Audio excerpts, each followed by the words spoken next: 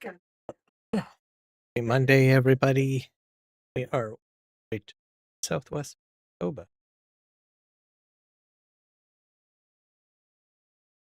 Do some.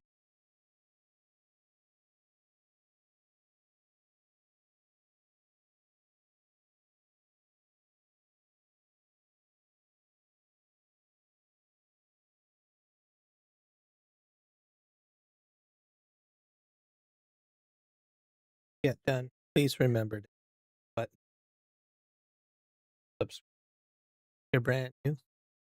And hit that big giant.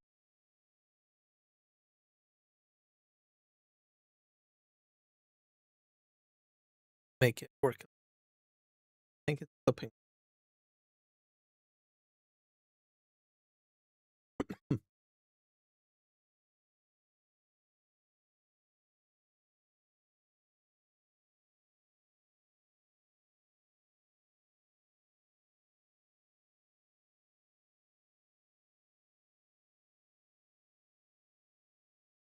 Might be okay. Might be DA. Let's see. That's a bit better. So bad.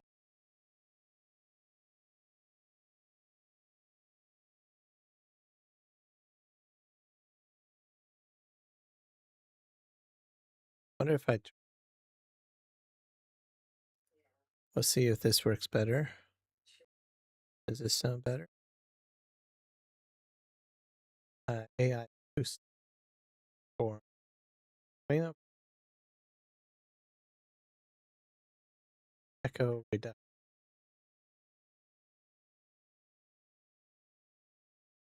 Increase that. Work. I'm a very soft person. Does that do anything better? And slow cut. That's a bit better. Yeah. Do that. Okay.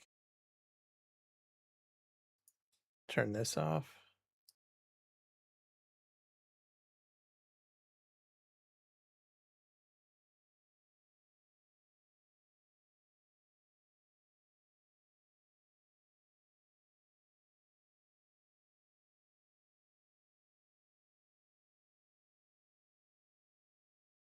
Newly.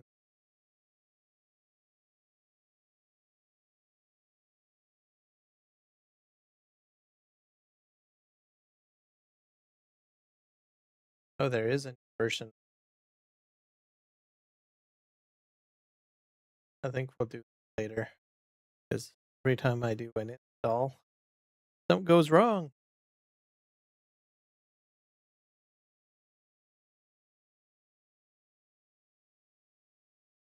I'm going to do that.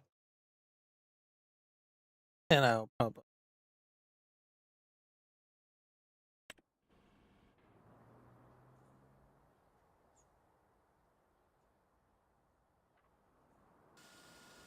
I gotta go back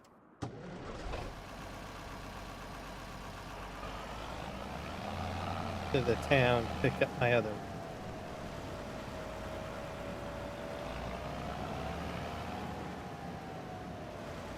Setup. Might as well do about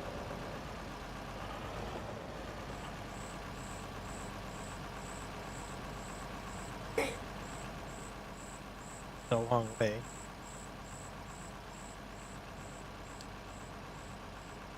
Oh. Just follow this curve. Looks good.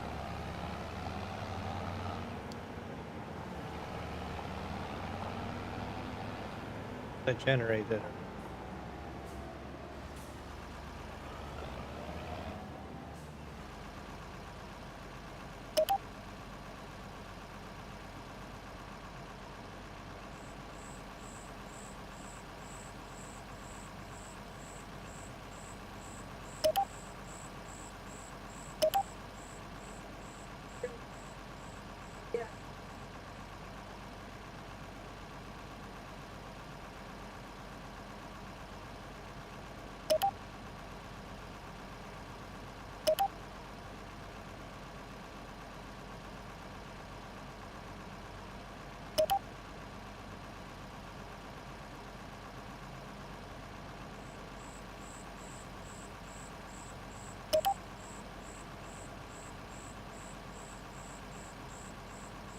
Just a little bit wider.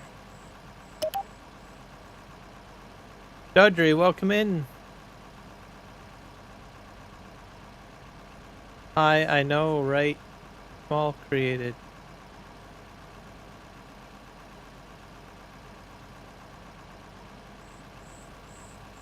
Yep, it just takes time. Just have to be patient. And you'll get there. Everybody gets there at some point. One live stream or one video at a time, as the thing goes. I'm just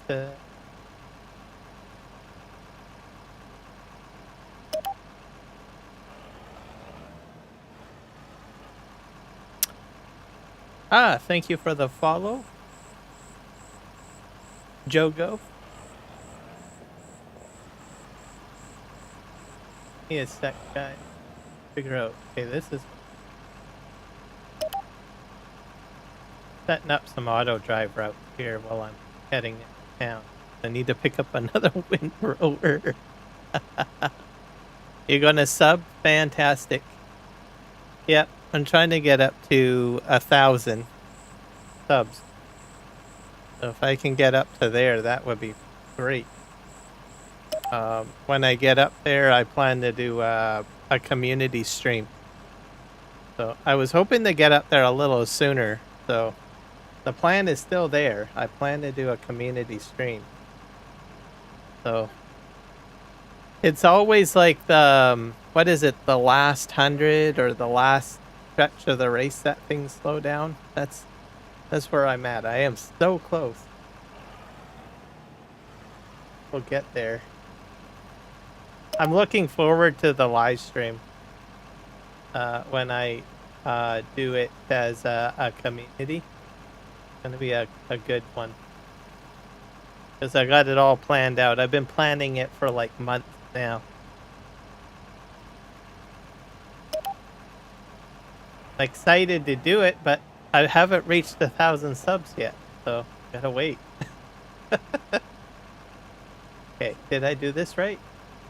Oh, and I need to go this way. I'm just setting up my auto drive route a little bit, at least on this intersection. I'm not going to do it on every one today. Just set up a few. Intersections are tricky. Yeah, I think I did it. Oh, and I need to connect this.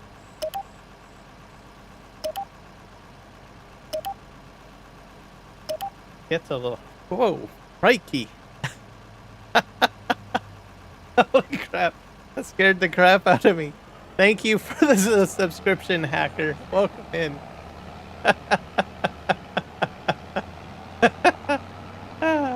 That alert gets me every time because it's very loud.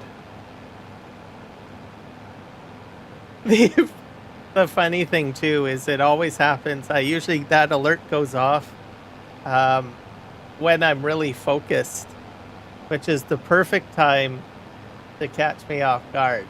I get freaked out when that alert goes off. I don't know how loud it is on your side, but it is a very large sweeping noise. And I have a JBL headset, so it really just like hits your eardrums pretty hard. But thank you so much for the subs. I appreciate you guys. Oh my god, I'm tearing up. Oh gosh. It's an emotional moment. Emotional moment of fear. And joy at the same time. Oh my god. Woo! Oh, we're climbing. That's good. This is a good start. Thank you so much, guys, for the subs. I appreciate you. We're going to get there. We're going to get to 1,000.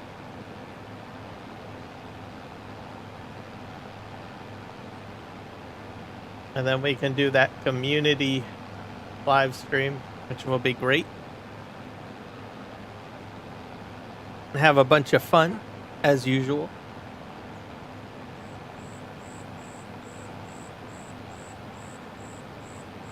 All right.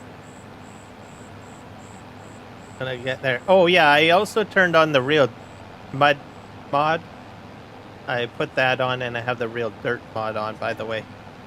So that's why you see mud splatting up from the back of my tire. So that's good. So real dirt mod and dusty lands mod too. Decided to add a little bit of realism. Okay, looks like this'll have to be fixed up too by the looks of it. I'll leave this one alone. Maybe I'll get it on the way back. Holy crap. Just a mud bog in here.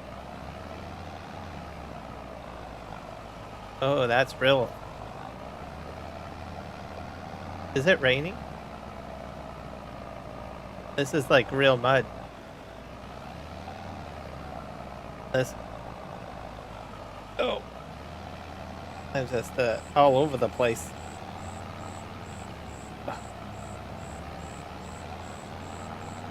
Oh, I went right into the mud there. All right. Dondre, thank you so much. We'll see you on the next live stream. I appreciate you. Thank you for the sub, man.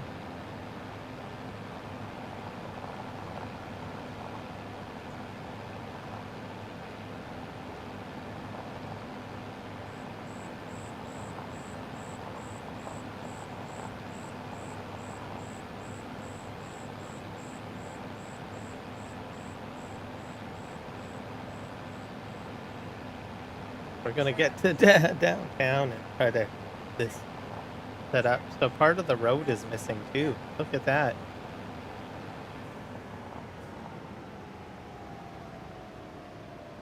I wonder if it's under the road.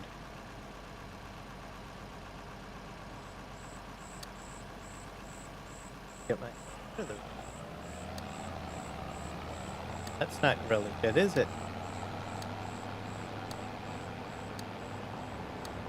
Never really expected that. It's like a little interesting path.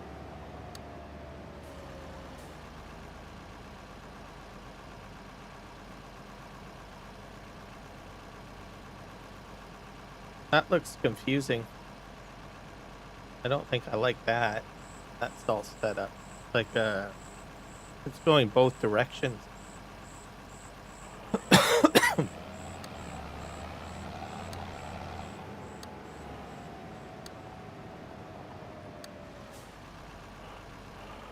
I got a fix for this. I'm gonna put them above ground.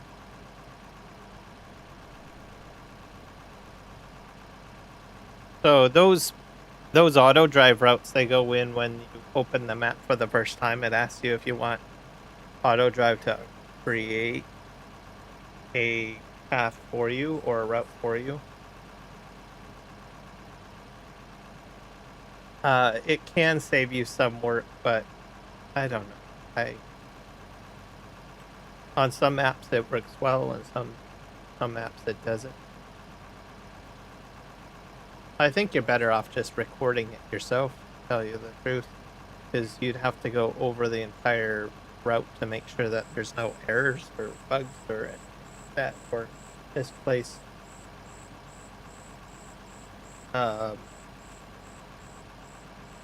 code point. Popping. Okay, there is an option. Put the cursor line height to above ground. I would probably do that. Oop. There, that's better. Yeah, see, the road is here.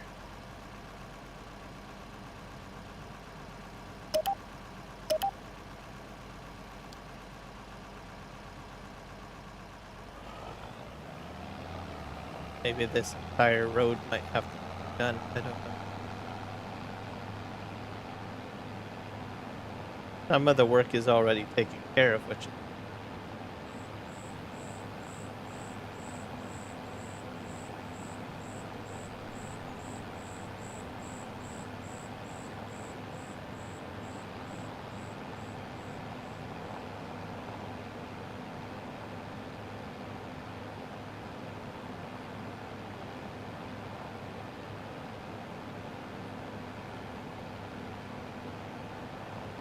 have roadways going over there.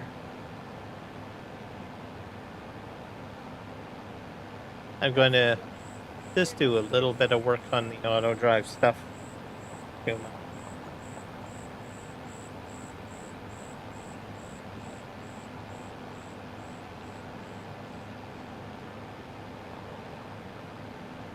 Did this one do it? Oh, this one's already set up.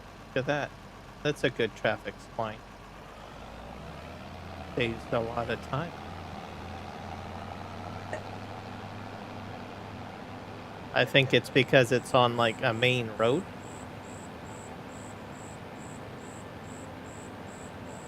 I'm gonna go pick up the other windrower.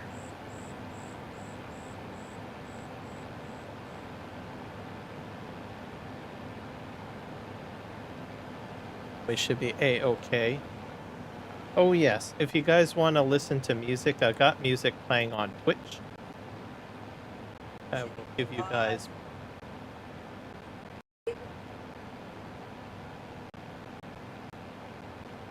Twitch and URL. I was going to do that at the beginning of the live stream. I had forgotten. Pick that out. Just put that out there. Give me a sec.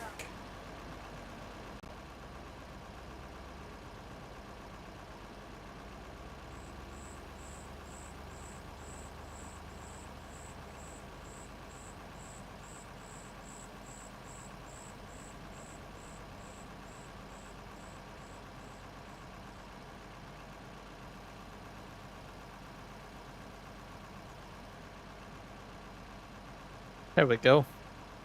Guys can check me out on Twitch. I'm also over there.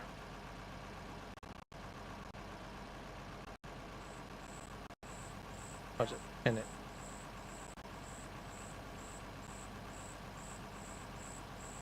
And then on YouTube, it's just me talking at this gameplay. So people like different varieties. Some people like the music, some people don't like music. So it's just completely understandable. When I watch Farming Simulator, there's days that I want music. Sometimes there isn't. A lot of the times it's without music because usually I'm playing a game, Farming Simulator or something else, and then on my other monitor I've got someone else's YouTube channel up. So I will be listening to what they're doing, conversation while I'm playing my game on the main monitor. Which makes it enjoyable. Oh, I'm gonna fix this one because I use this one, this path.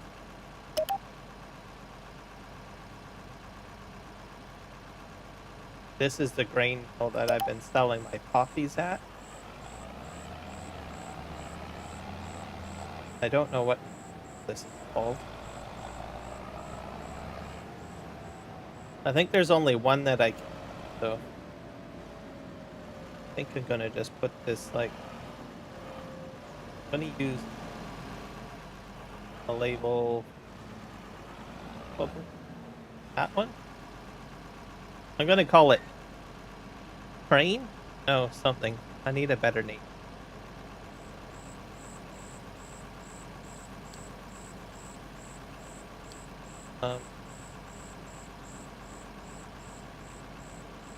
Call it Southwest.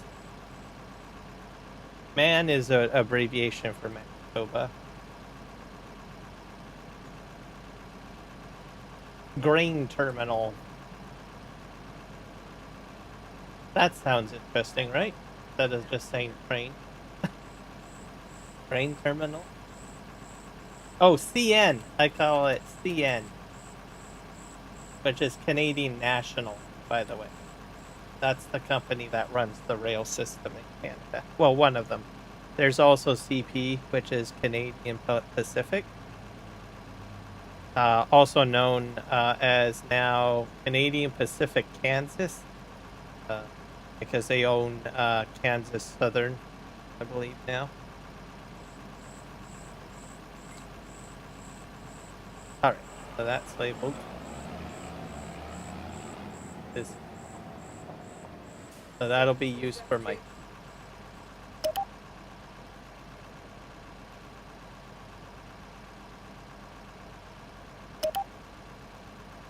So that'll return back to the shop, or to the farm, or my truck anyway.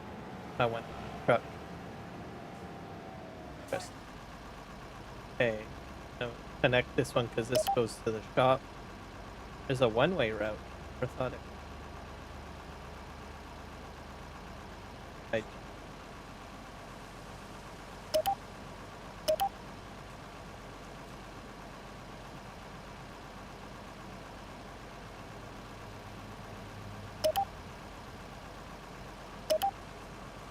This directional route.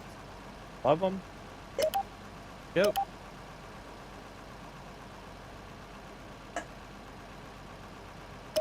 That's... Oh. Alright, the shop's just down this road.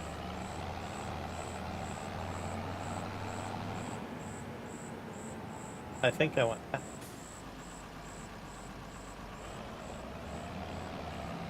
I think it's straight. Yeah, straight.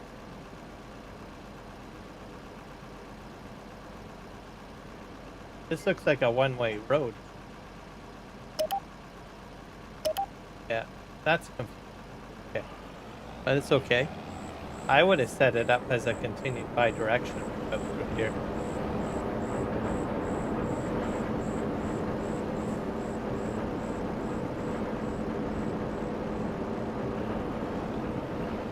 Guess it's a one-way road, right? So there's my other windrower, by the way. That's why we're down.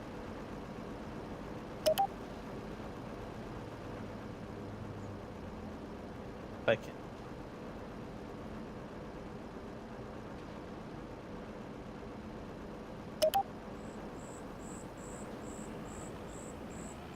And then we're going to head back to the farm.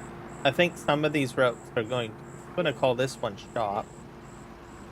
Southwest Manitoba John Deere, maybe.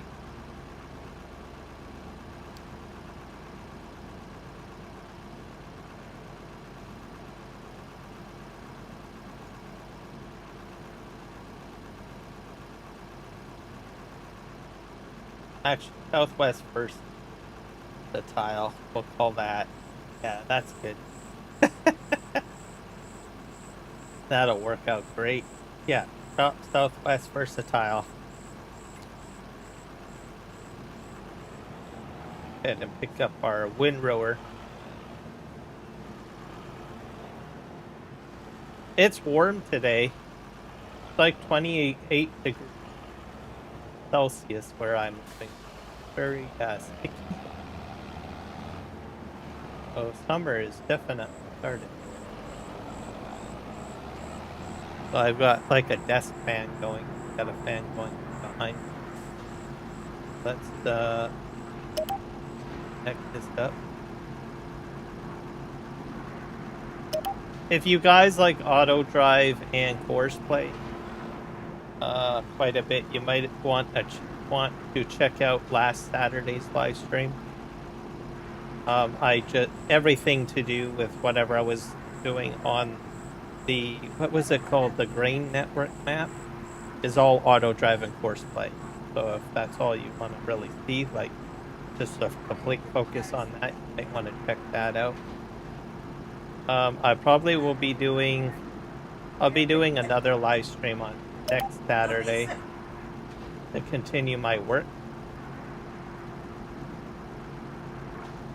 I got up to about, I think, maybe 12 machines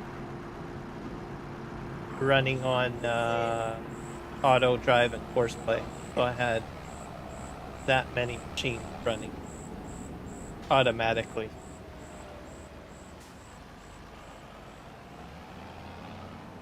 It did start to stress the system a little bit. You can kind of tell. Not many people probably noticed it during the live stream. But what happens is your system's graphics gets dumbed down a little bit. Like it becomes less slightly hazy. It can get more hazy too with more equipment running when you hit the threshold. sort of how it sort of works. I'm going to turn off the node. But I noticed once I got to about maybe 10 to 10 machines, I think that's when I started noticing a bit of haze. Slightly. So, not on all textures though, just some I had noticed. Like starting to look a little hazy. My system's starting to buckle. So, which I think is pretty good because at the time I was live streaming as well. So I use a lot of my system resources for live streaming, right? Live stream to Twitch and YouTube. So I kind of wonder, well, would it buckle that much or give that haziness if I wasn't live streaming? And I would probably guess that the answer would be no. Yes, I could be wrong. I'd have to test it out. But so someone that isn't live streaming, that has a really great system, they want to do multiple pieces of equipment in auto drive and courseplay, they probably wouldn't notice any graphics issues.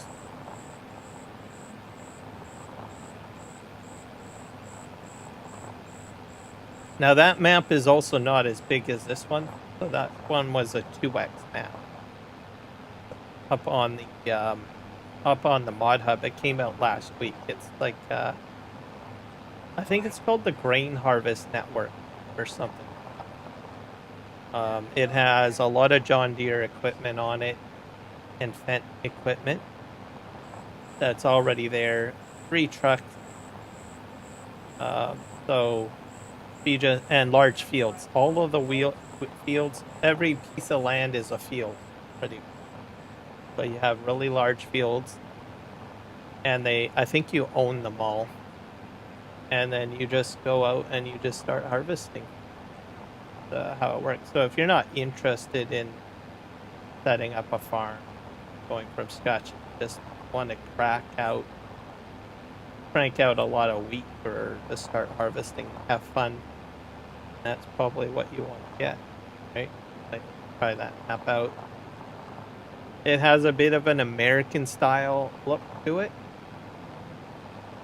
So if you like American style maps, it's not based on a real place though. But the look of it, the map. So, and you want a simple map with large fields, might want to try it out. I enjoyed it first. It caught my eye a couple of weeks ago, and it's like, oh, looks.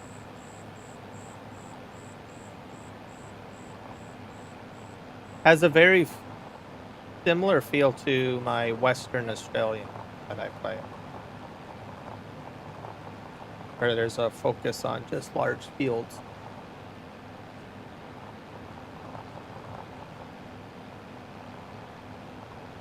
So next Saturday I will return to it. At the end of last Saturday's live stream, I did focus on the train mod a little bit. So I left that to the end because I only had, like, I don't know, a little bit of testing that I wanted with the mods. I had someone had commented on my live stream from a few months ago where I had tested out the JWC train. Well, they had mentioned that the locomotive cars are not working, that you can't fill them and empty them. So I didn't think too much of it because it was quite a few months ago, right? And I wasn't too sure what sort of testing that I had done. But lately I got into editing that video, or that live stream. Because I was editing it, you watch the stock footage over and over and over again. Start remembering what had happened, right? So I recalled that I was actually using 2 mods at the same time. I was using JWeezy's mods, which is the mod that I was talking about. But there's also another train mod by Zocalock, right? So I had Zocalock's locomotive cars on there, and they were working. And I was like, well, this is...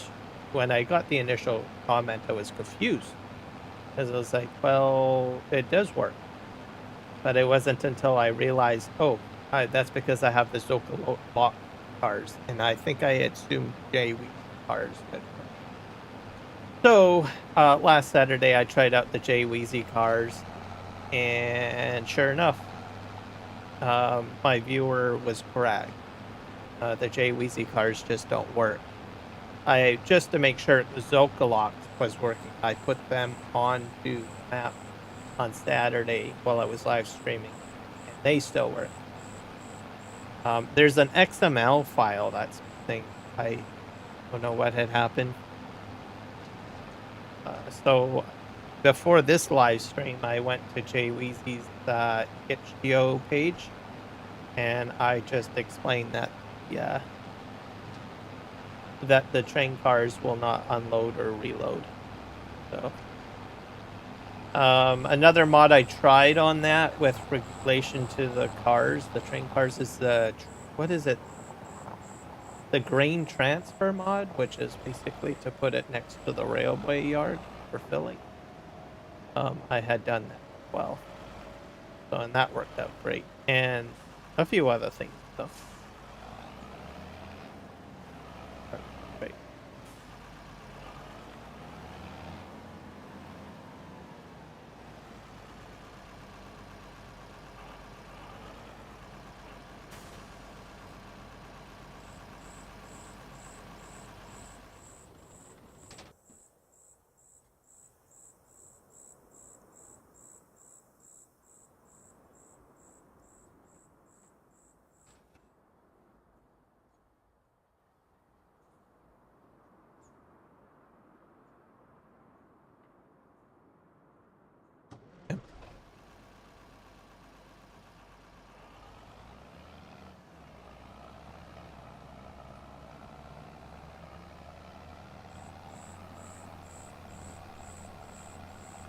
Going that way, that's where all the poppies. So I have a little bit more poppies.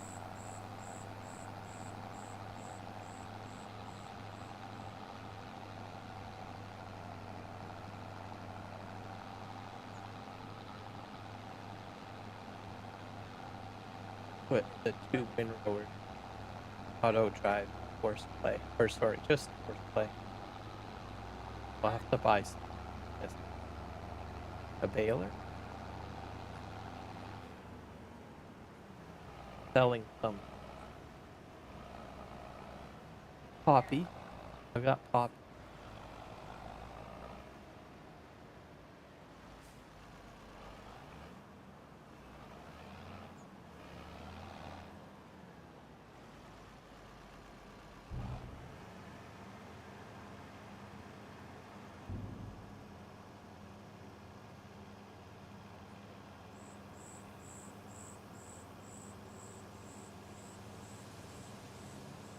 Wonder if I'm not sure if I should do a pickup wagon or bale it. No, I'm gonna put in a hole.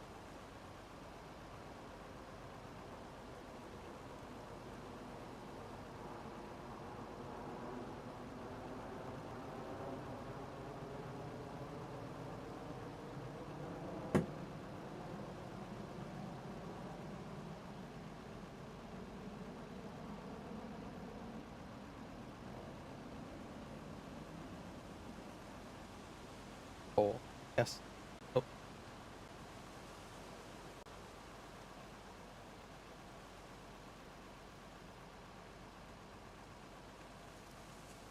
There we go.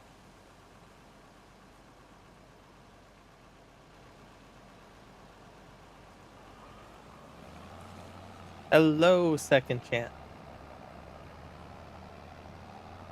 We're back on the Manitoba map today. As you can. I didn't do a live stream yesterday. Hopefully Manitoba done on live stream today. Because I missed that live stream. So here I am. back here. And you didn't miss much. I just started, by the way. I'm going to finish off the puppies, and then I'm going to start windrowing.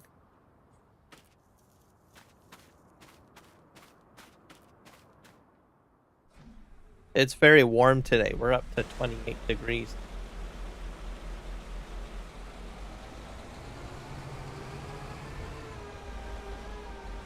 That's fairly.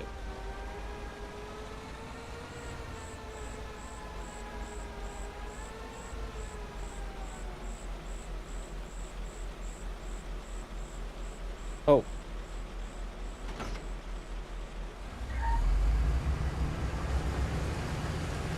Get this, and we'll have to sell some stuff too.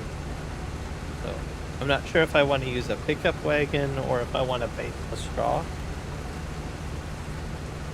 Figure that out. All of the straws get sold.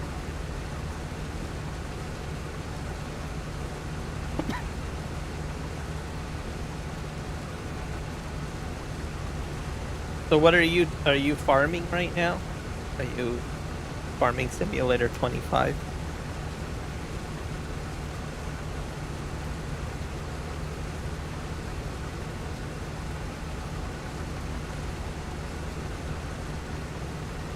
And if so, what are you doing?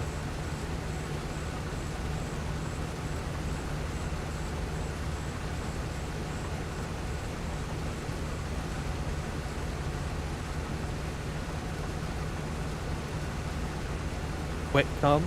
Okay.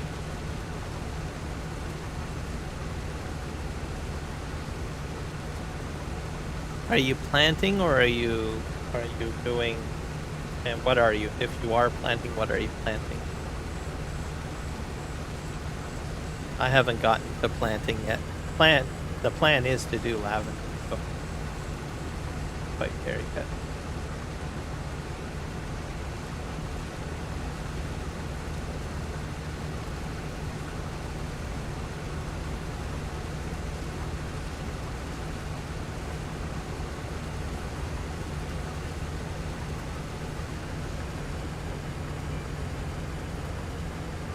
Gonna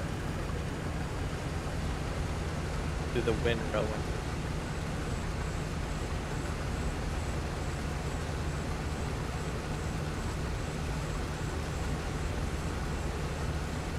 Oh, also, just an update on this map and other map. I was able to update this map, and it didn't affect my game save. The Western Australia map, I have to create a game save, but I'm not going. I'm just going to live with problems on Western Australia. Feeding my cows, planting corn, and grass work. Oh, that sounds good. Are you going to make hay with your grass? And silage with your corn? I have a feeling you're trying to feed your cows. By the sounds of it. Or are you going to use the grass half and half? Good hay. Grass, yes.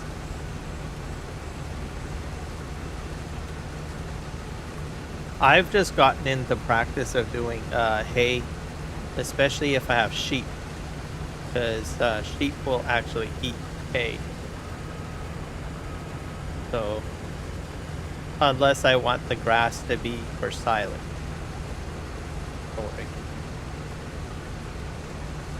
But I think you can turn hay into silage too, if in Farming Simulator 25. So even if you do windrow it all up, or sorry, rake it, or ted it, I mean, you can still put, I think, hay into a silage bunker. So some people might just jump into doing hay.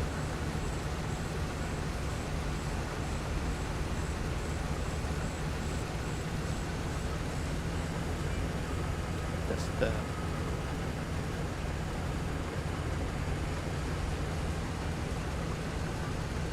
forward.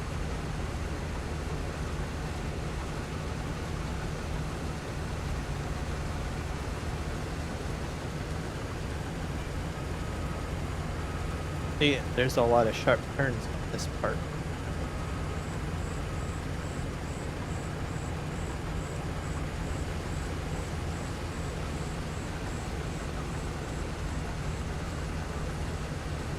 Go.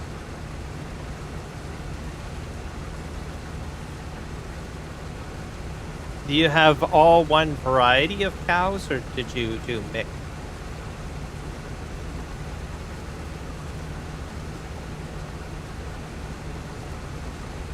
I think certain cows do better on milk type, but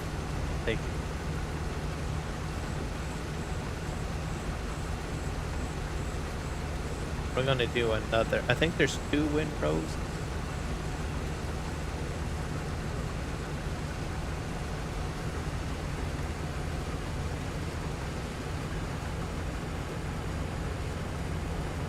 Or sorry, 2 headlands.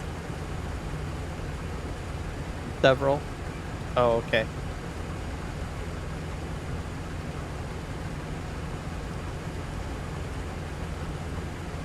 Hope they get cows on this map at some point.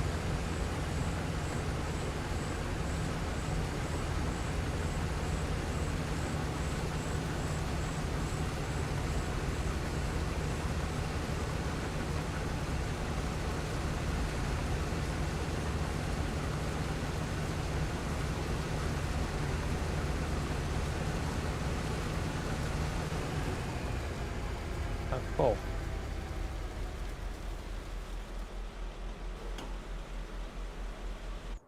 Go get our track.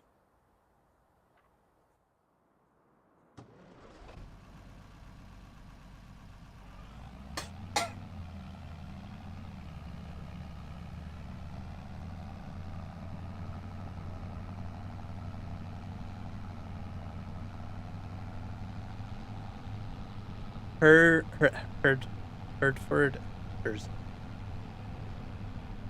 going all in. No. Some people do beef sales, but I've never tried beef sales. I don't know if anyone really actually enjoys doing beef sales or if they just prefer doing milk.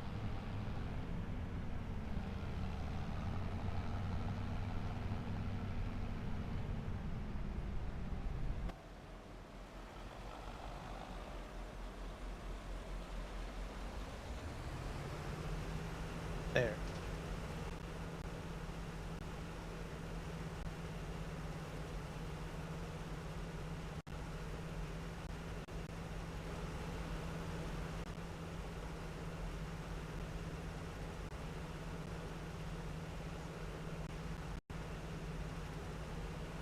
I also want to put sheep and goats in it as well.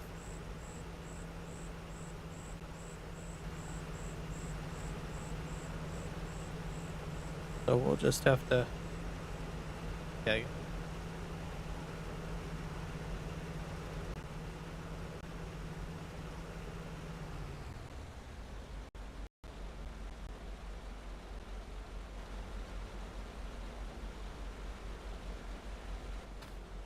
Alright. The tractor there. I think I have to back up.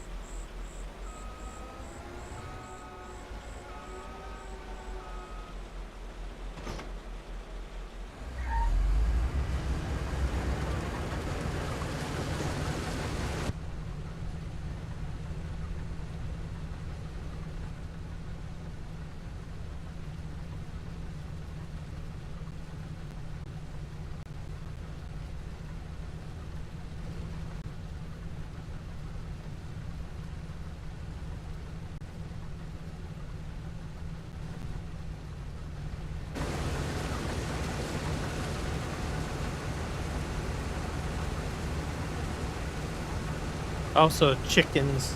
To get some chickens too. Chickens produce a lot of eggs.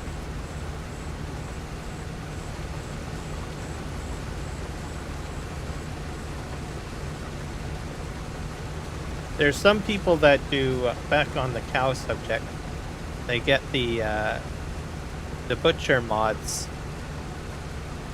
There's some of them are pretty realistic too.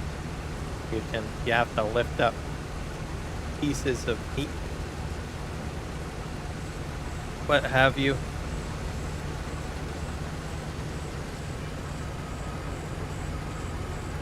That becomes a butcher simulator almost.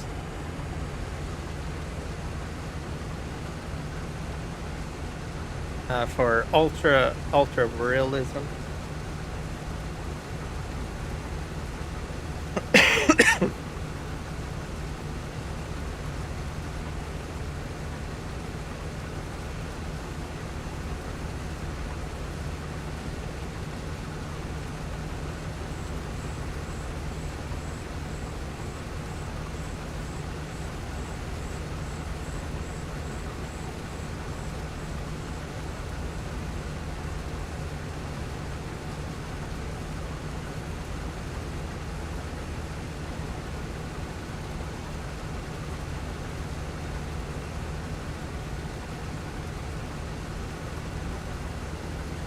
On auto drive and course play, another thing you can do is that if you want to do realism, like what I'm like, you're inside the combine, you can set up a course where your tipper is on auto drive, and then you can just set, as long as your combine is set to the same weight point as, say, your tipper, the tipper will come out to you and unload. So like the way that I'm playing right now, I'm in cab. So if you just want to stay in cab and don't want to, get out, move the tractor yourself, you can actually set the AI to do that while you just operate the machine. So that's always an option. So I might set something up, actually. I might do that when I return back to the barn. I'll just create a very simple loop course, I guess. I'll have to move the truck out of the way, though. And I'll just set up a simple loop course for, well, that guy over there.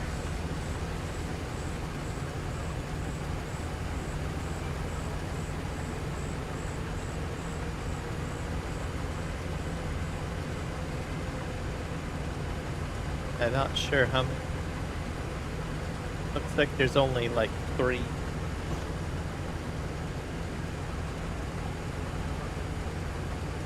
Three headlands on this? Yeah, only 3.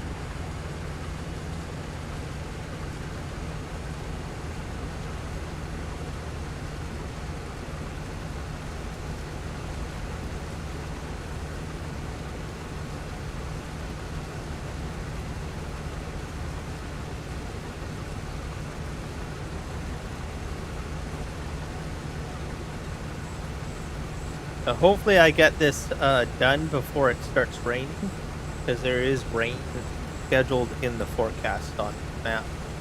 So right now we've got overcast with some clouds and guys. But we're going to hopefully get this done before then.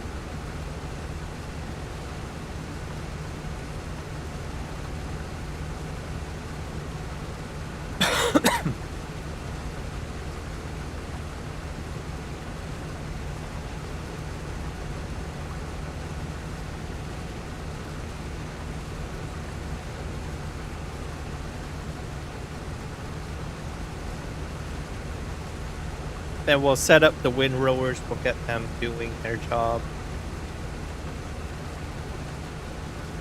They'll be probably put on, I'll put them on course play.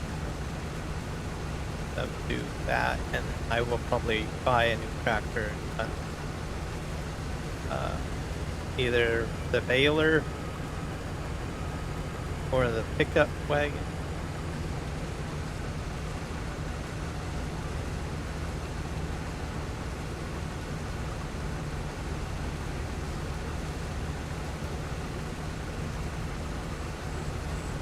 We will have to see.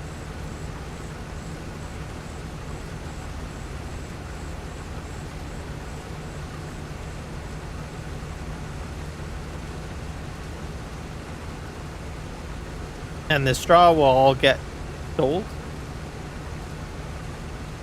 I will probably end up buying some flat deck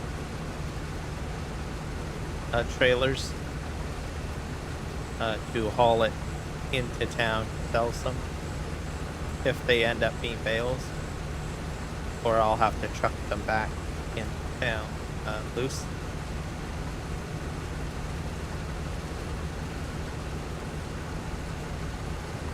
That will get quite a bit of revenue, I guess. Back up.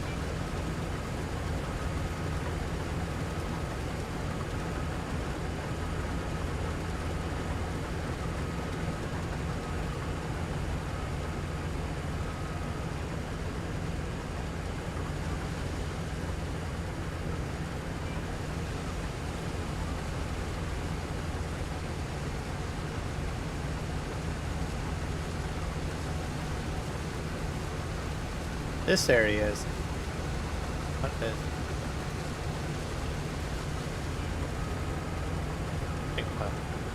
it?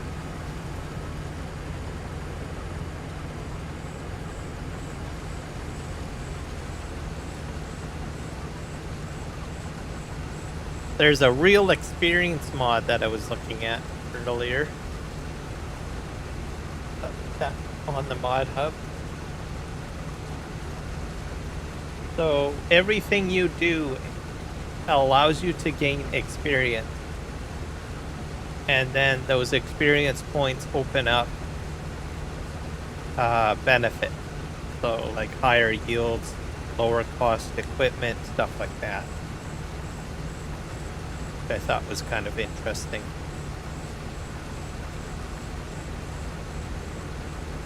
I might want to give it a whirl or try it out. I'm gonna go over here and clean this up.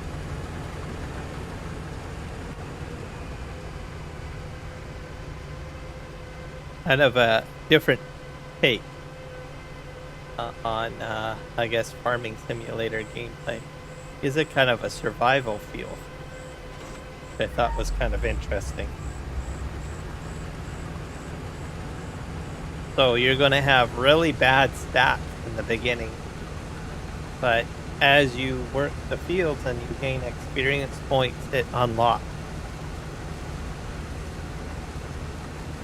You know, like yield bonuses and everything.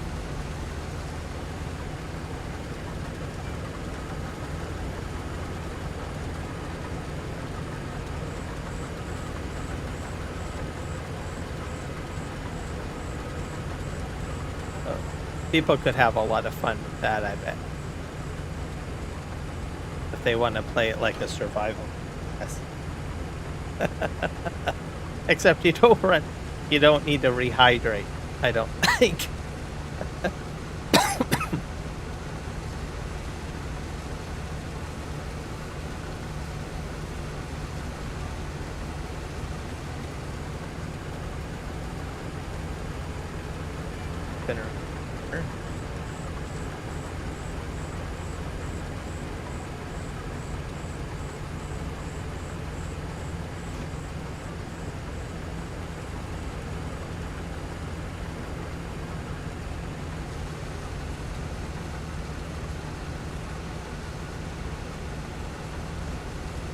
And then on, what is it, Thursday, we'll be back on Western Australia. Figure out what I'm doing over there. I've got the grain dryer down. That's what we worked on last live stream. So I believe we've got canola cooking on that. So I will have to sell that. I can't remember what I was going to do next. I think I got more fields to harvest. Yeah, that are almost ready to go.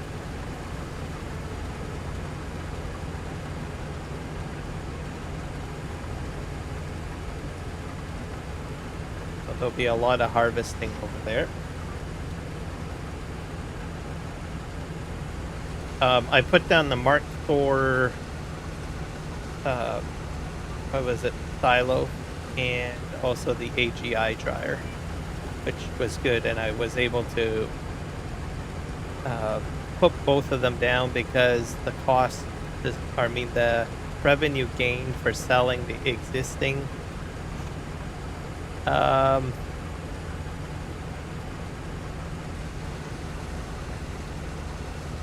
silos helped out quite a bit, so I'm happy with that. Back up.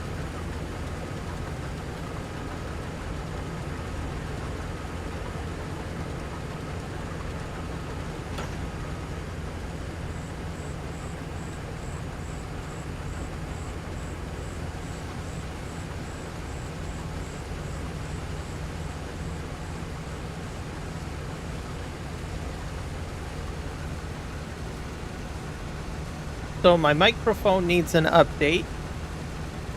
I was going to update it on the live stream, but I've had problems in the past where it'll just completely take out my remix setup. And I was almost going to do it, and then I was like, oh, I better not do it. And so what I'm going to do after the live stream is I'm going to record the installation, and I'm going to upload. Actually, I probably will just upload it to YouTube, I guess. Yeah, as a video, and then I will say, Elgato, this is what's going on. And then I'll submit a support ticket. Because I commented on Elgato's Discord. I said, every time I update the Elgato software, it kills out my entire setup, right? So that means I have to reprogram all my audio, which I don't want to do. So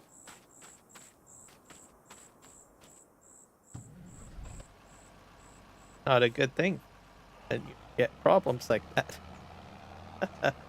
So I will record it and I'll give them a YouTube video. I'll say, here you go.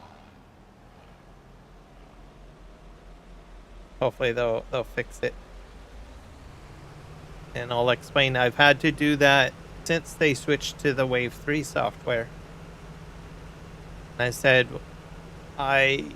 you guys didn't even give me a profile backup, a way to back up my settings.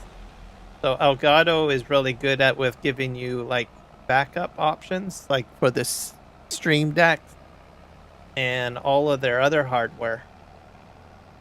And I think they had a profile option with the older version of Wave, but I never had to use it because I never had to, worry about such things as what I'm experiencing now. So I'll say, well, I'd probably be a bit more, forgiving if it took a little bit of time for you guys to update it, or if you gave me a profile update, then I would profile option, then I wouldn't have to worry. But things break, right? But nobody else has said that they're experiencing the same problem, so maybe I'm just a one-off special person. Possibility. So I don't know. Okay, so we're gonna fix things here. We're moving the truck out of the way. Probably gonna fill it up with grain before I... Or do I have... Oh, I have a full load in it already. We're gonna park this guy on the road.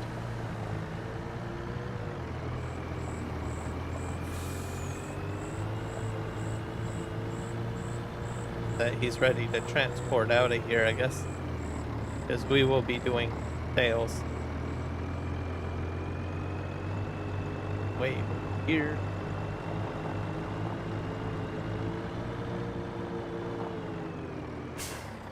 There. We'll get back into our tractor and we'll what we can do.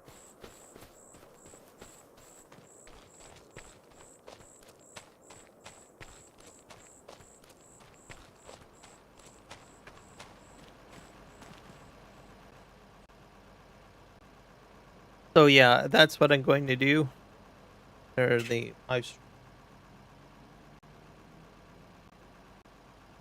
Or not at 30. I'll put it at 50. That's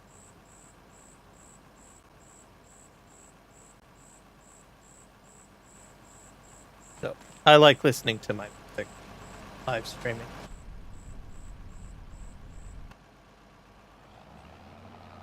But anyways, that software allows me to remix the music the way I'm doing things. It also allows me to customize audio. So that's how I'm able to do it. So some audio goes to Twitch. So some of my Twitch viewers get certain audio versus my YouTube folks. So it goes there. And then I have audio that just simply comes to me and doesn't go to either people. So with that, that's why it's very important that I have that operating. It breaks, and it's not a good thing. All right, set up.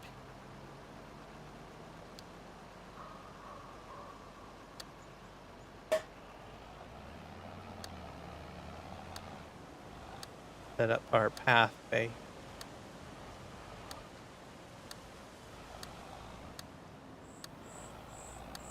I'm going to probably go out into the field a little bit. Seems a bit. I don't like that. No, I don't like that at all. They destroyed it.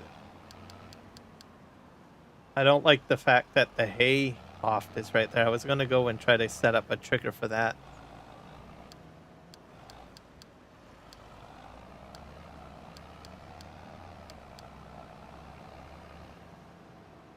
Okay, let's try this.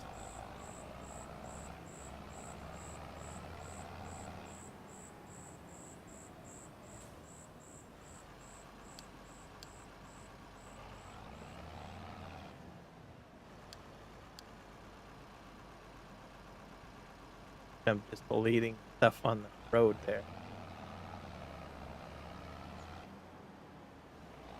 Dinner. Might take those bushes though.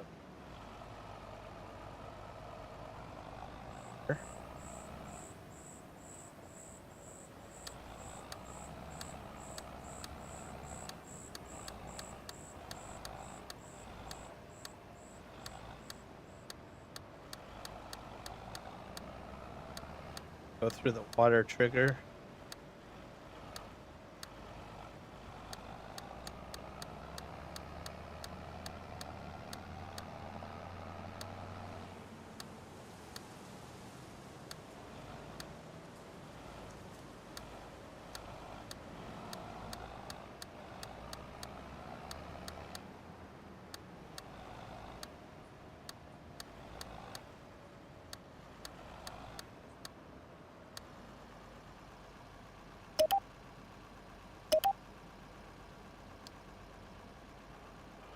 For now, that's probably all I need.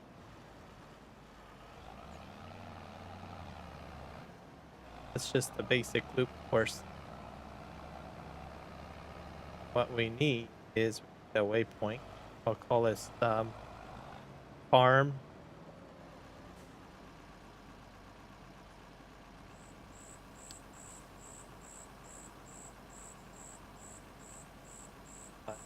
I like using capitals. It makes it stand out better.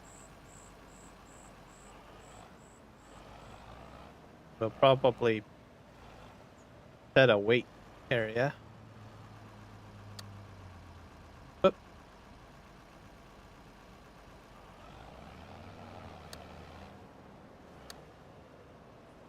This is field number. What number is this? Head.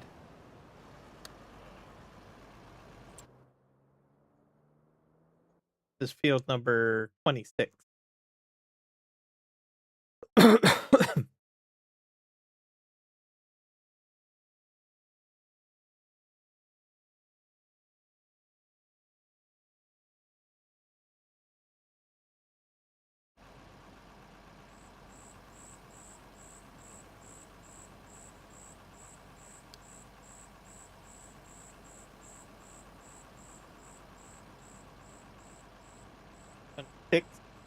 We'll call it tipper weight.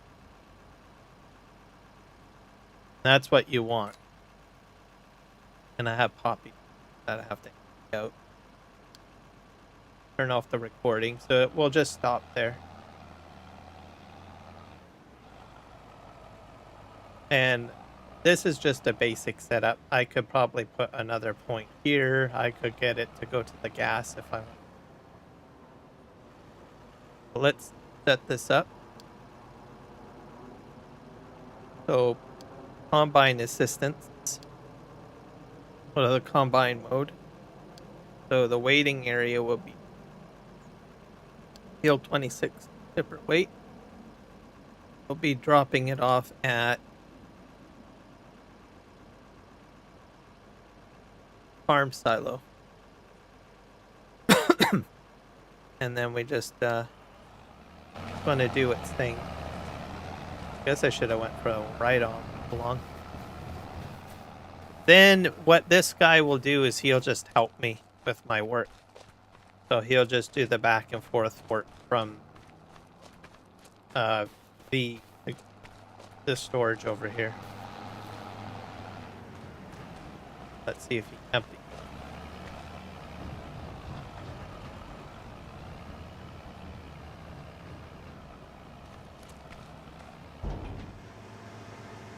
And then what he should do is just pull out into the middle of the field. So another key thing is once he parks on the field, you might want to carve this area out first if you start work. So you would take your combine and I would probably just like combine here, here, here, here, here, and just clean this whole area out so that I don't get any crop destruction. So he's empty and he's going to come up to me onto the field and wait. So I need to call him right about. And you can set up more than one of these guys. So I think that will help. We'll leave him alone. Get back on. So the key thing, what you need to do in order to call him, right now it says no driver with the same target. So you need to set this to the road icon. And you want to set this to the same weight position as the tipper, or in this case I called it field 26 tipper weight. So when I put out my auger, he will come and assist. And all I need to do now is I just do what I'm doing. Simple. So I would probably watch. I could probably do a combine call now. Combine call starts when you put out your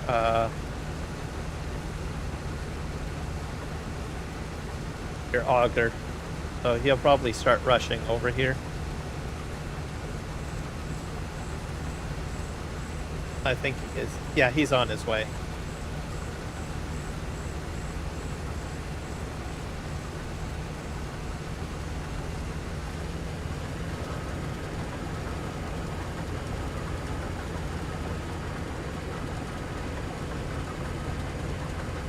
Be here shortly. I think I see him over there.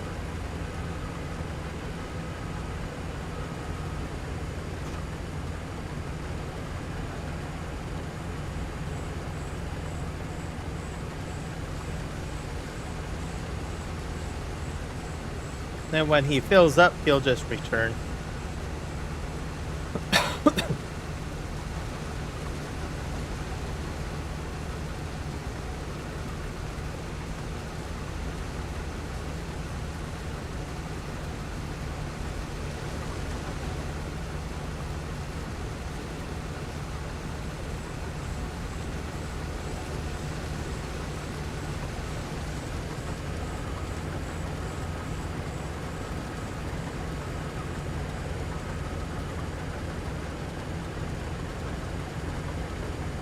He's going to wait for me to stop because he saw me reversing. He will come over here and unload me. at 85%.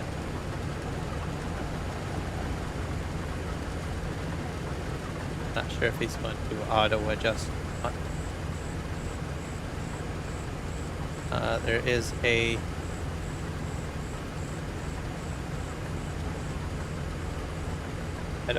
I like the stop and unload person.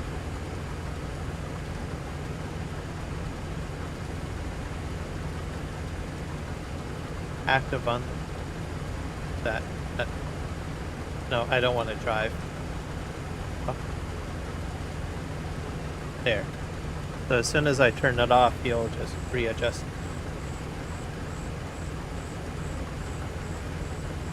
You can continue on right now. You can flip-flop that setting if you want. So right now I'm doing a lot of like turning, stuff like that. I'm not straight stretching, so.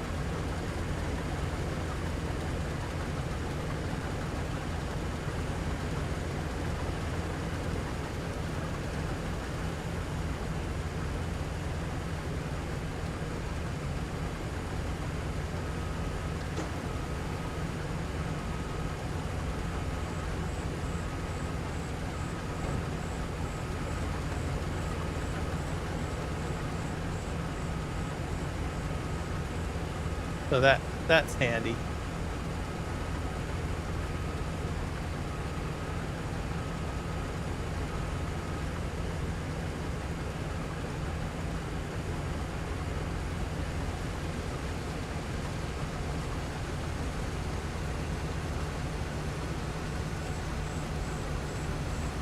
Just gonna go like this.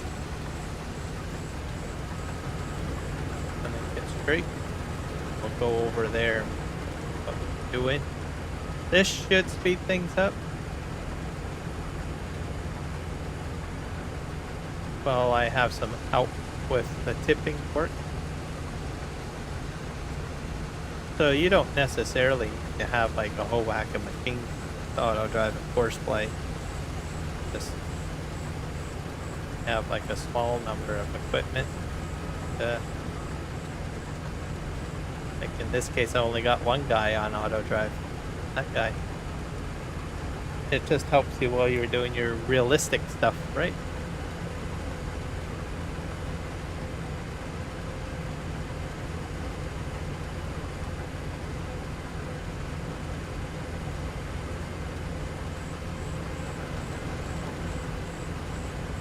I got wages turned on. Don't like wages on.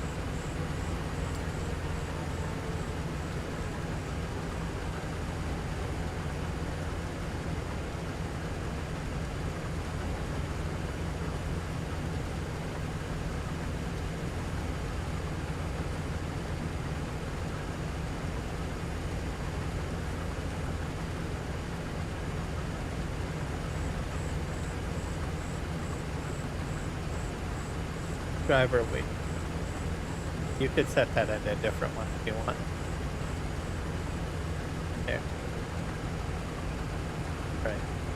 Resume our work over here now that we got side of the field.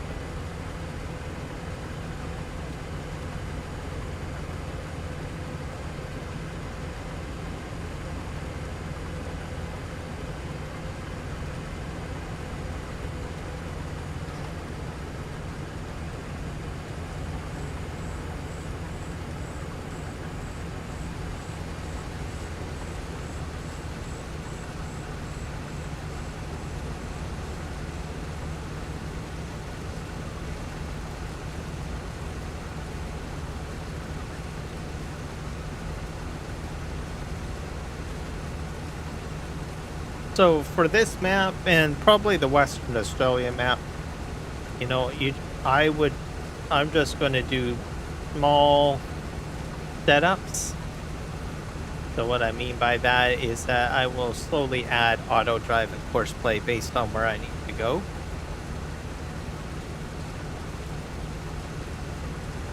Some people do the entire map, like they'll do an entire, I don't know, 3 hours of just setting up route right before they start doing anything really on the map. Myself, I think I tried that once, but it was like not as fun. And to a degree, I had routes set up in areas of the map that I didn't even go to.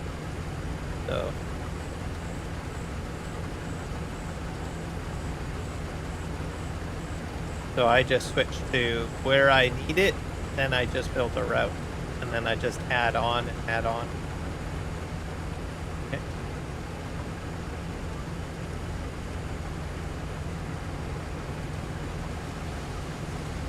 That way it's not so complicated.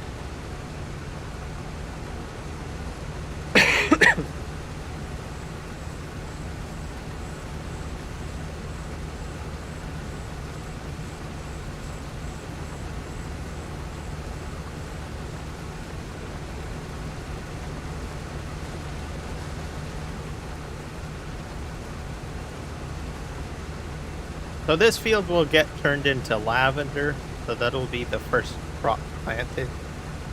I don't know if I will get to doing live stream. We'll see. For one, it'll be a bit of money, costly. That.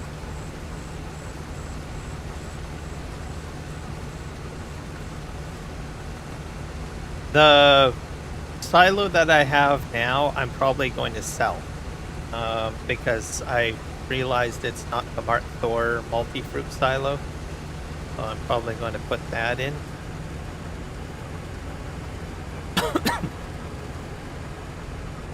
For one, it's cheaper. Two, it's a multi-fruit silo, so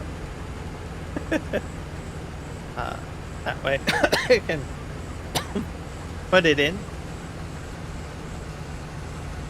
I imagine I will be doing sugarcane, so that's the reason why I had it made the request, because I was dumping sugarcane down on the ground. I'd like to put this into a storage, so I had request. I'm pretty sure there might have been a multi-fruit silo somewhere. Could have found, but just had to reach out to Mark Thor and say, hey, could you maybe wrestle me one up, right? He understands sort of my gameplay, right? I've known him for quite a while, so he knows sort of what I like. So I didn't even ask. I just said, usually the complicated part is the size and the look of it, right? That's usually the thing, right? So,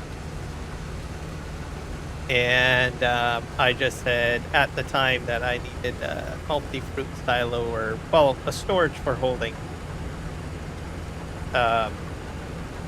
sugarcane. And then he decided to make a multi-fruit silo, and he used a reasonably medium-sized one, which was just perfect. Because at the time, I wasn't even thinking about the look and feel and all of that stuff. But he just put the right thought into it, chose a good, silo model to work with, and then he just added the capability to it. So I was like, oh, well, fantastic. I was over the moon. I didn't even think about it. It wasn't until after I had gotten the action mod in my hands that I put it down that I started thinking, oh, well, this is just actually better, because I started, well, it could have been a huge monstrosity of a thing, right? And I don't like big monstrosities. That's a waste of space. I like kind of medium-sized structures, or small structures. Usually more to the medium. So, and that's what gave me a medium-sized one. In FS25, he took the giant storage mod script and turned little sheds into pallet storage. I used those. That was just great.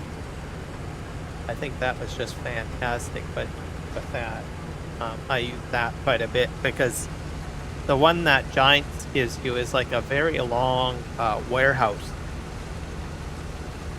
And you're stuck there thinking, oh, this is just a waste of space, right? So he, in FS25, made all these little miniature storages, which was great.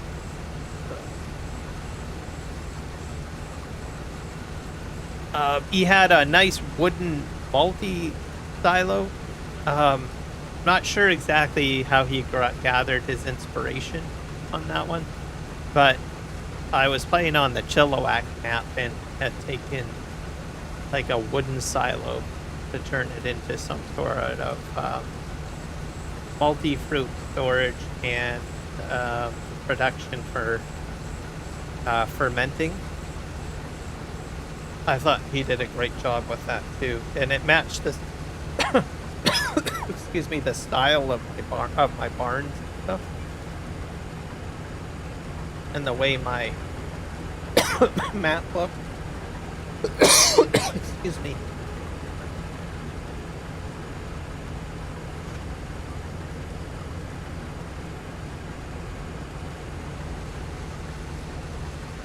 No, it's fantastic. So, I do get people that just hand me mods to try out, stuff like that, which is great. So, anytime, I don't usually ask a lot, right? So I know that they, they've got real lives, their own thing, stuff like that, right? And I'm pretty sure they get like a lot of people asking for different things, right? Every once in a while I'll reach out to someone and I'll say, hey, can you do this? I'm usually very particular too, so on who I go to. For one, because I usually like to go to individuals that have supported my channel. And like Mark Thor as an example, right? And use their equipment as much as I can, right? So I guess you could say usually have a bit of brand loyal, or I mean water loyal, I guess, way. Or try to. Not always though. I mean, I do use other modders that I don't know at all, right? Mods that are on the mod hub or stuff like that, right?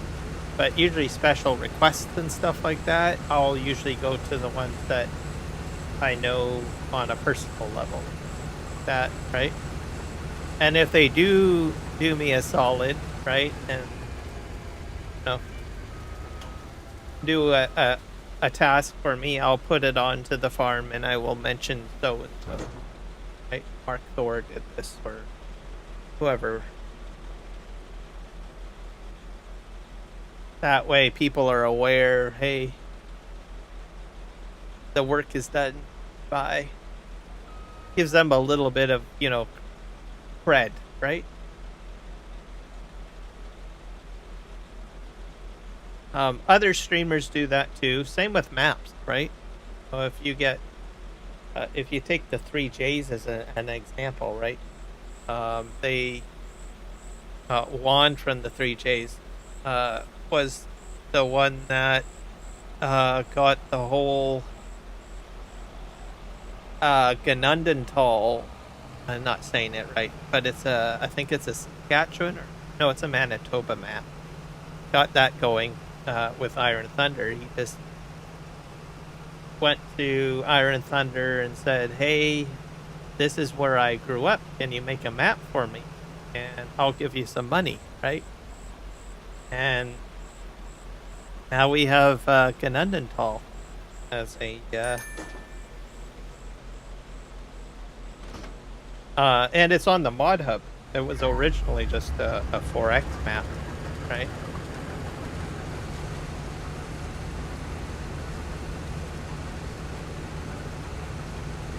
And the Canadian map, and it's there. It was originally made in 22, now it's in 25.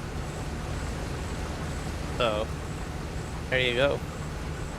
when the Chilliwack map came out by Chumpy Farmer, I never requested for that. I was actually shocked that it was made. I was like, this is just too weird.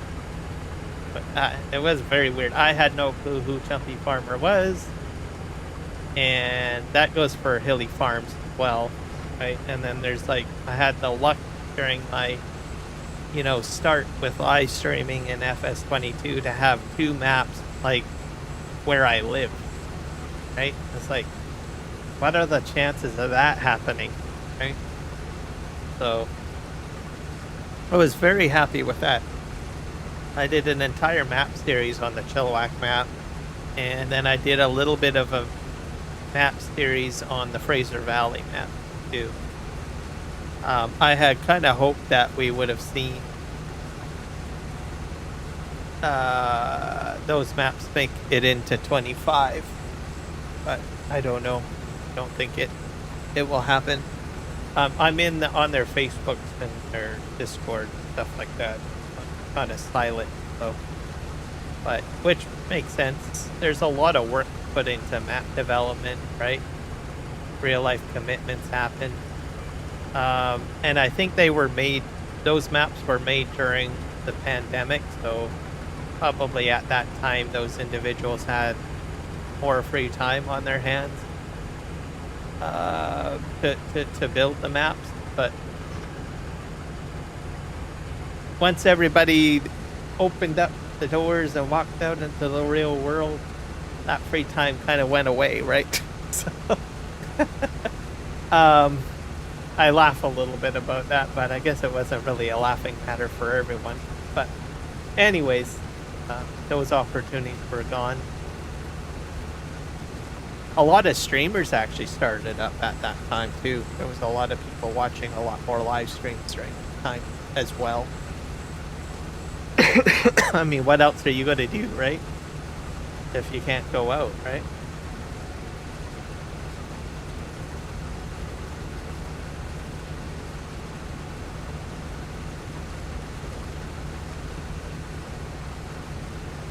I gotta adjust my fan a little more. Put this like, put it on max speed. Oh, I don't even have it on. Bear me.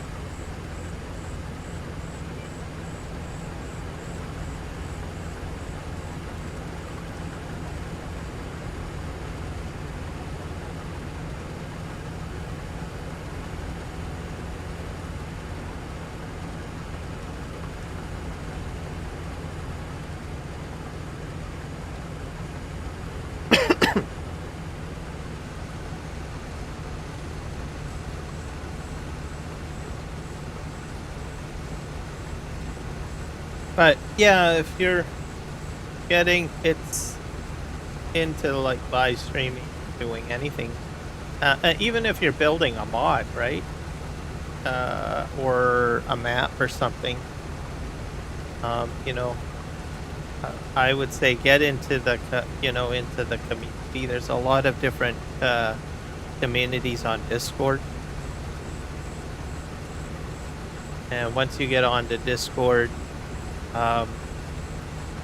just share the work that you're doing.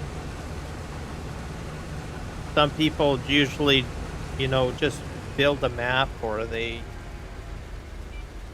mod, but and then they just find a spot somewhere on the internet to dump it, right, for upload, but it doesn't get very much visibility. I think most of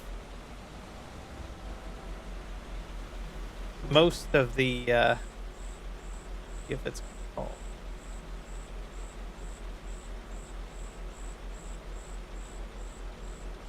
piece of paper. Why aren't you on the same thing? Something's going on.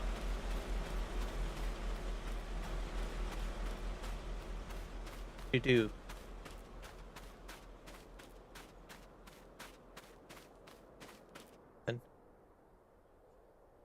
Oh, he shut himself off.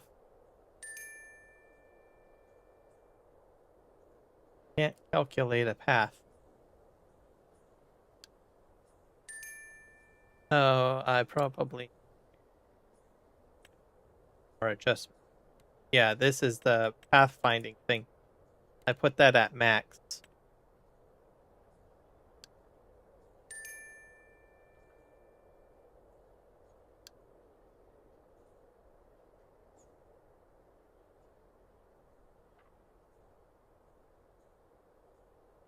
It says stopping. Maybe I have to be inside this first.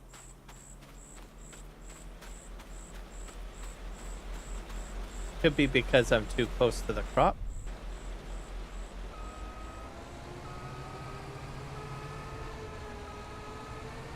Back up and see if this kicks into action.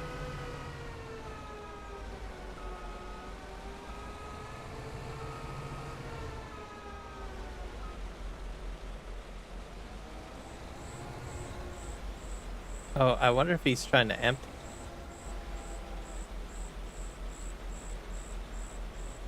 Not lined up very well. Very good.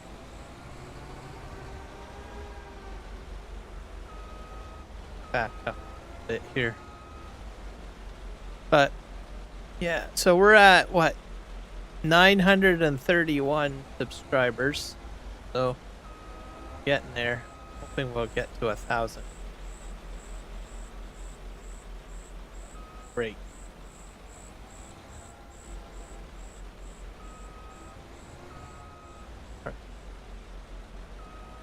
Crab walking.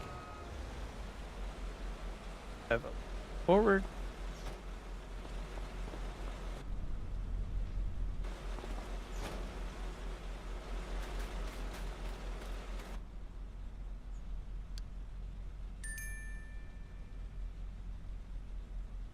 You know what? I think I need a complete circle.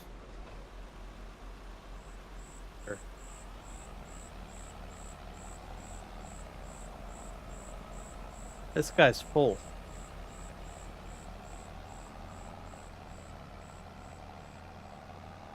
He's trying to connect onto this over here, probably.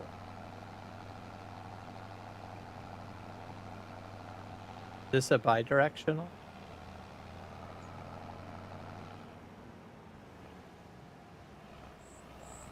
Okay.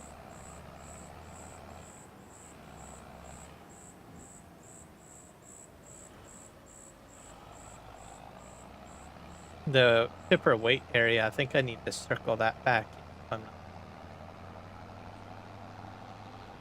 fixed. I don't think you have to.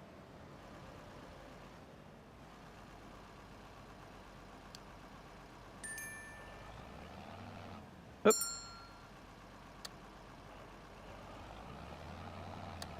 Circle.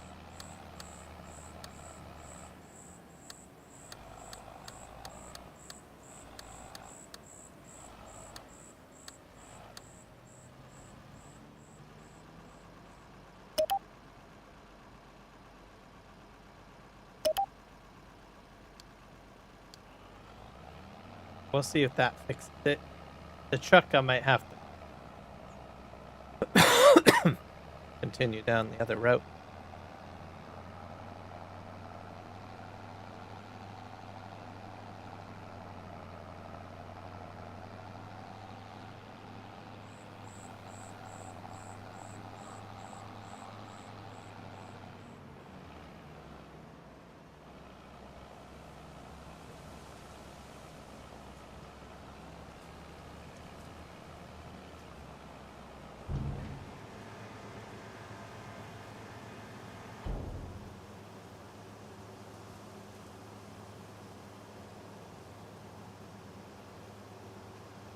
Beer's good.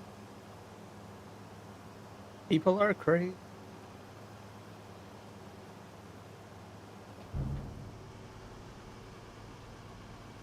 God is beer good. People are crazy.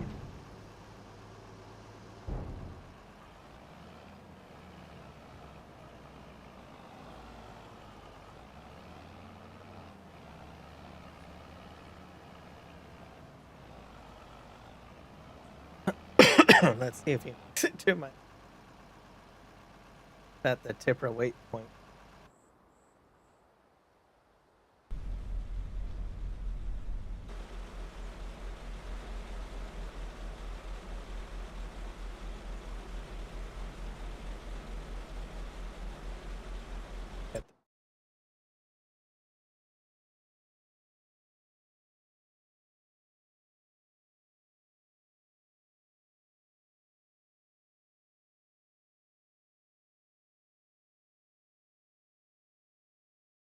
It's calling.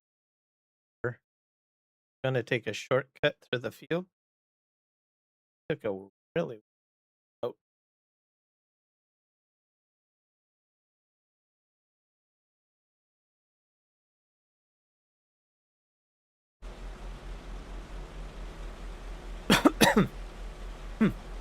let's take a look at our weather because that's a problem.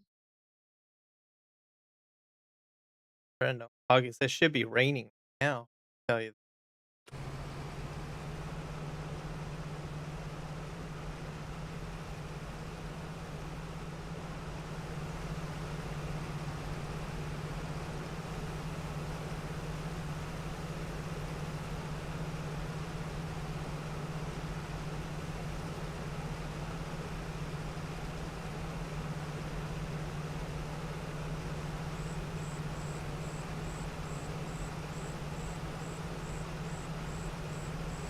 So eventually I'll get an auger wagon.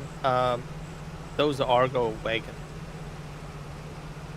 So, playing around with that on the what was it, the grain network map on Saturday. I can hold about 3 loads. That's amazing.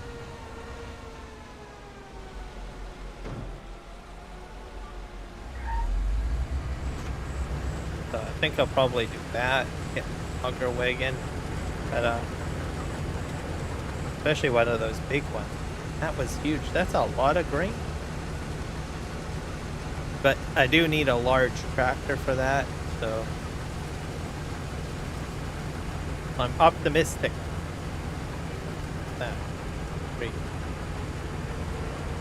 That's the one thing about doing that live stream on Saturday that was fun, is I could try out pieces of equipment that I normally don't get to play with.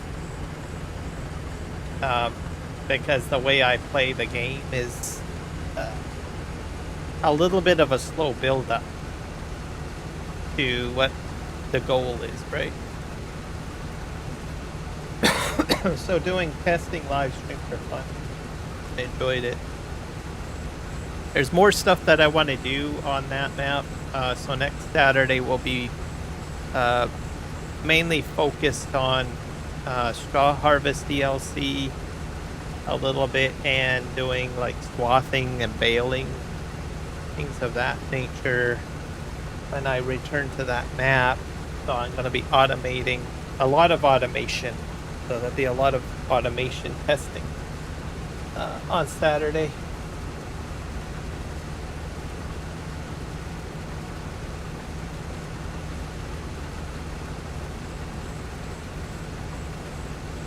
So we will see.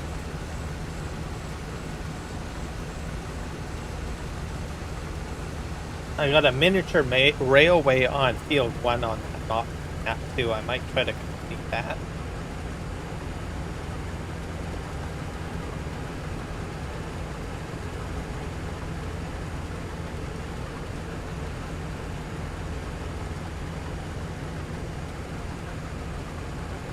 Just test things out. What it's like. I like it today. So.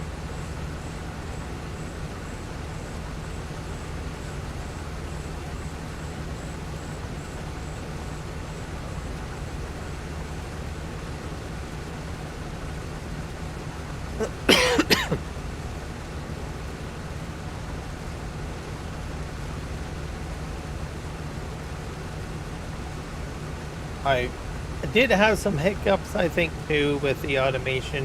It's always that.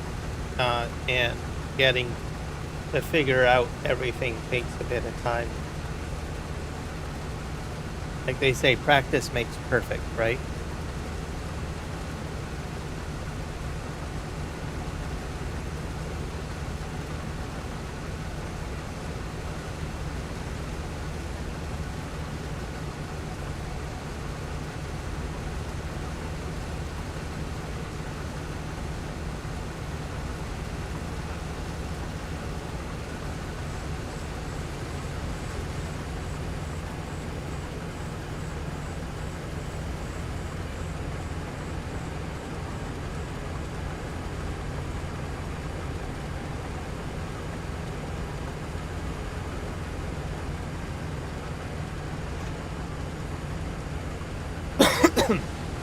The one thing about these Nexats is they do hold a lot of product, which I like.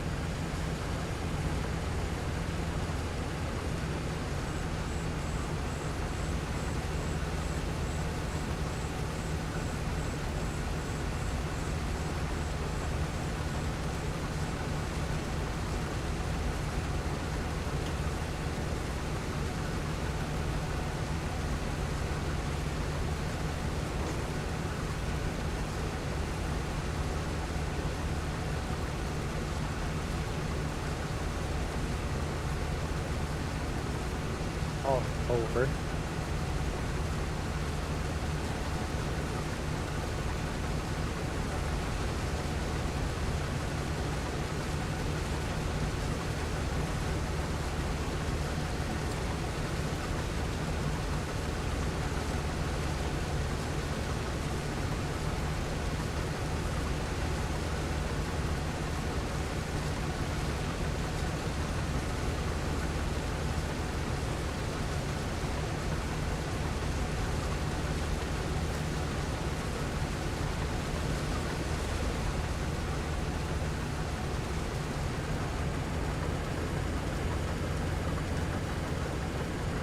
Just top up, I guess.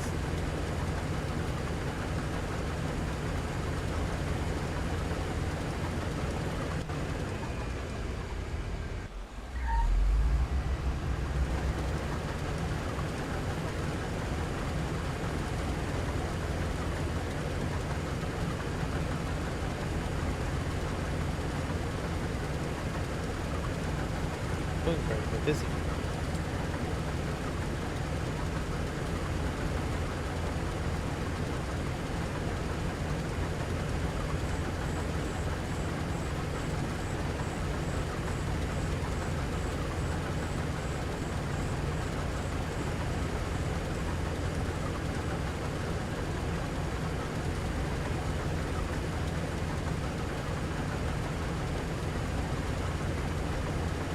There he goes.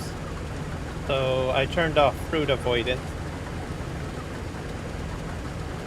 I'm gonna fill up and hopefully just drive away.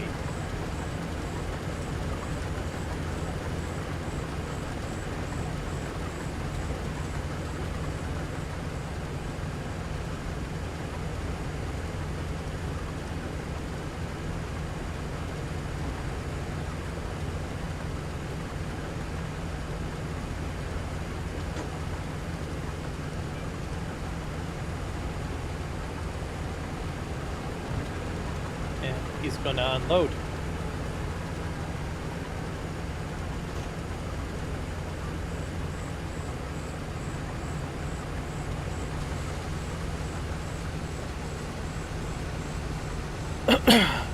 Hey.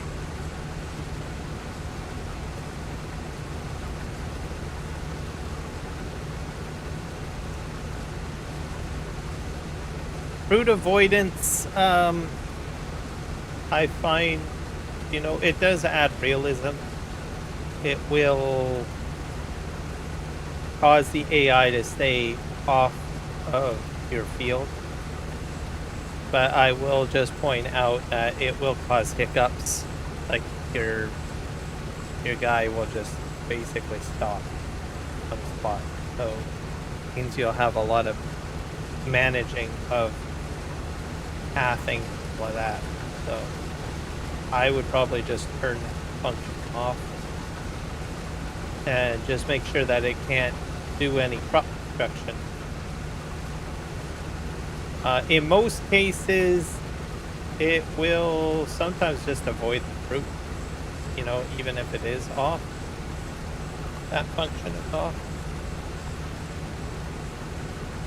So I think it prioritizes staying off of the fruit, but in a situation where it runs into a problem, it can use the fruit area or the crop to correct itself if it needs to.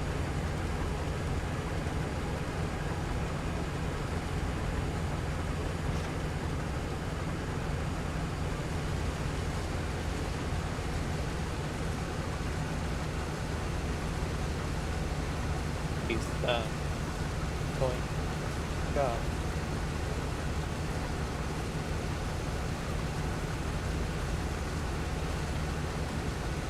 at 41%. So as soon as he gets back here, he have to unload.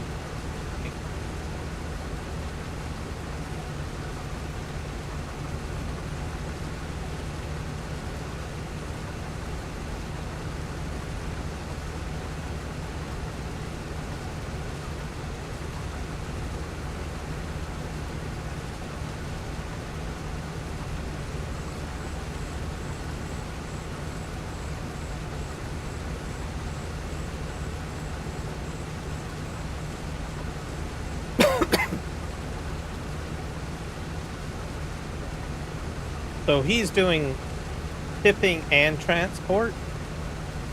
So whereas on Saturday I had a transport and a tipper, that was a little easier because I was offloading on the field into a truck. So that means it didn't have to do as much pathing. So my auger wagons didn't really have much problem. I mean, they ran into trees and stuff, but it was minor collisions. But overall, I think it did a great job.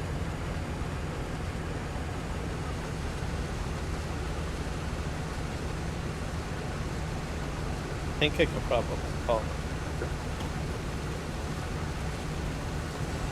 That's done with extending the boom.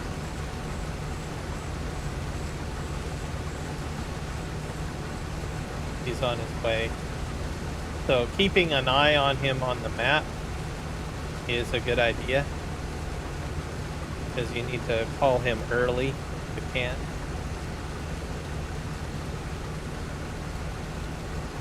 Way over running truck.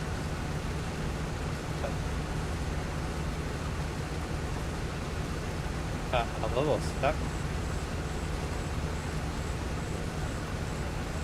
Figuring things out.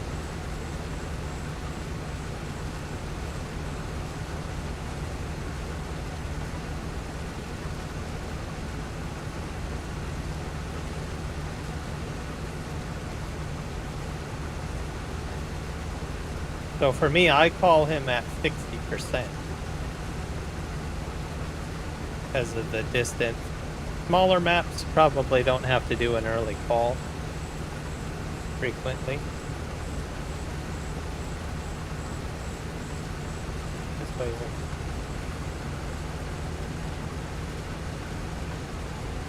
Should be able to go straight. Side. There he is. But then.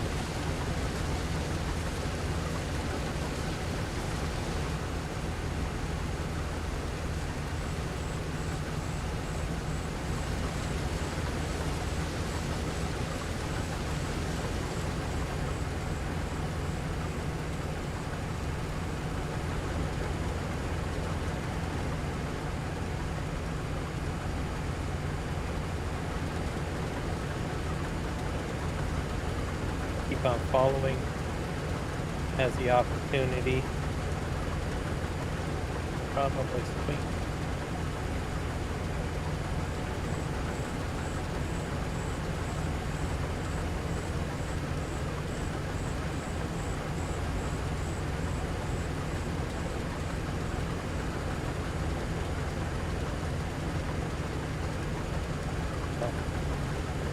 Correct. I should just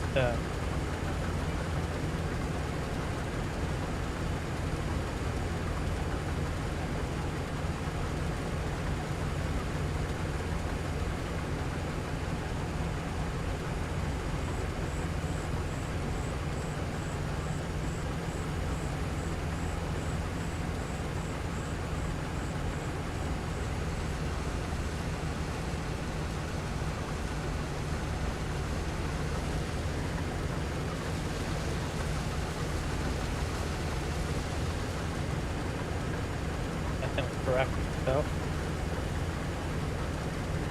See out into them.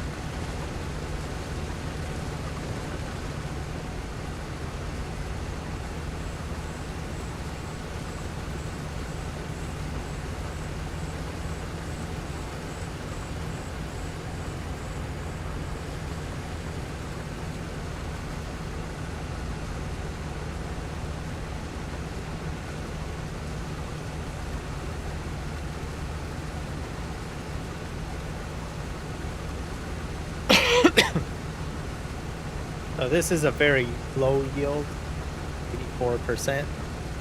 So just base game yield. Like I said, I'll just slowly optimize it as I buy my equipment.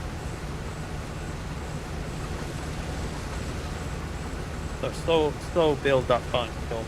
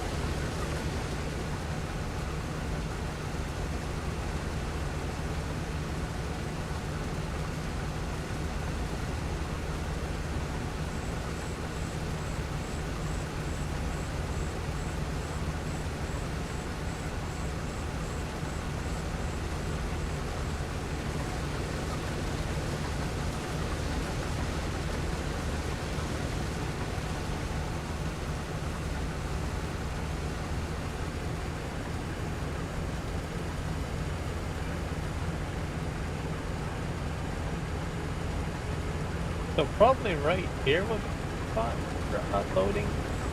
If I put up there.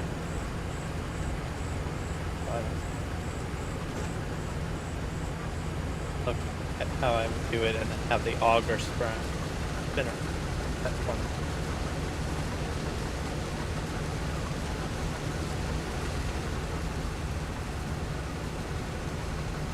There's other areas too.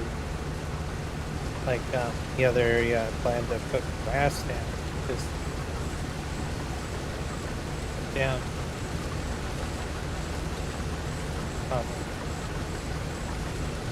Put truck trailer that. Also, the on this map, the ditch lines are shallow. They don't go very deep. So it's kind of like a smooth hill, right? Probably the ditch here.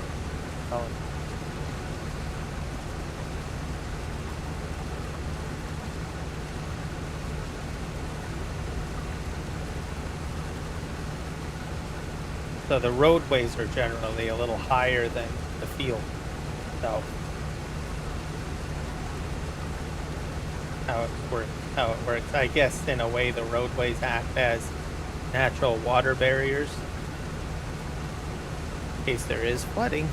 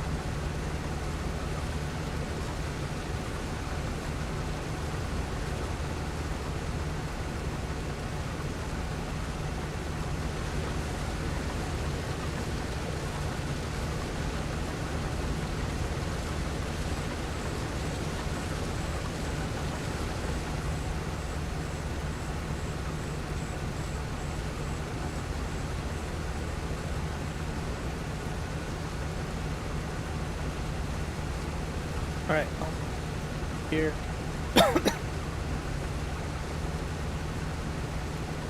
Empty out. Just a pop up ball.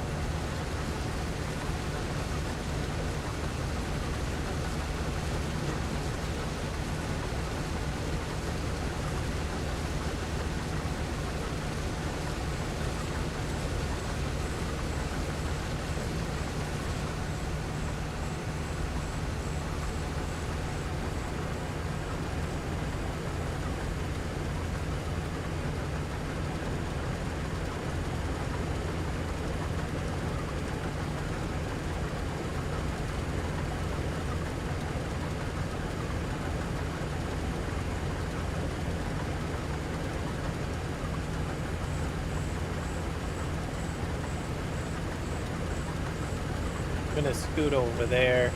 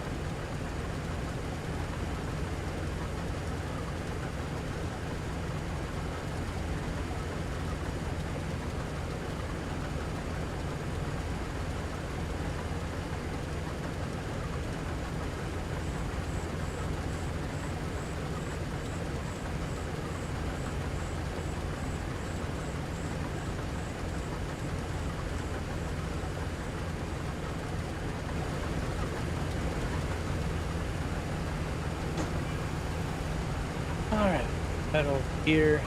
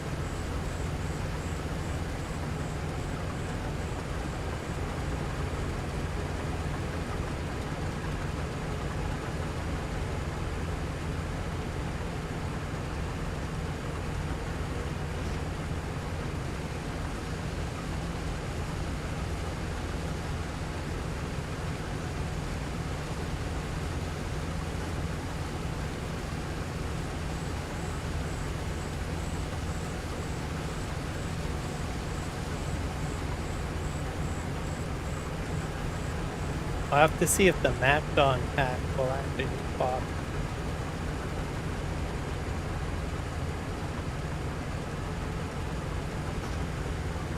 Get a higher yield if you have the Macdon pack.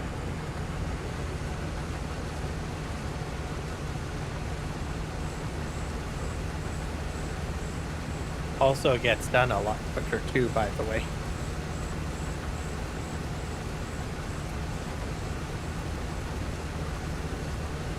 Field work, basically.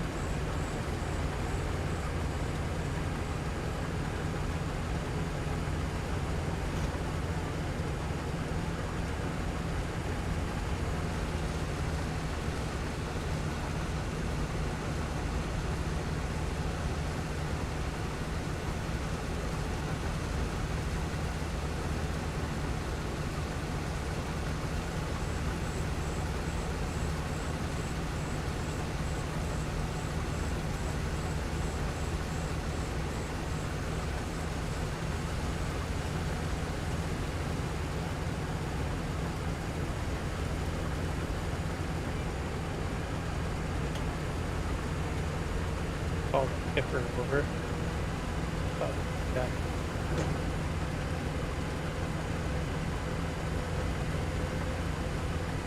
Probably.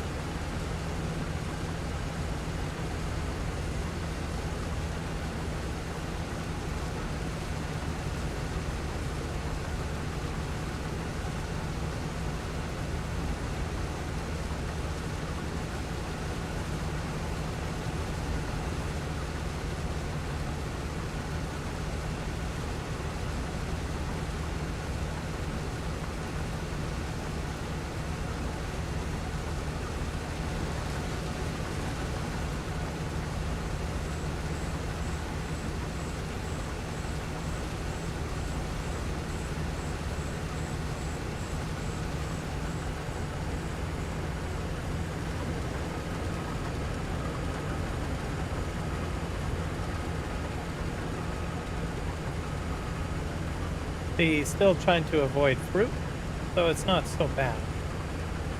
I think that when the mode is on, it's like to avoid fruit 100%.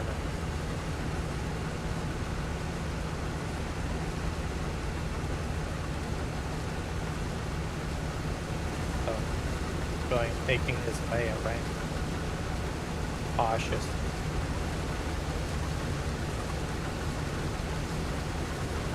But I think that mode is to avoid fruit 100% of the time. Fortunately, I think it can work. It's just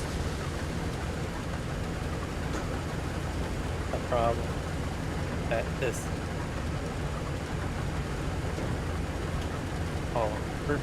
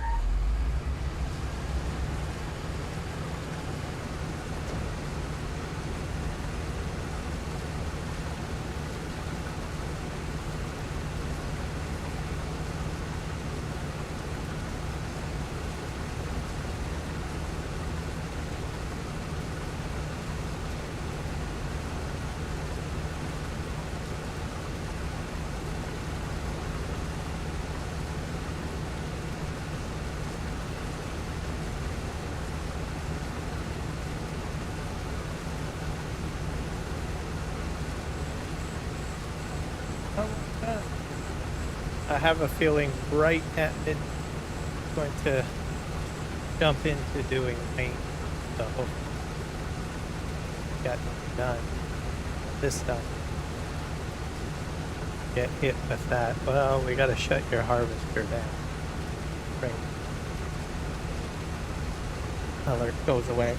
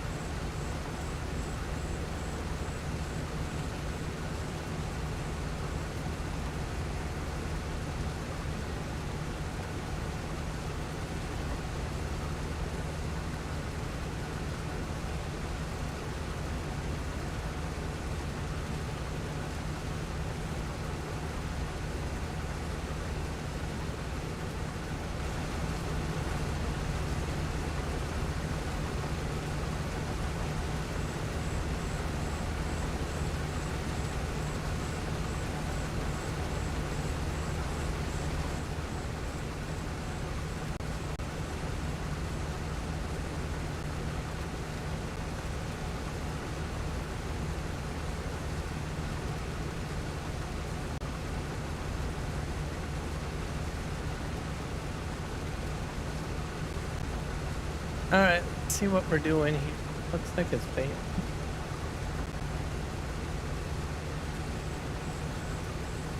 Yeah.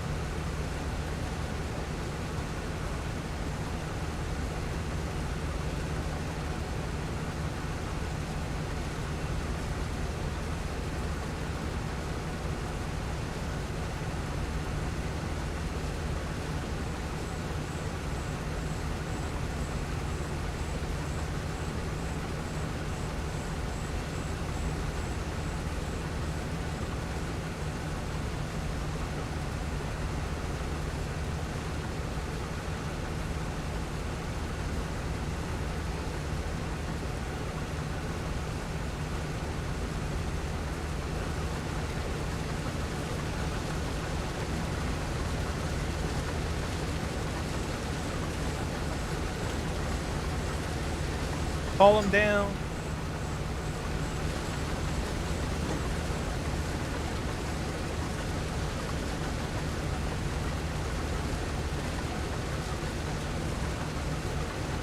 I saw a video today from, what is it, Linus Tech Tip, about the Xbox mode for PCs.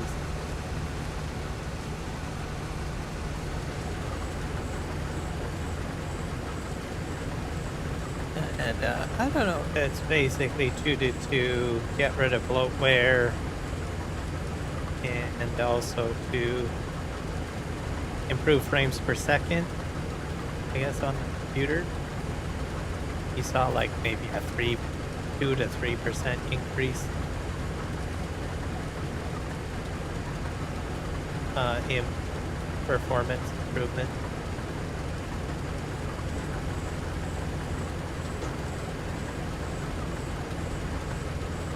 And then there was some errors happening, stuff like that. So basically turns the computer into an Xbox to a degree. And then you control it with a Xbox controller. And you have like a similar launch screen as the Xbox. But there was some errors in some areas that he was navigating, stuff like that. So.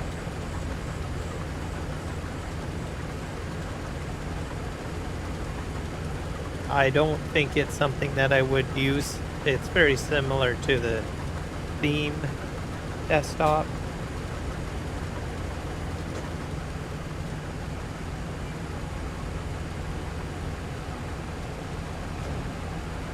Which is something that I don't use here.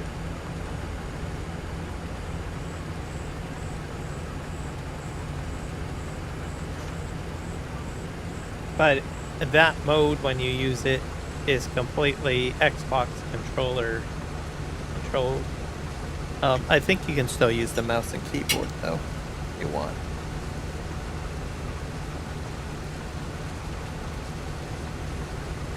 Hard to say.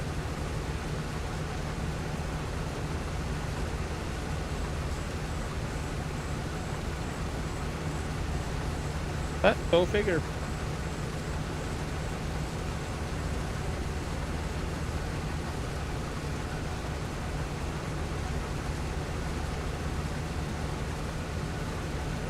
But for him, he wasn't too impressed with it.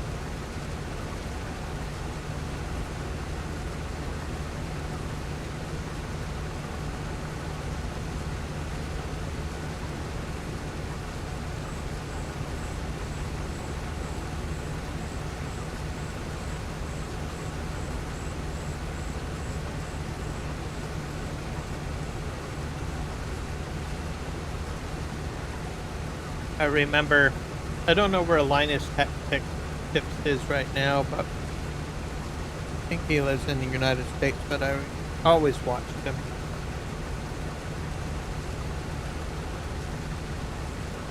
He set up shop in Canada.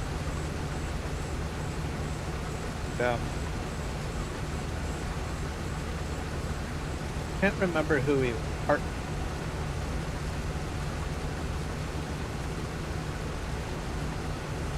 There's a company that sold computers.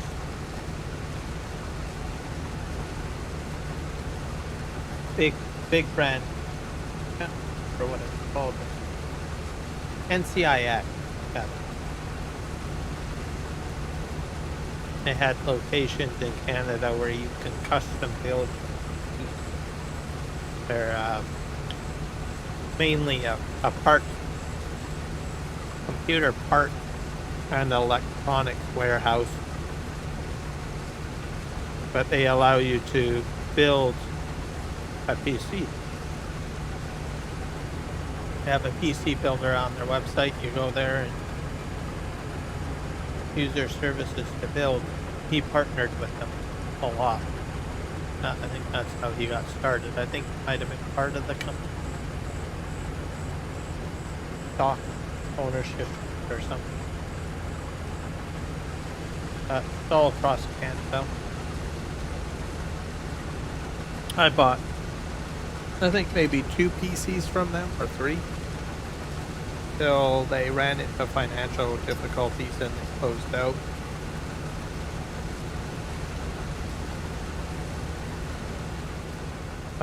I had them build the PCs for me. Because with it, you get like for $50, you get like a 5-year PC.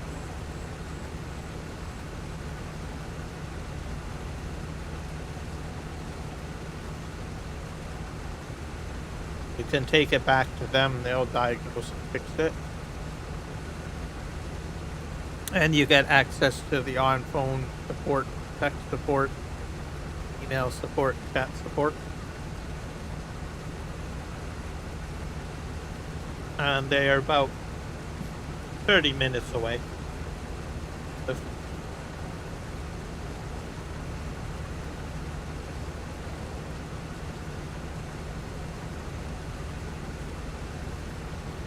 Anyways, he was with them.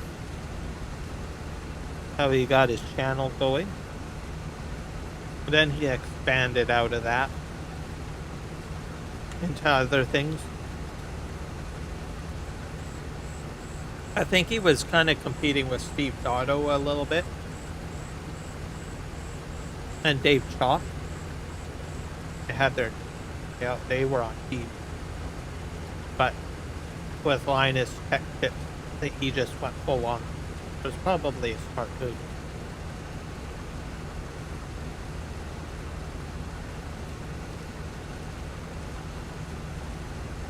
Now you don't hear anything about David Chalk.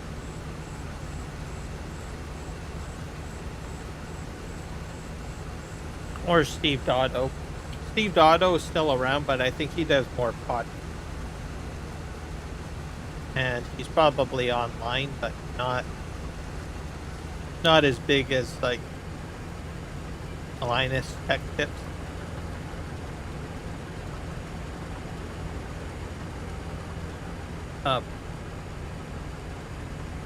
So, but the other factor is too, I think Steve Dotto has a specific niche. Same with David Chalk, they were more focused on the regular user, right? The one that's not super geeky.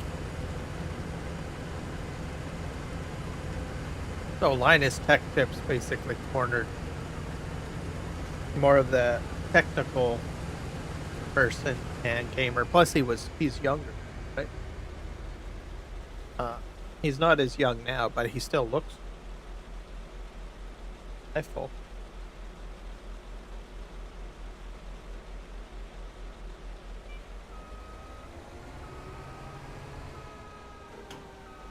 Now Linus has a full studio. All that jazz. I think his wife actually works with him as well. And his son as well, I think now.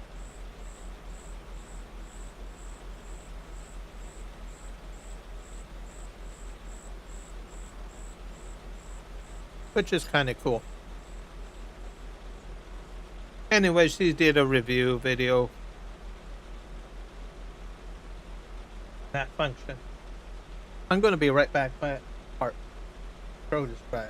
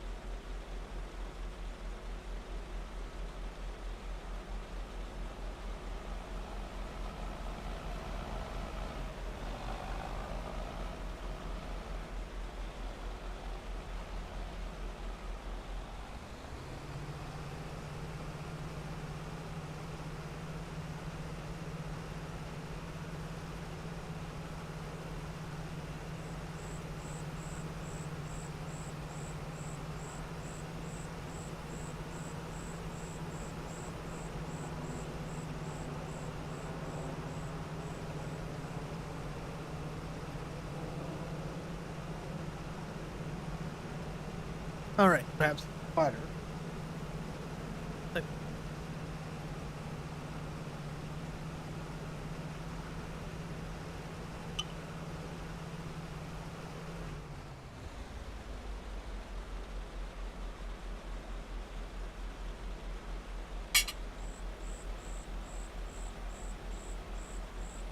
Oh, off he goes.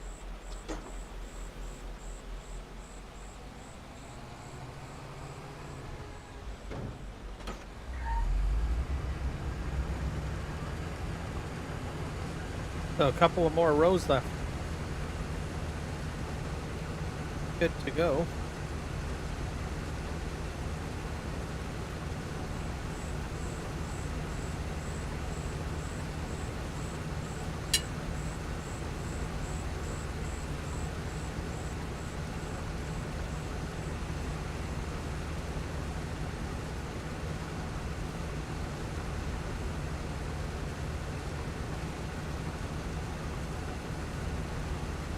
I imagine Microsoft will make more improvements.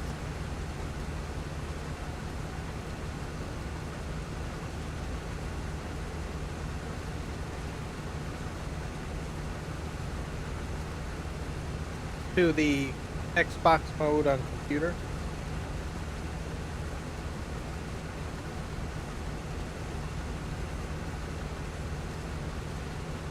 They've been building that for years. Trying to streamline Xbox versus PC approach to things.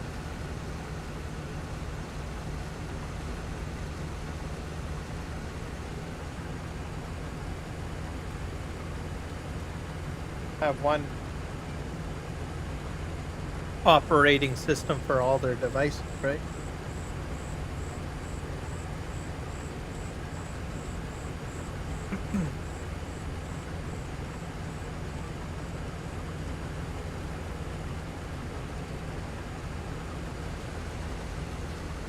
Have to keep on improving it, because if they don't, Linux is gonna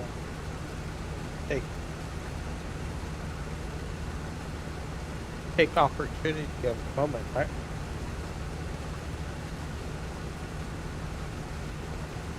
Especially now, because you got versions of Linux with an actual GUI, graphical user interface.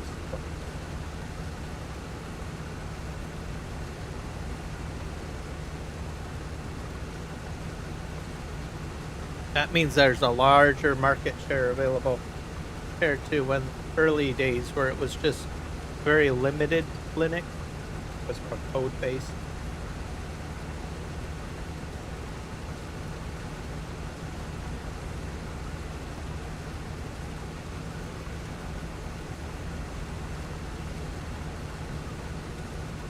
So it's a good thing.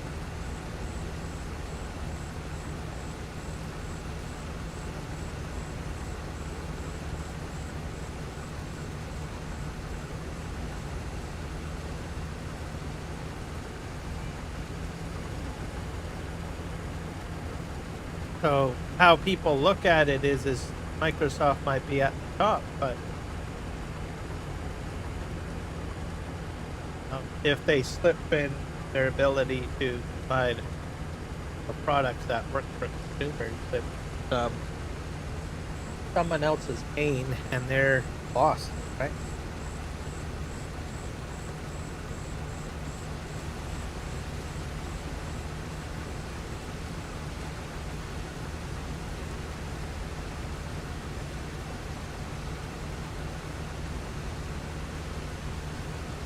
Oh, please don't tell me to start raining because of the rain.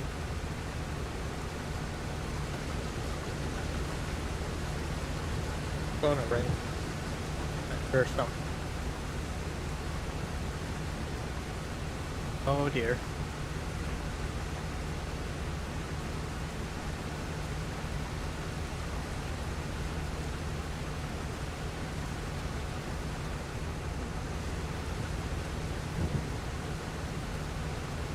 I hear the thunder.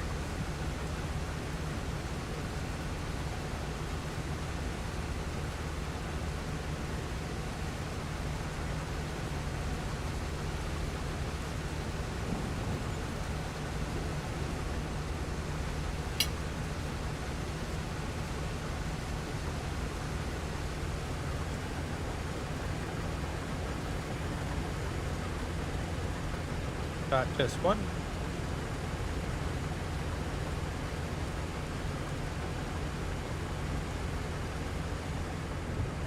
Definitely cutting it really close.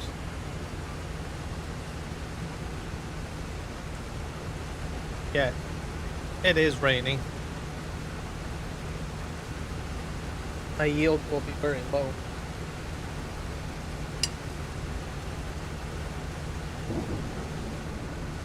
On the last row anyways. I'm just going to call the tipper so that he can spin around.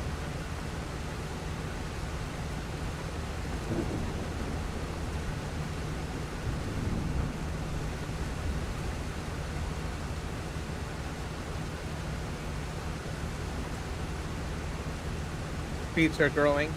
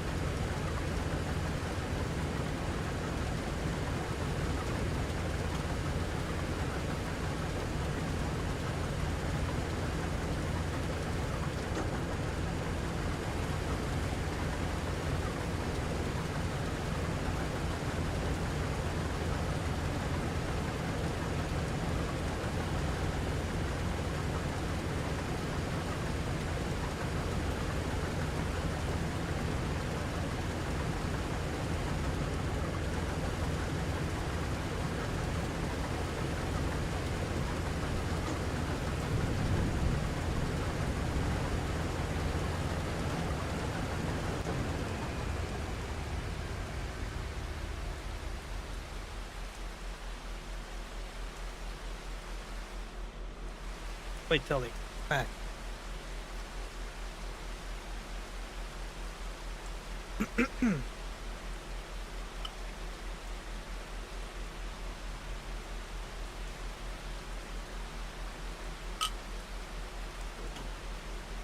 And we'll get into windrowing, yes? Good.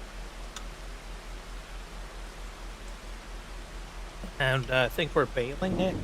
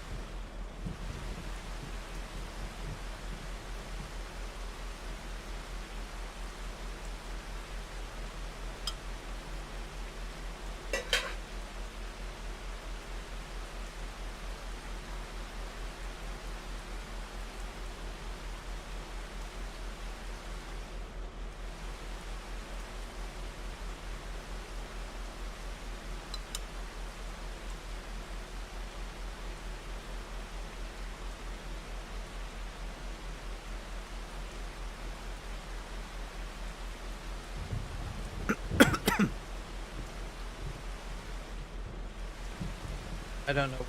Going late stride.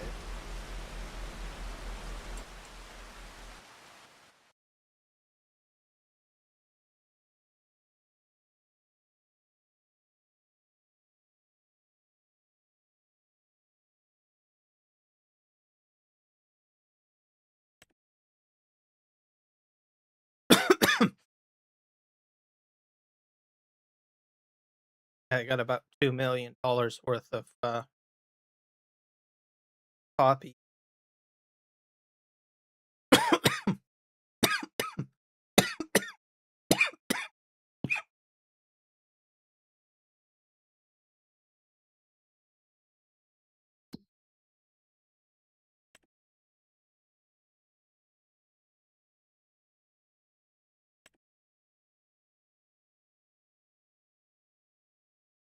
Not as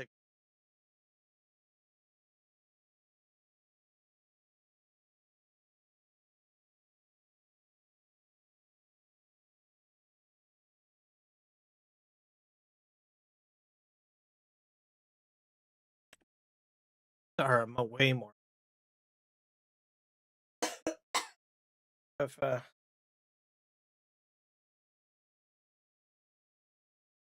honey.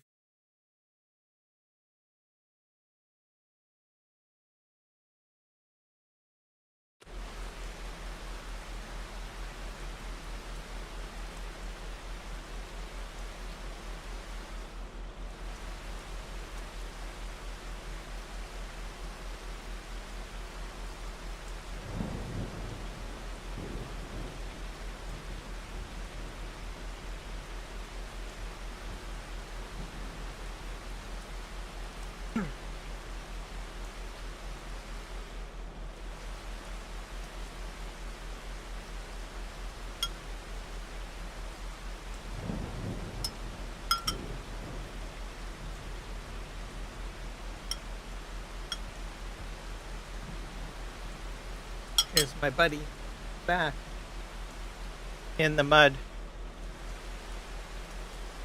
spinning tires a bit.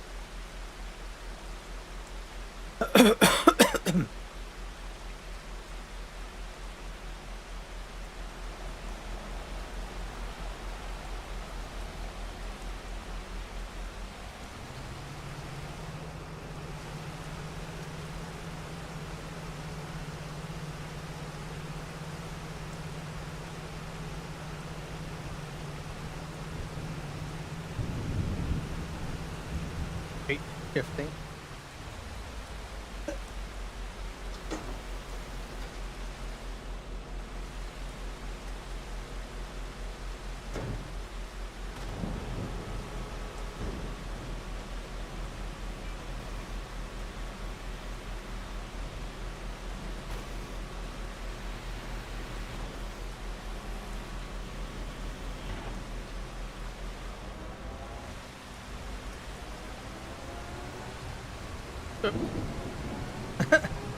That.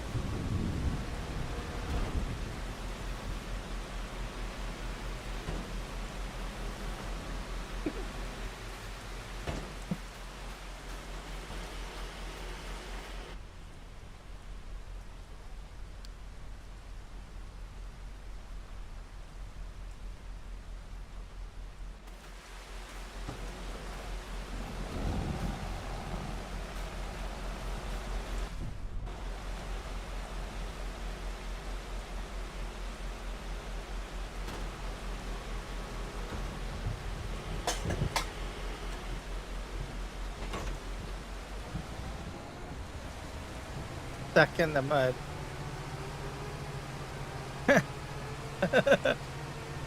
Here.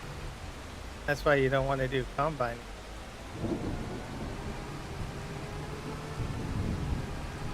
Going forward.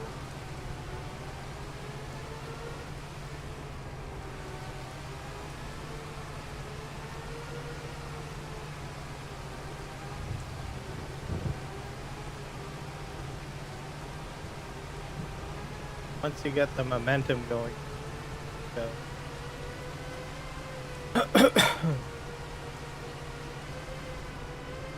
Get in.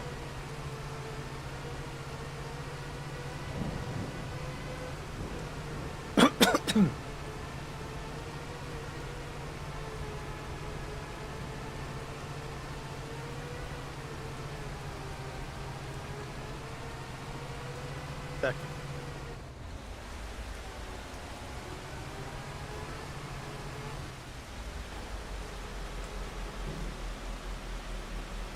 And the chipper is stuck a bit.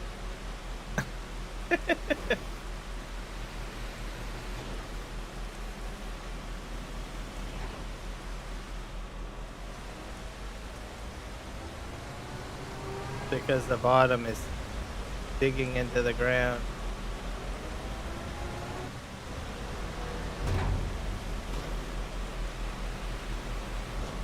Way.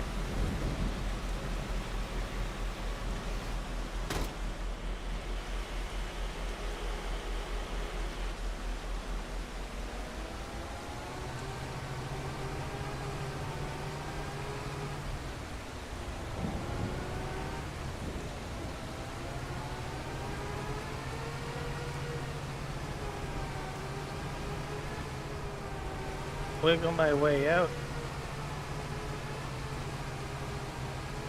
so you get the momentum going. As for him, I think he's stuck out there. And I'm getting out. Try to get on the main road. Hopefully I don't see gravel.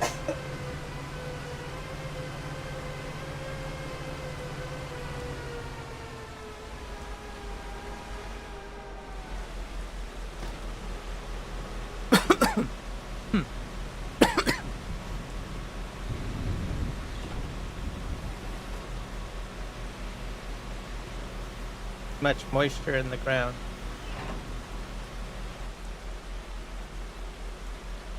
He's moving though.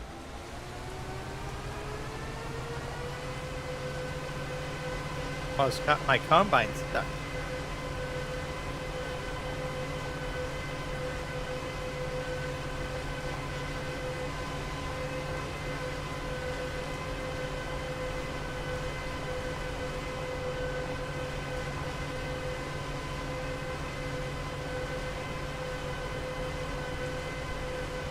I can get by the truck. I'll have to pull him ahead. Perfect.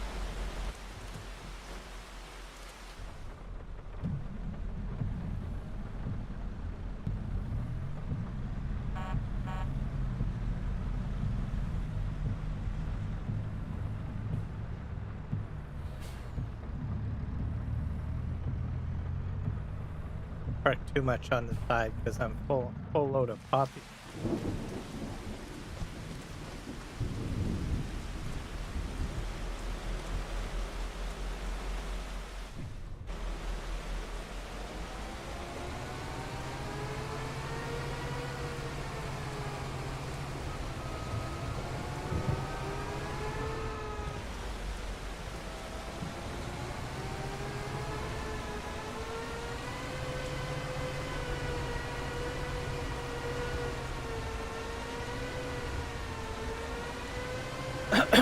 I'm gonna go fill up with fuel.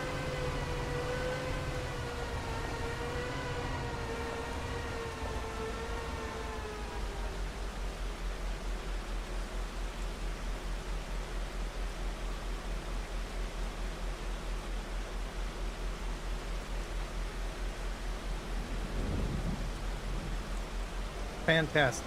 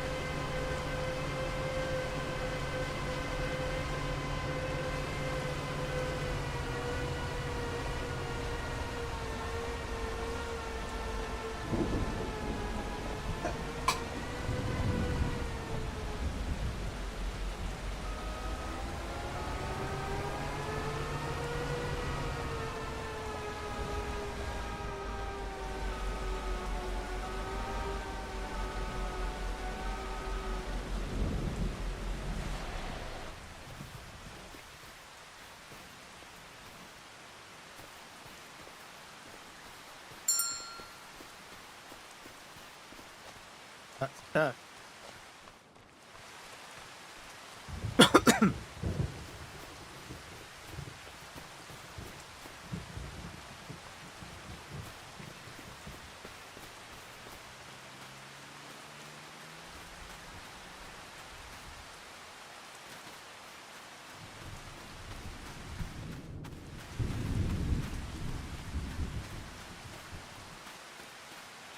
Way out here, I don't still attempting to.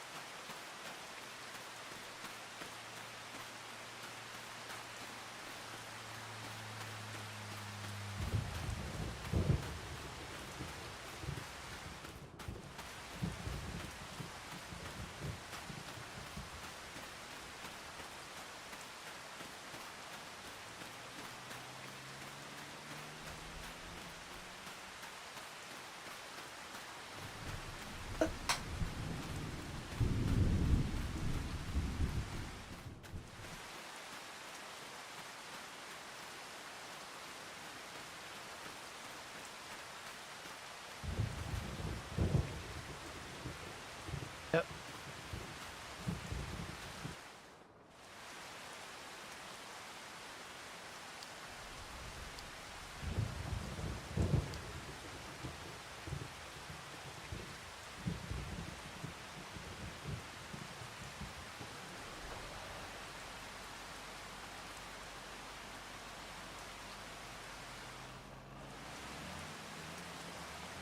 Yeah, just spinning my wheel. That's crazy. I'm really stuck now. Ah, boy. He's stuck out here. That's crazy. We'll have to wait till it dries up.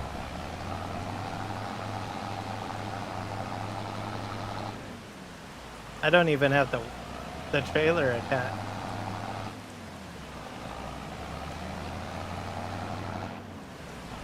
Alright, well, we'll just have to wait till it dries, I guess.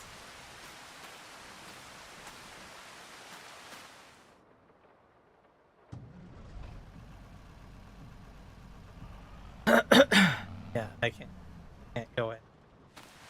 Alright. And cooking. I guess I will not be doing rowing. Oh, this rain clears up. Meantime, I should still be able to handle poppy sales. Selling.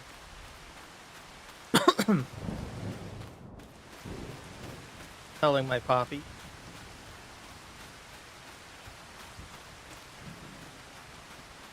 Hopefully my truck doesn't get stuck. There is areas in the rural road area I could probably get stuck. Right now my main driveway is fine because it's like compacted gravel. I do get grip.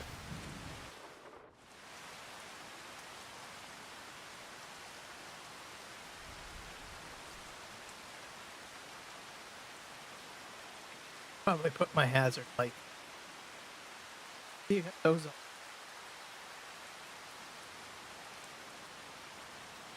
Good. All right, we're good to go for safety purpose.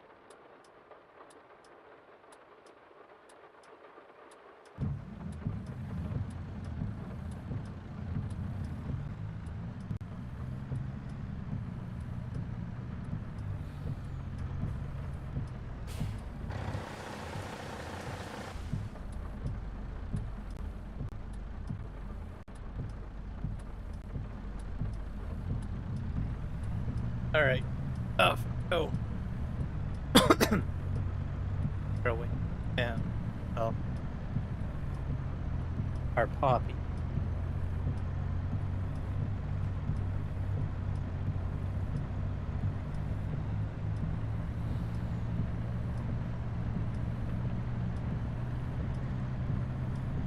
Quite a few different trips.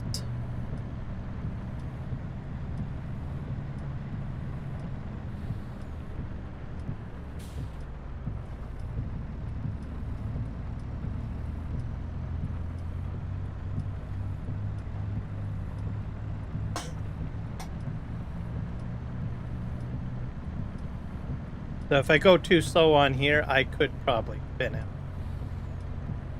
Keep my truck going. Problems. There are some areas that just play in dirt. I'll have to do what they do in Australia, I guess, like max speed.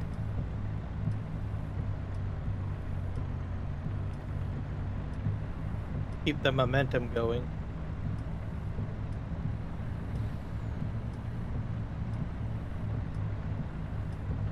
Probably won't want to do that in the winter, though. I'll have to get a snowplow. Well, whenever the winter months start. We're in the September. Okay, this is where I'm concerned, right here. Now we got grass growing on the road. Sure. What's going to happen if I'm going to spin out here?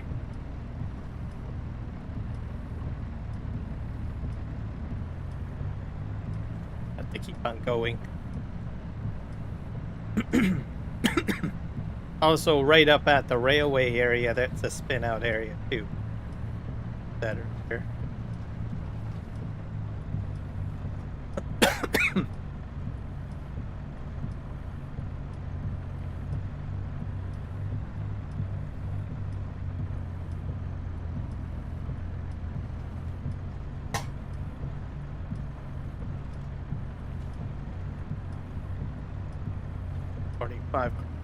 Per hour. Slow down.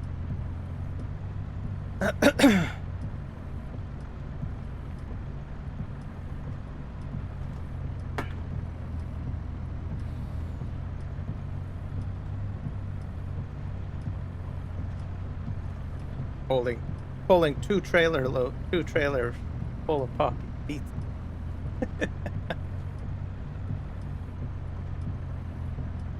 And we're going uphill a little bit, I can tell.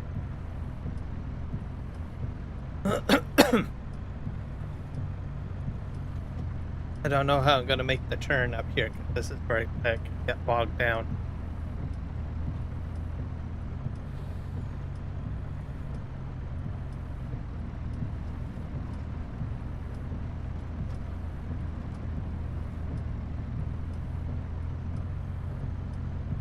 Turn up.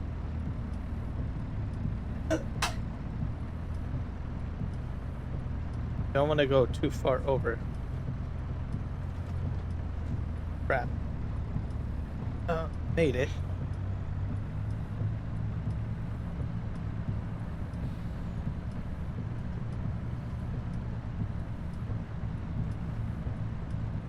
I'm not as heavy either, too, so that helps.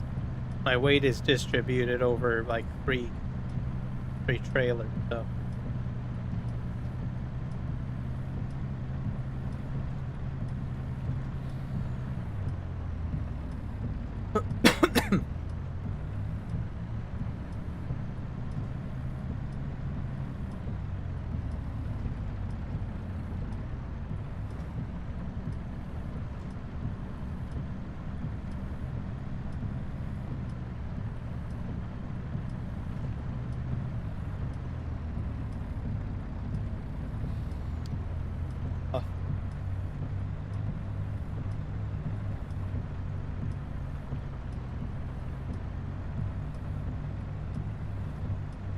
And it's not this grain mill I'm going to, I think it's the next unloading. This one I don't think worked.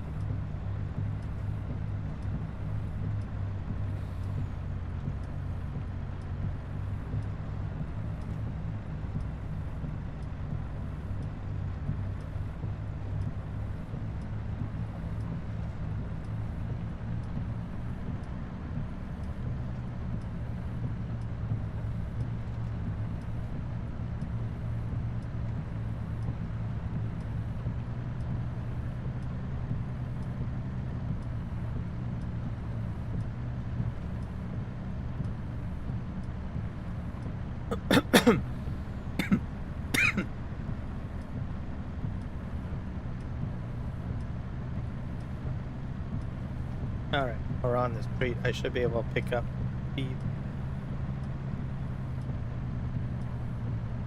If I buy another truck too, right?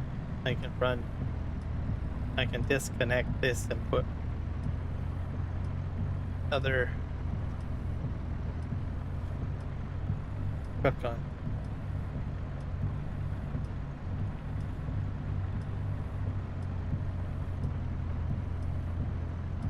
There's my elevator up ahead.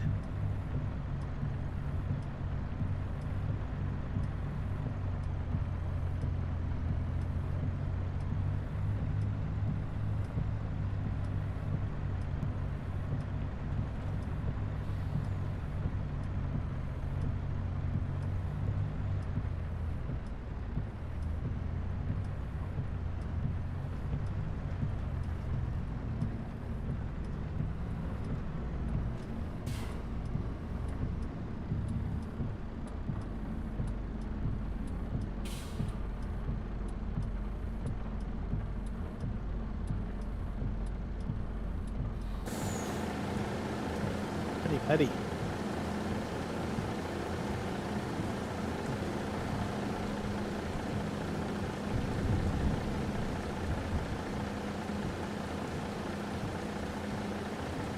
All right, going this way. 30,000 in the first offer.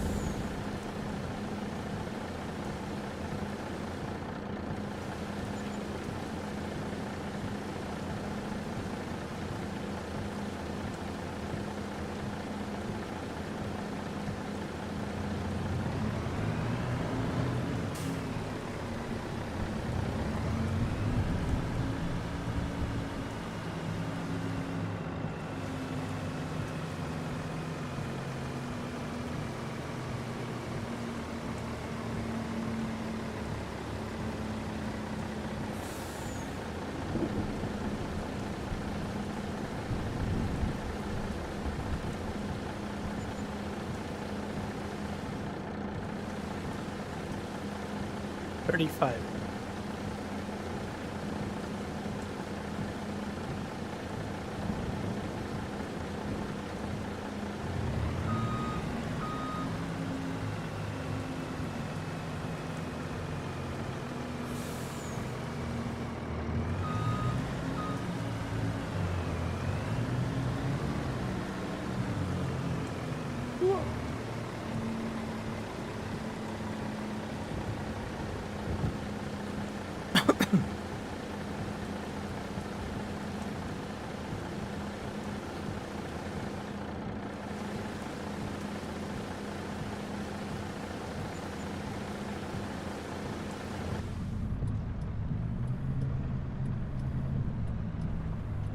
All right, now we head back to the farm.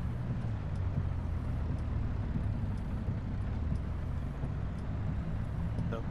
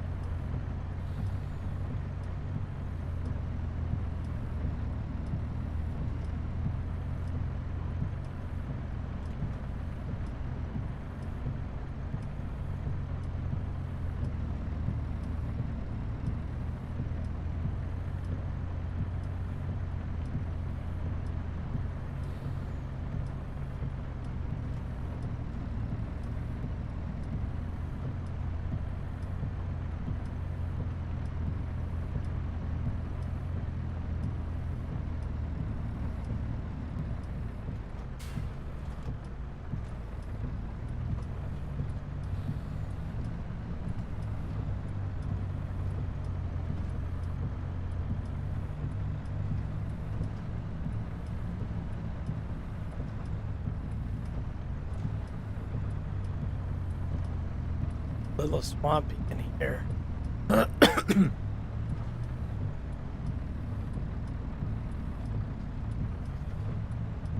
Spinning a bit, I can tell.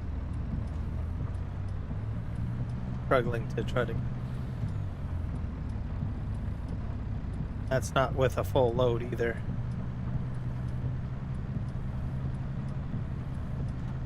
The lack of weight, maybe that could be affected. I think it's momentum, going quick.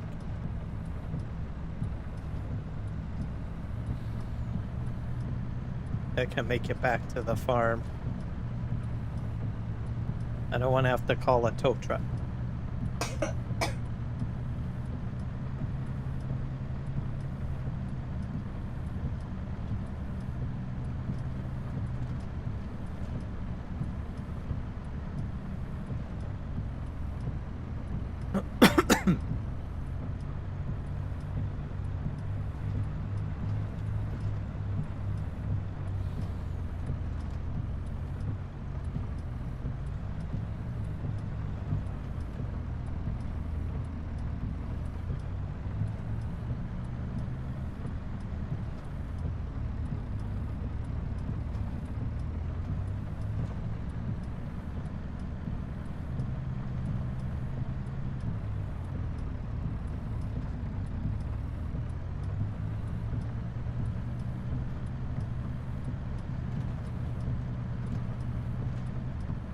Yes.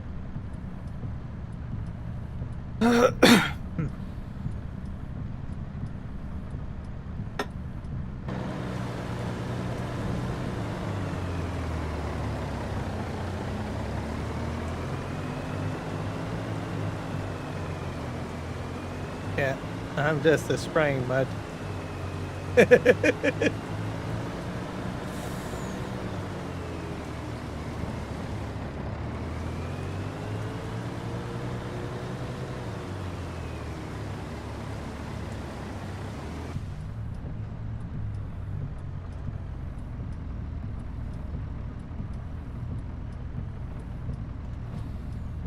I'd runner, eat your heart out. That's all I can say.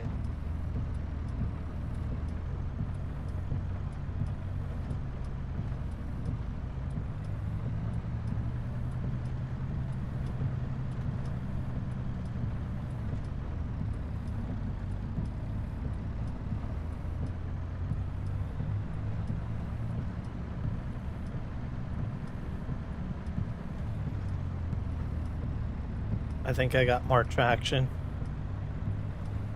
Or this area is a little bit flatter. Or... better.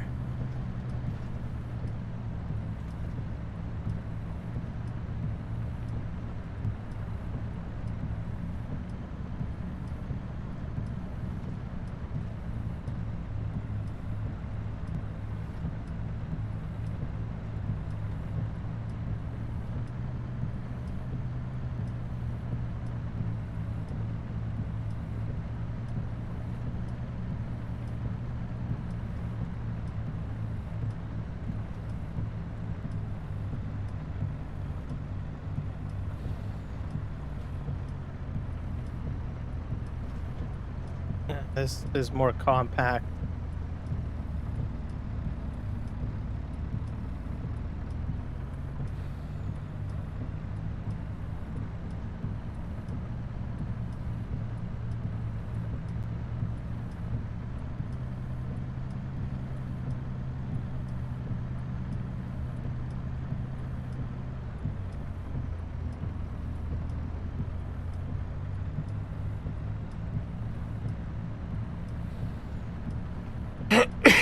There we go, 52 kilometers per hour. Much better on the compact stuff.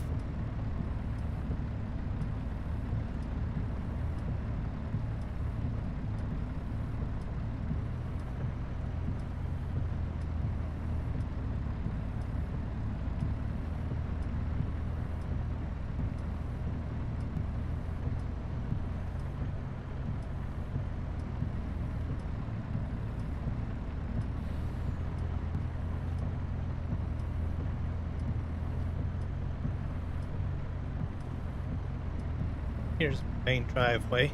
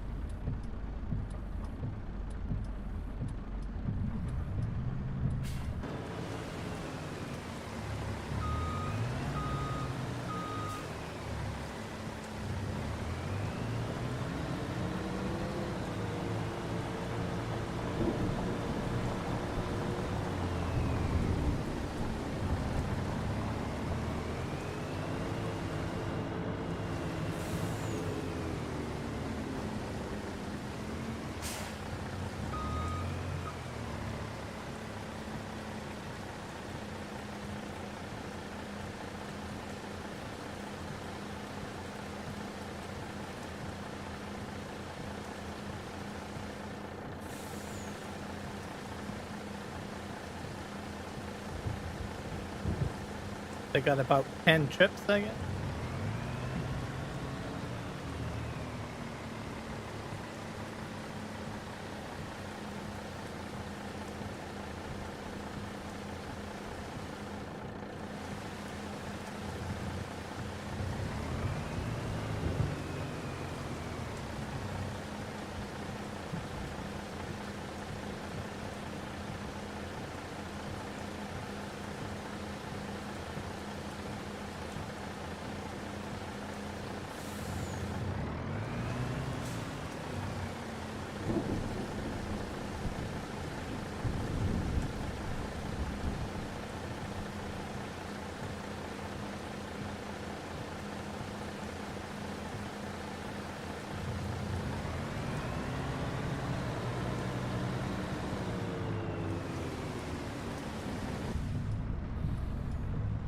All right, back to the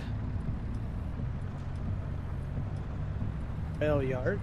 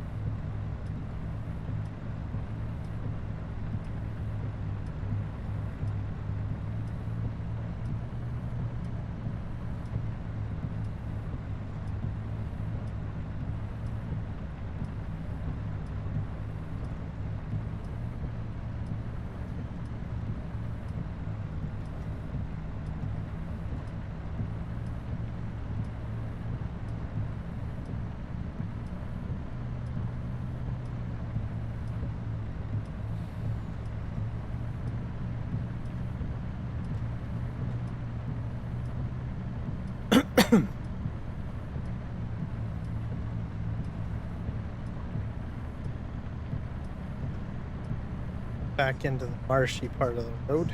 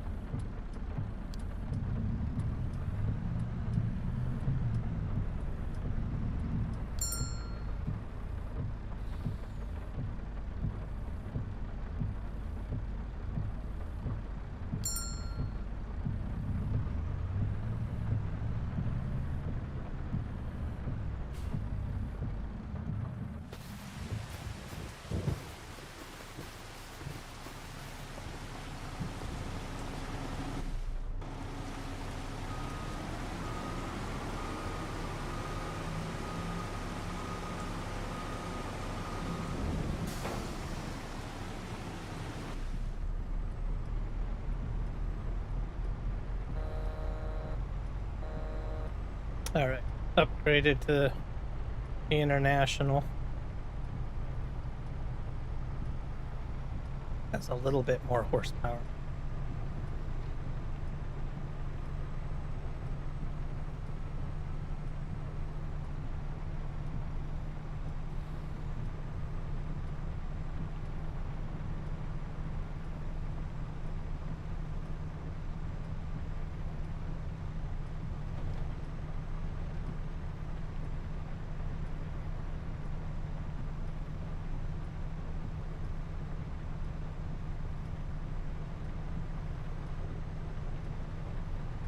Seems quite quick.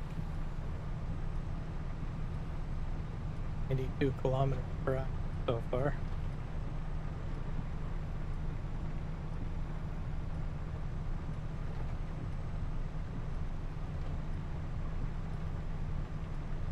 Much better than truck. A little bit.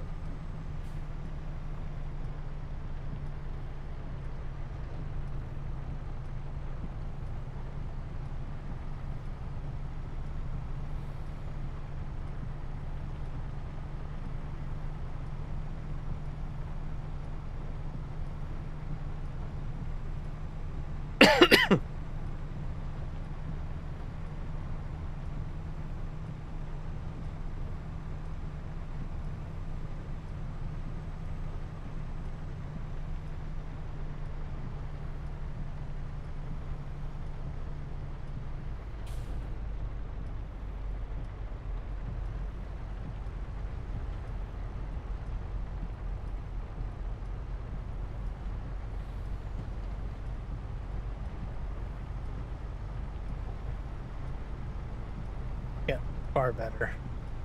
54 kilometers.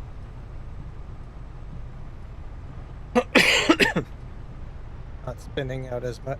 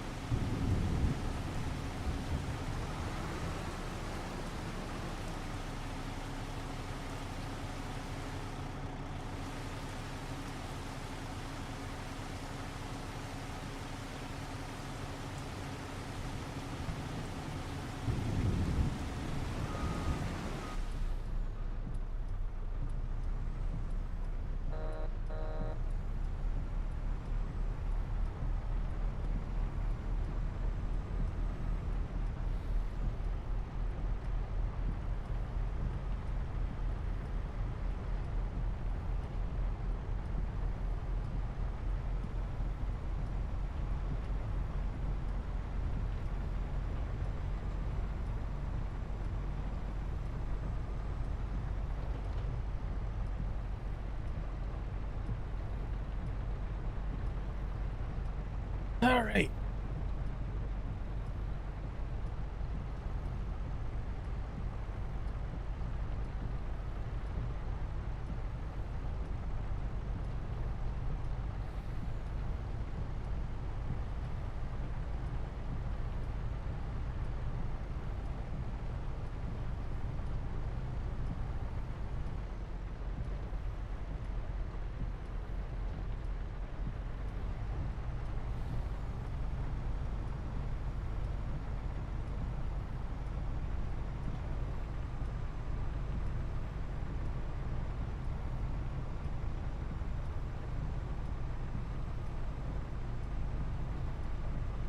Yeah, definitely much faster. 57 per hour.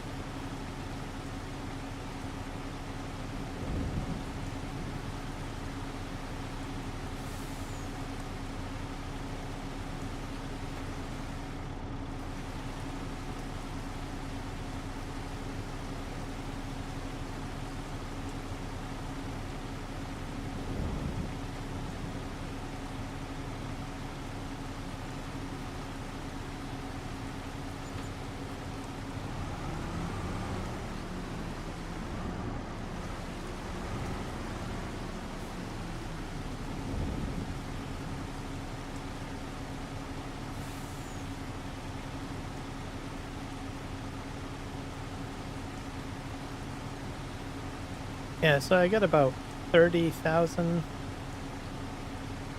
trailer. So between the two.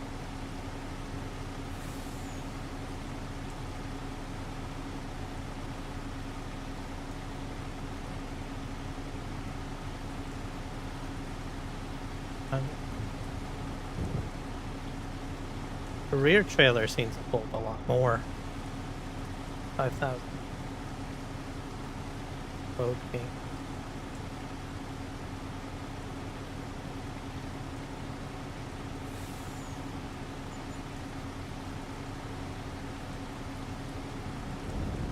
Or 10. Oh.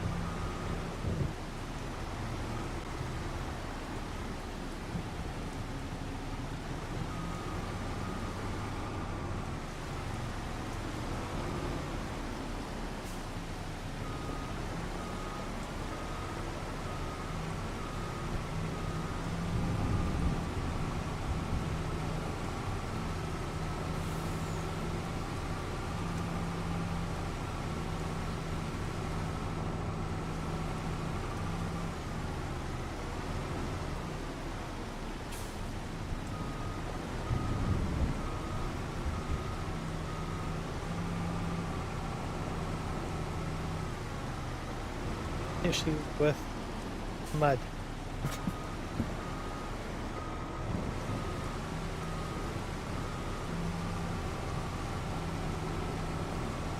Wonder if I can push it down. Oh, let's try that. It's because of the mud. My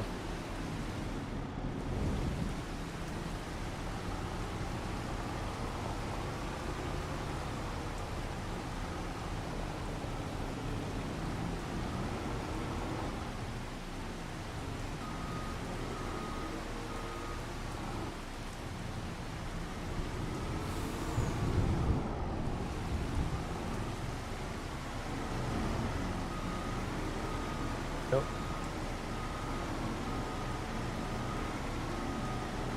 The rigging is sinking into the ground.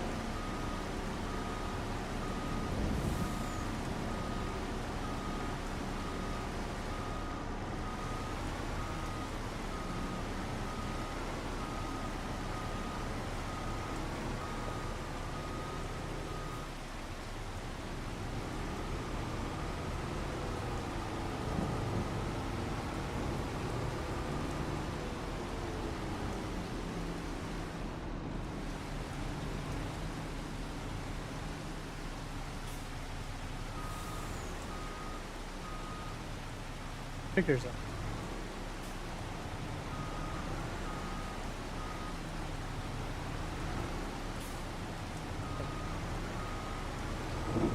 I can't even get. This is a problem. I can't. It's sunk so much that I can't get the rigging. Rigging is completely sunk. I can't lower the truck to get underneath the hit.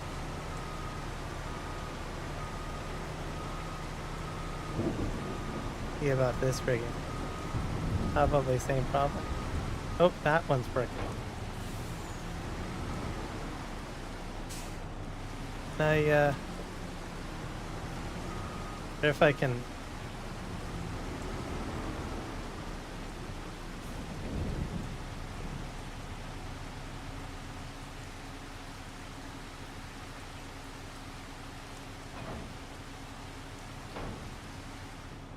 I park this on the road. Solid cement.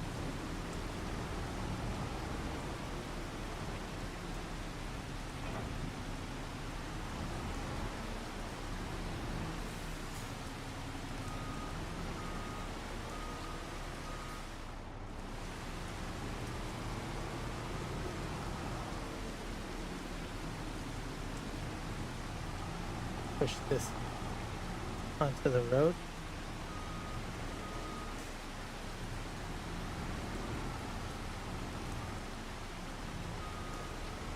Get the rigging.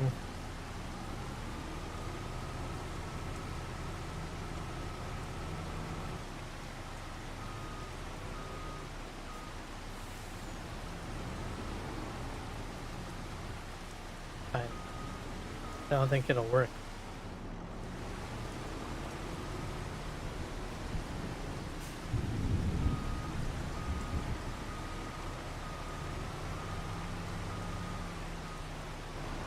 Have to super strength it.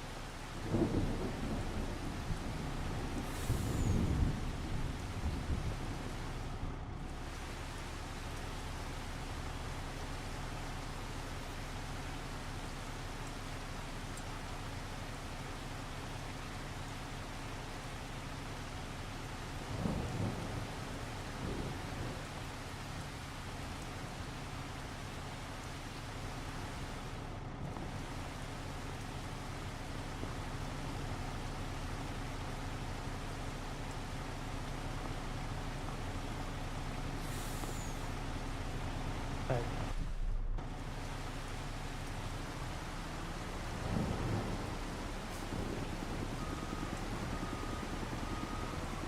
Yeah, I can't seem to get at that.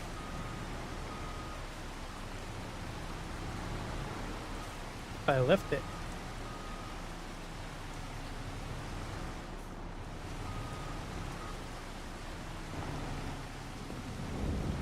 Over here. The end.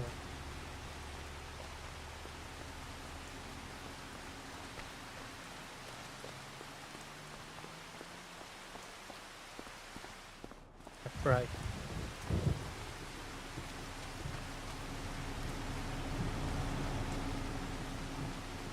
Here.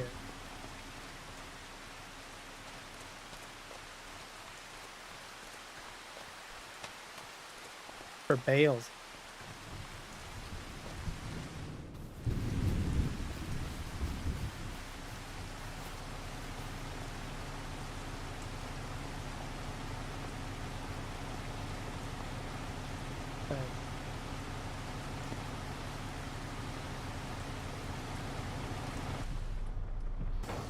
That worked.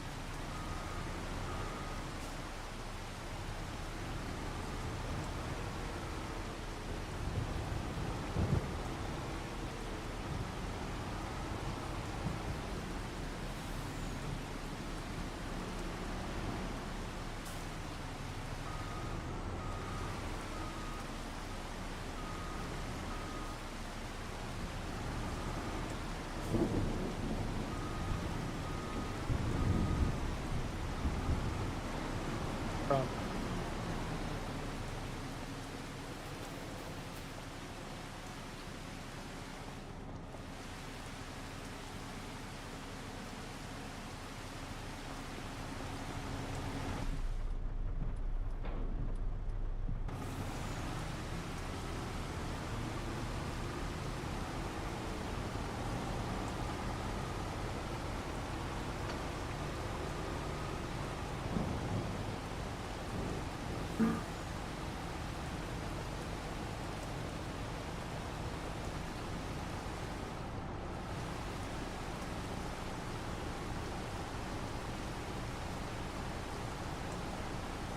Oi!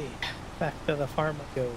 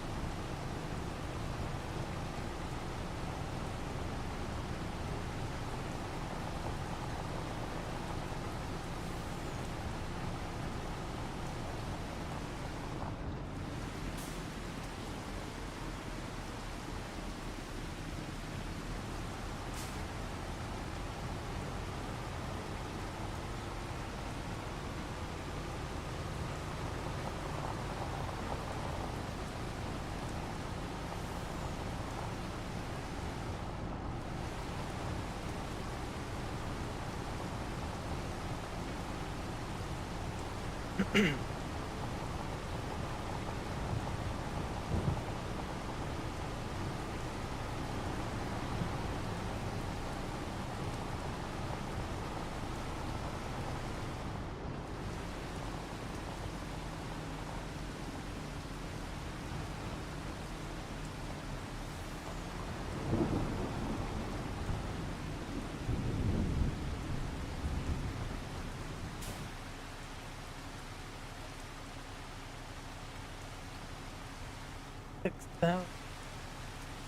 6.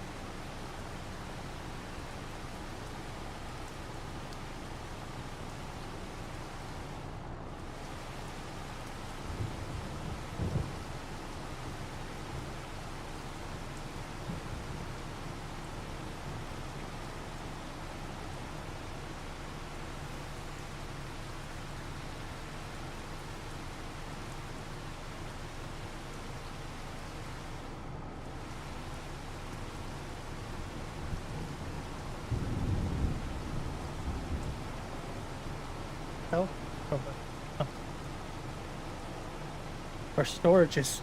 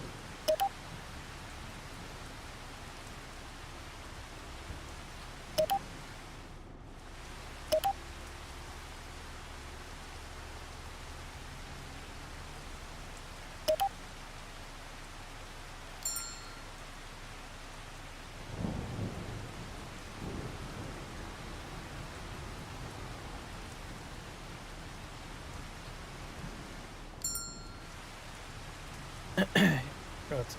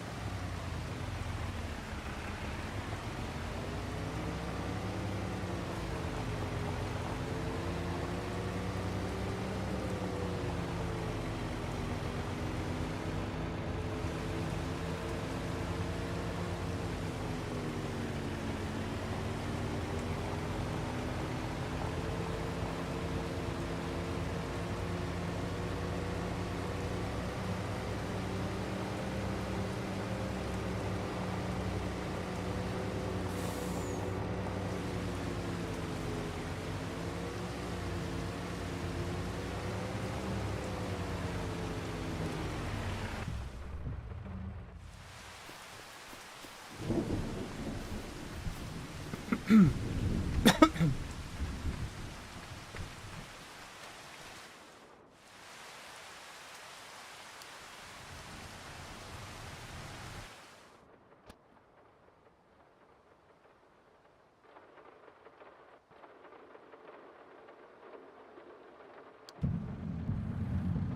we go.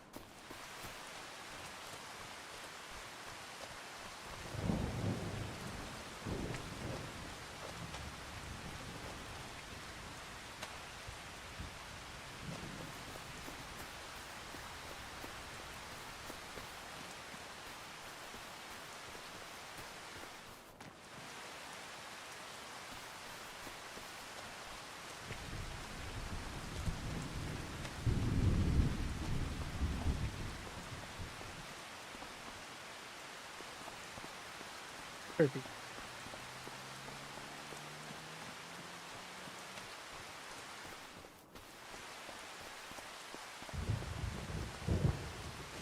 Potatoes.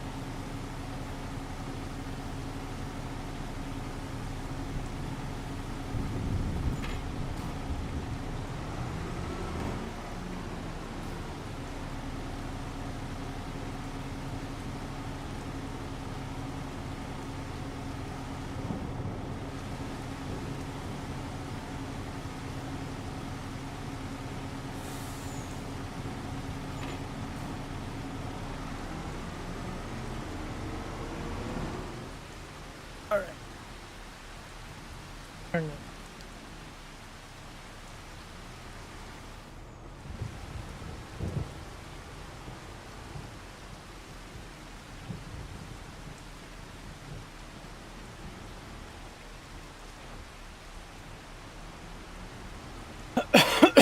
We'll get the new loading. Have two. Have the old one and the new one. So, somewhere.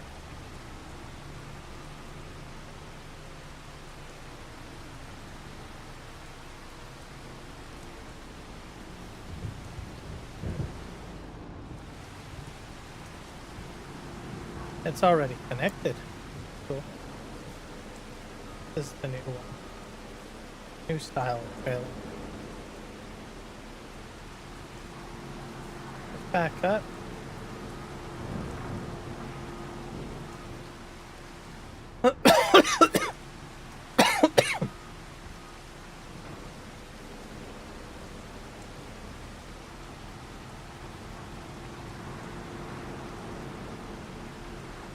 Oh dear.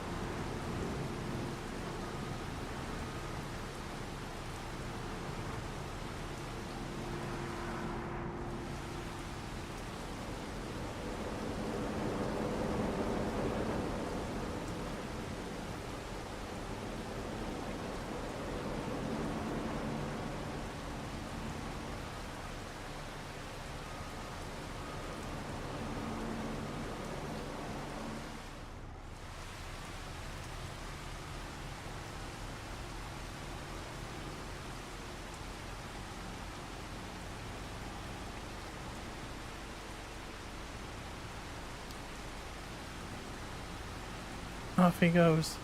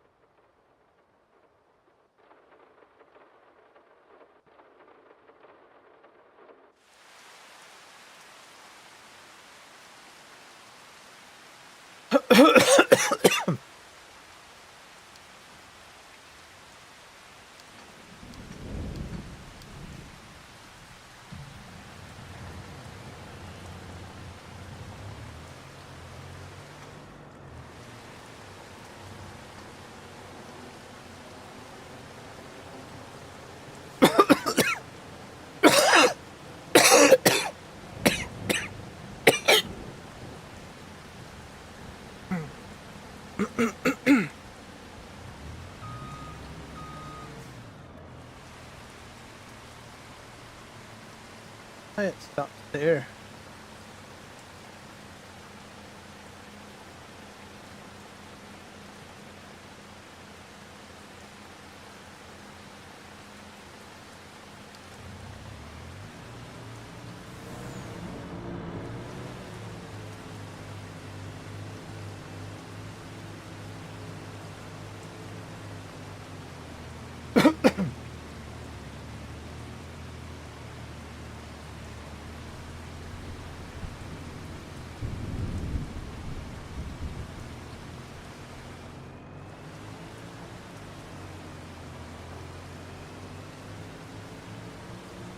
At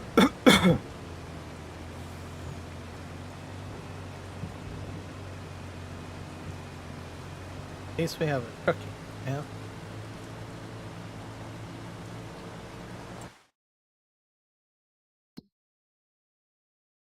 It should have stopped raining.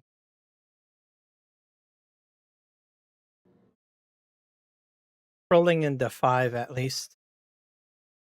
5 to 7 and then 9 a.m. Start raining till 1. We should have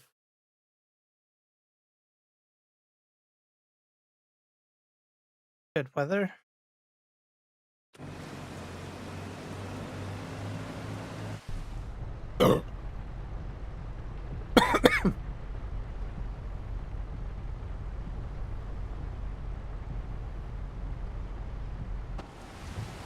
So the new trailers, and we also have, like I said, the old ones. So we got both trailers, new Load King and the old style Load King.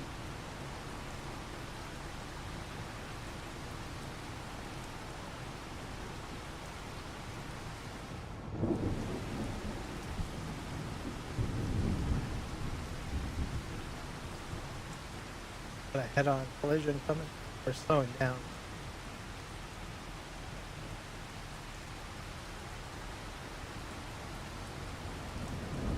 Oh.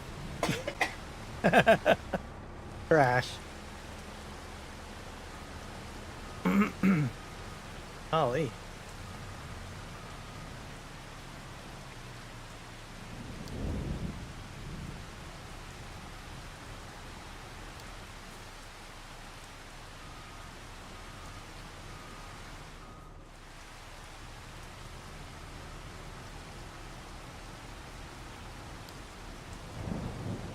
Oh.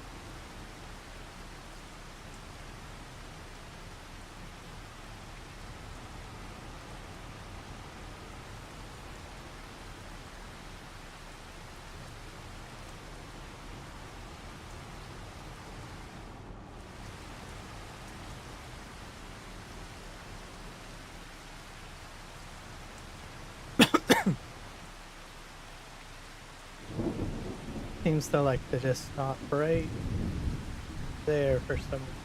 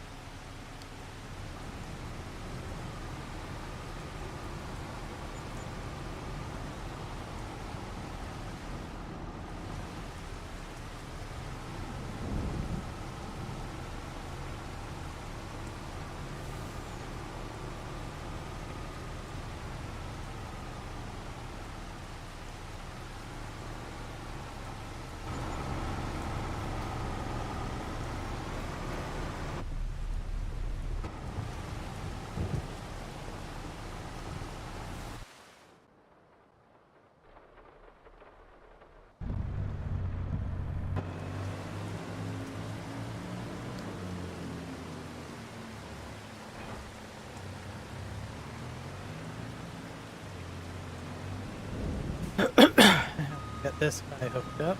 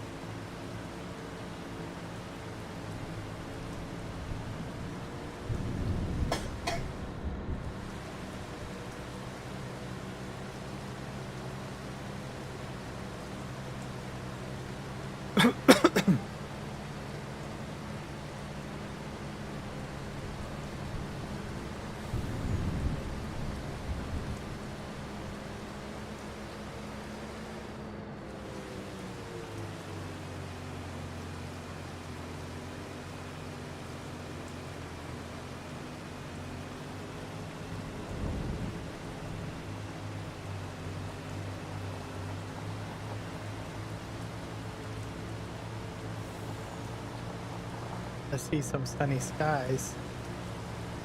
Starting to clear.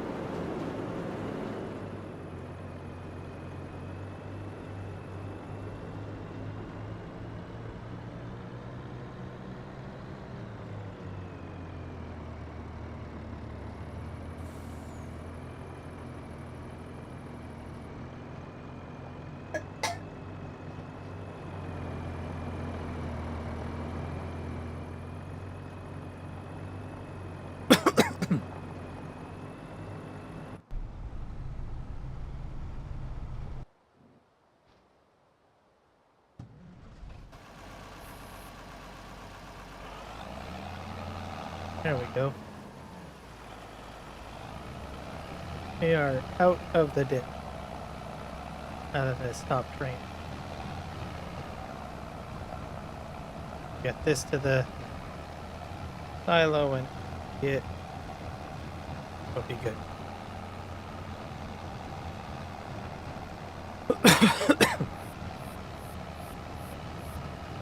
Get this guy doing this windrowing.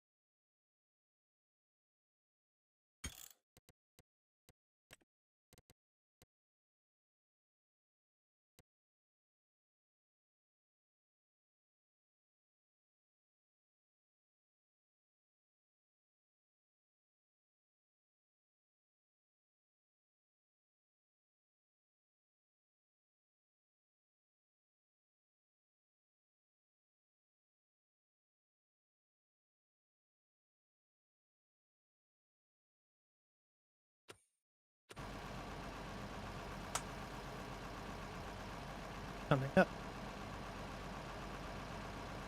There it is.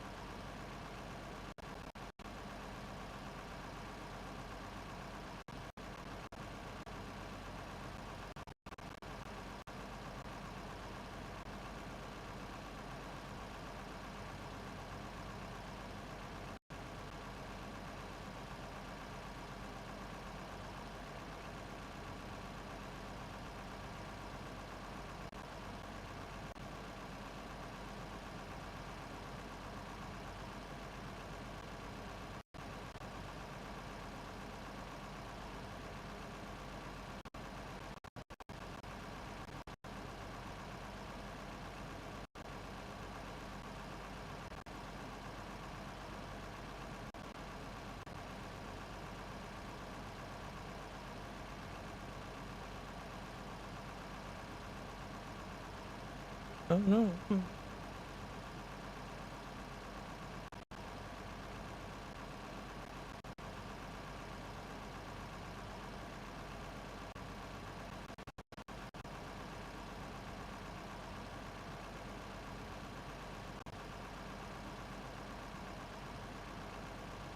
Trying to produce.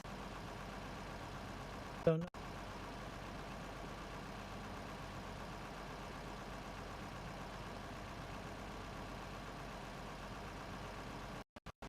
Thinking. An old hourglass. It's because it's a complicated.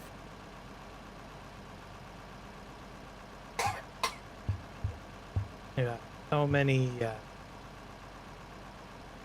palins in it. I don't know if it's gonna work.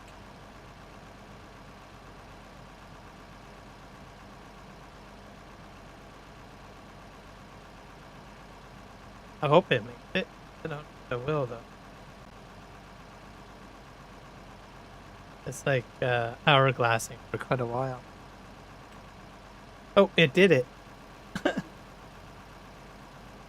with a single machine. So we'll start the job.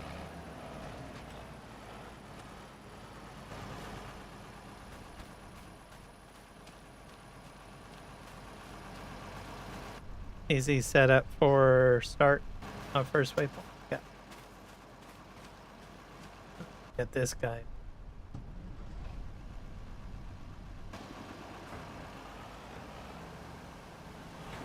Might as well go get a baler, eh? I'll take this guy back to the shop. Or I'll keep the windrower. Take this back to my farm.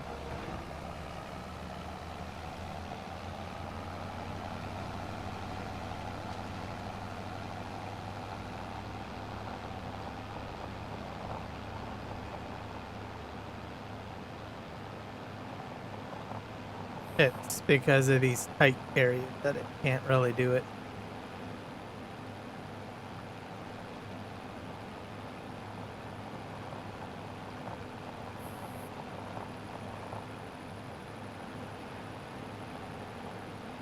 I don't know if it's... Where's it headed? First location.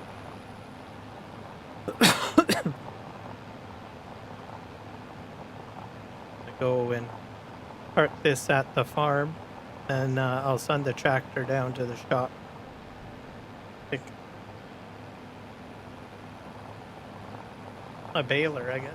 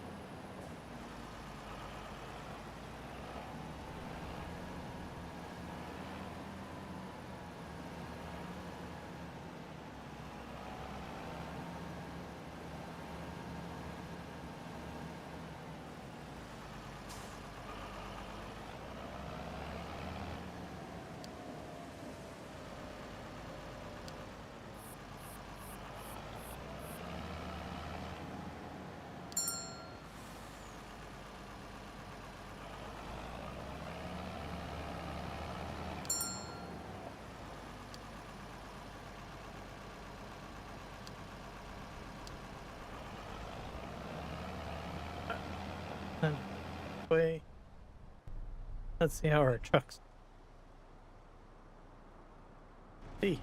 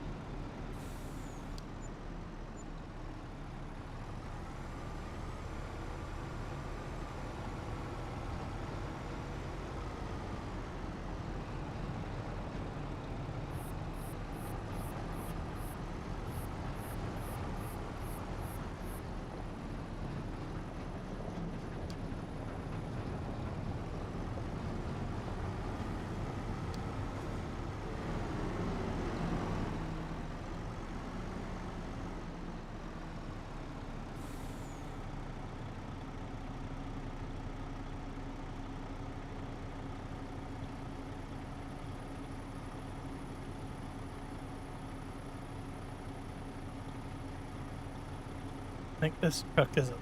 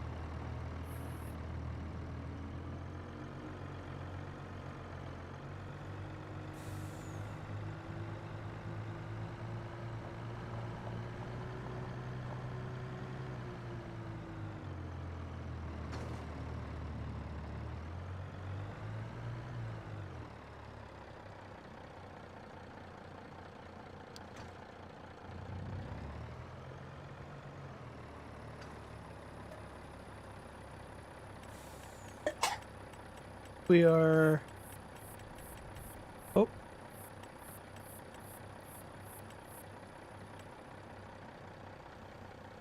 Two truckloads to the other truck coming. Fill up.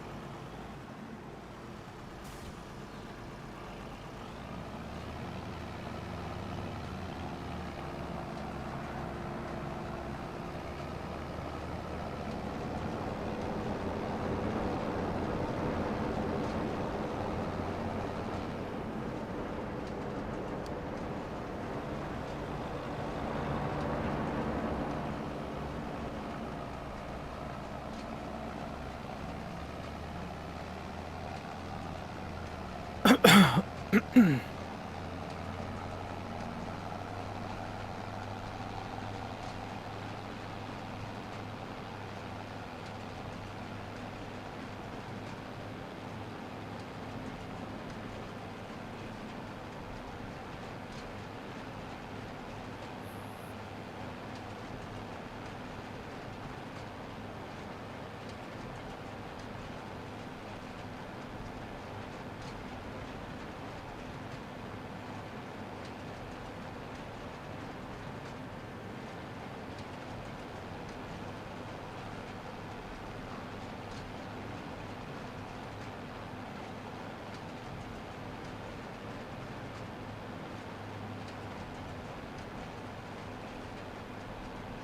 it at 240 bale size. Oh.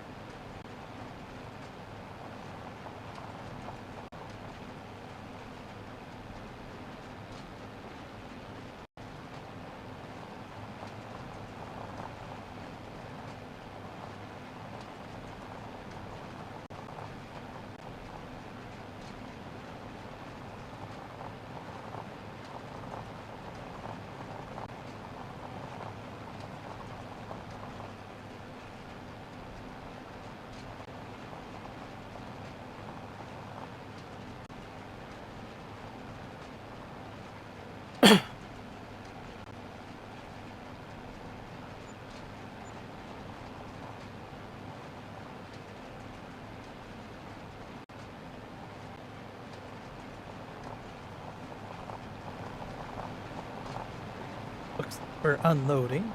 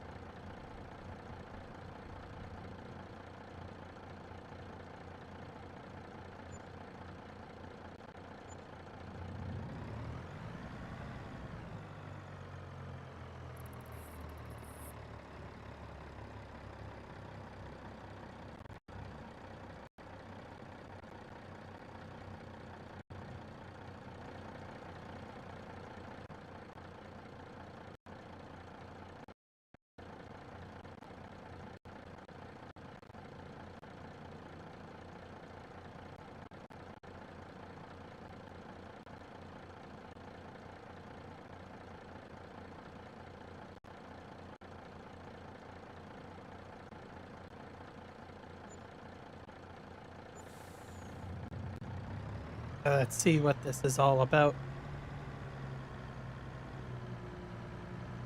So this is a new farming sim game. Apparently is in the work to compete with Farming Simulator.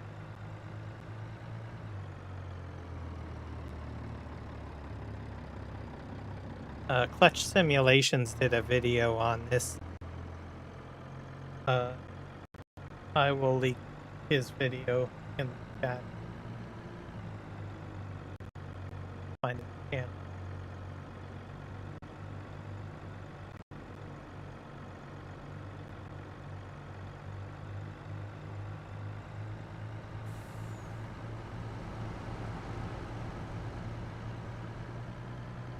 He's also a Canadian content creator for farms. Well, I think he's based in Saskatchewan.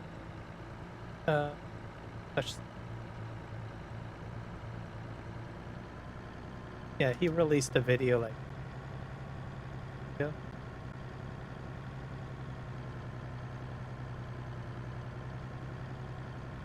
But he actually crafted one as well.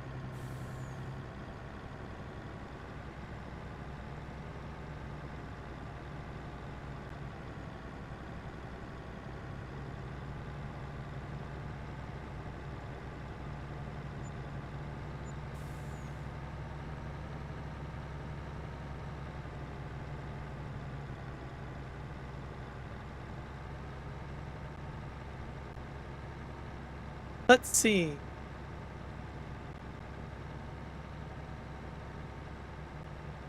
It says Ultimate Farmer is a farming simulation project in development focused on delivering a grounded and technically ambitious experience shaped by realism, player input, and long-term expandability. Instead of recreating what already exists, we're exploring what a modern farming simulator truly become. Starting from the soil up. The game will prioritize physics-driven systems, flexible gameplay, and meaningful interactions with terrain, crops, and machines. Every feature is being considered with a depth and authenticity. I wonder if that's why we're seeing a lot of realism mods coming. Because there are a lot of people that are very passionate about Giants farming simulator community. Maybe that's why we're seeing a lot of realistic gameplay mechanic added into farming simulator as mods in anticipation for this, because this could potentially create a whole brand new community in itself, right? We have seen modders switch to other games, like No Man's Land. Map developer, he no longer does mods or map or anything for farming. And there's a few others too, jumping out of the giants, some to do other stuff. So if this becomes what it is, it probably could significantly break the mold on loyalty to farming simulator. Anyways, they do have a progress map here. It says our progress, concept, and vision. The initial idea of Ultimate Farmer took shape, defining what a modern farming simulation game could look like with realistic systems, deeper physics, and modular gameplay. Know what modular gameplay? Guess we'll have to find out. So that's the concept. Right now, that was the vision and the concept, and we saw that already. I think a lot of us thought that it was just an AI hoax or something real.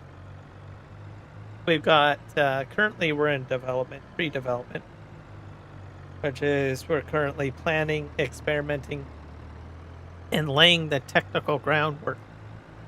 Focus areas include soil behavior, crop cycles, machinery physics, and overall game structure. We're also gathering collaborators and early feedback. So they have a group of people probably already working on this that are testing it out. They could be former farming simulator content creators, it could be players, it could be modders, it could be core development with functional systems validated. Development moves into structured production during phase 4. Mechanics are expanded, refined, and integrated into a cohesive gameplay loop. This includes vehicle implementation, terrain systems, crop logic, environmental interactions, optimization passes, and stability testing. The focus shifts from experimentation to controlled execution, ensuring scalability and technical consistency. That's what's, and then after that, prototype and internal testing. A playable prototype will be built to validate core systems such as field interactions, driving mechanics, and growth logic. Internal testing will begin with selected computers. Then after that, there will be a community beta. Once stable, a beta version will be shared with a limited group of testers for structured feedback and refinement. This stage will focus on performance, balance, and usability. And then in the future, public roadmap and expansion. So similar to how Giants plays out a full year on or full season, breakdown of what to expect in the year, with DLC releases, that's probably, that'll be to give you an idea of what will be on the roadmap to expand it. Launch planning, when the game meets the standard we're aiming for, we'll announce full release plans, including distribution platform support and long-term support strategy. Let's see here. Here's some of the core game foundations. The first version of Ultimate Farmer will focus on 6 essential systems: managing land, operating realistic machinery, cultivating crops, selling harvests, experiencing weather and time cycles, and expanding farms. Together, these create a full gameplay loop that feels authentic yet accessible. Land management system will consist of players can buy, own, and manage parcels of land. Basic terrain editing, plowing, cultivating, and seeding. Crop growth cycles linked to soil state and time. Economy and sales. Basic marketplace, to sell harvested crops. Price fluctuation, or sorry, prices fluctuate slightly to stimulate demand. Simple money loop, sell crops, buy fuel, seed, and up. And then you've got machinery operation and physics. Or farming machine, tractors, plows, seeders, and harvesters. Realistic machine handling with weight, traction, fuel consumption. Attachments that interact with soil and crop. Then you've got weather and time system, day, night, cycle, simple weather, sun, or overcast that affects growth and harvesting conditions. Seasons framework prepared for later update. Crop cultivation loop, planting, growing, harvesting, storage, starter crops, wheat, barley. Yield affected by soil preparation, weather conditions, player progression, and farm expansion. Unlock yields, better equipment, or small buildings as money grows. Starter progression is tied to crop yields, machine upgrades. Simple save load system for. We know expectations are high and we welcome honest feedback. We won't get everything right at first, but we're here to build something worth doing, one system at a time. So you can get involved if you want by hitting involve. Go back to the top.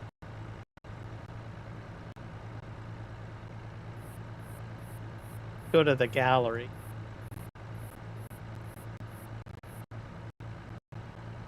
So these looks like the pictures and screenshots.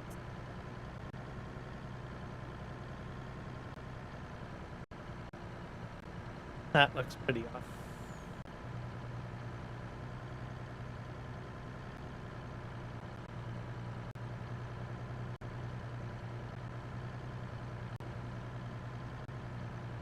All sorts of different.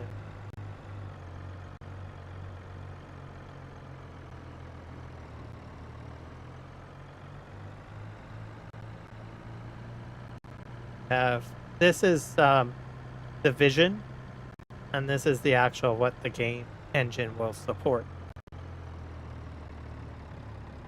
Looks pretty interesting because this was the early concept. What it'll be. This is it in the game basically.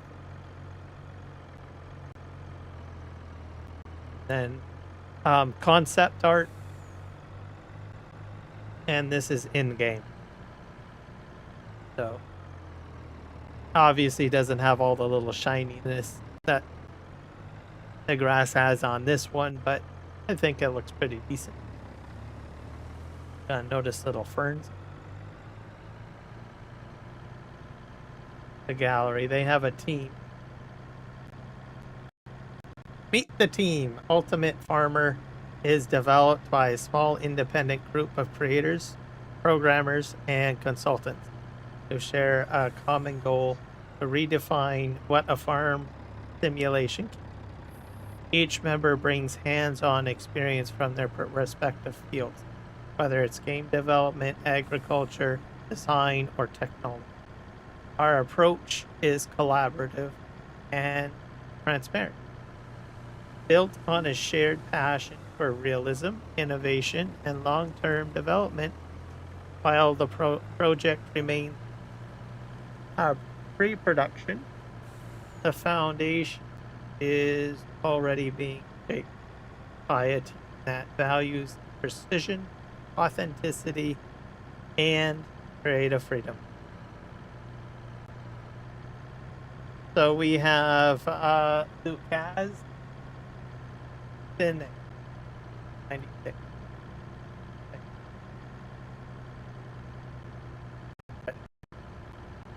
Google brings.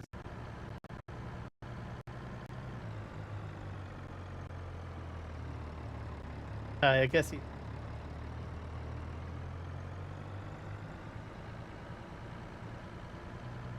From Poland as a GitHub.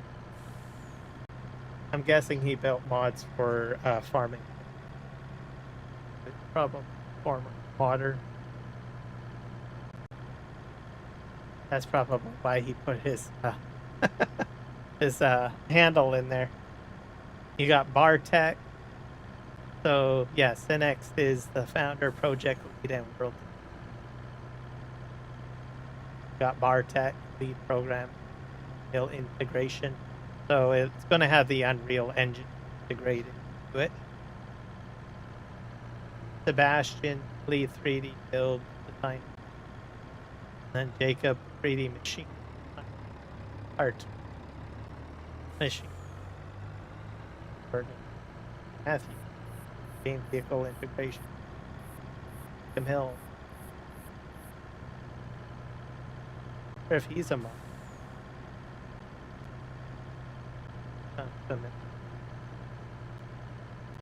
From farming later. Environmental design. Jana's programmer. Wet programmer. Arik program. Vector programmer vehicle. Traffic program. Metallage, foliage, vegetation design, Goose, agricultural consultant, Prairie-style, automation consultant, Mars, art, translation, localizing, Alex, hitting, onboarding, anime, music, onboarding assistant, 3D artist, onboarding things, support. It'd be interesting if Kermit ends up somehow in this this project. Keep in mind the people that Giants gets rid of, right? These guys could onboard them, right? And just blow this out of the water. So it'll be interesting to see if Kermit ends up in this little world here game. What brought us together? Ultimate Farmer began with a simple idea shared by a few people who wanted something more than the farming simulation genre. More realism, more depth, and more honesty. How virtual farming feels. Many of us grew up playing these games, creating mods, and testing new ideas that push their limits over time. That passion turned into the question that started it all. What if we built a simulation we've always wanted to play? Our paths crossed through shared interest in game development, modding, and design. Some of us come from agricultural backgrounds, others from software engineering, art, or automation. But what connected us was the same frustration, same curiosity. Saw how much potential was left untapped in modern simulation games and decided to explore what's possible when realism meets creativity. This project isn't backed by a studio or a large publisher. It's a collaboration between people who met online, shared the same vision, and decided to build something together in our own time, without shortcuts or compromise. Each conversation, each idea, and each prototype brings us closer to creating a farming experience that feels alive, detailed, and technical. So most of these people probably bounced around. Some of them are probably from Farming Simulator is my guess. Right? So it should be interesting. You can join us, want to contribute, you can hit the button. Ultimate Farmer is growing. We're always open to connecting with talented people who share our passion for simulation, technology, and authentic design. whether you're a programmer, 3D artist, sound designer, or simply someone with a creative idea to share, we'd love to hear from you. This is a community-driven project built on collaboration, shared vision, where everything, where every con- where every contribution helps shape the future of the game. If you'd like to get involved or tell us about your skills.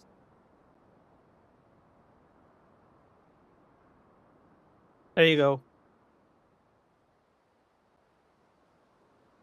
Brands coming soon. So that branding takes a while. As you know, Giants has to sign contracts. So I imagine Ultimate Farmer will need to do the same, right? With John Deere and so forth, right? So what these guys will need to do is push their A game just enough to show, look, we are a viable game that can warrant your license branding to our title, right? Which could put a significant, dent or competition Giants, I guess, and their world. Modding. So for modders, your voice matters. From the very beginning, Ultimate Farmer has been shaped by the modding community. Most likely because the people working there are probably already modders for Giants. So, or have built, farming simulator mods, right? Most of us started here experimenting, learning, and pushing boundaries through creativity. We know that the best idea often comes from players who build, test, share their own work. That is why modding is not an afterthought for Ultimate Farmer. It is one of the long-term pillars of the project. Our goal is to create an open and flexible environment that allows creators to build freely with tools that make sense, documentation that helps, and systems designed to grow alongside the community. We are still in the early design phase, which makes this the right time to listen. If you are a modder, creator, or developer with ideas that could make modding better, we want to hear from you. Whether it is about scripting tools, file structures, workshop, integration, physics, just or new approaches in customization, your input will directly help shape the foundation of Ultimate. Have any news? So we've already done the concept art, different progress updates, development updates, first vegetation. That's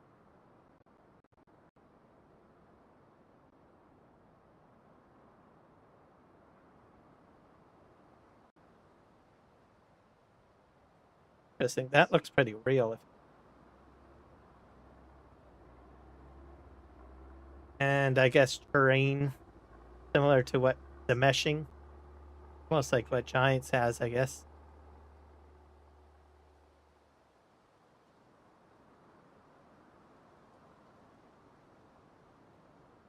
Media. So about them.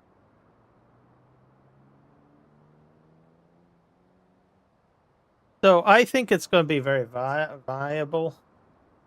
I honestly think it might give Giants a run for its money. They probably chose a good time to work on it. So there's a lot of things going on, right? Giants put a lot of work into what is it? Their project motor racing, which kind of flopped, right? And I don't know, they kind of, I don't know, took people from the farming simulator side of things. And we've had a bit of a rocky start with Farming Simulator 25. We're kind of like thinking, well, did that have anything to do with the fact that, you know, they were focusing more on Project Motor Racing, not so much on Farming Simulator? I don't know. But what I can say with 25's release, there is a lot of people not really interested in developing too much for, you know, farming. Some of the key people for Farming Simulator 25, you know, some of them have jumped. Right? They're moving on to other things, right? I guess is what I'm trying to say. I mean, I don't even know what happened to 82 Studios. I don't see him anymore. He might be just jumping elsewhere, right?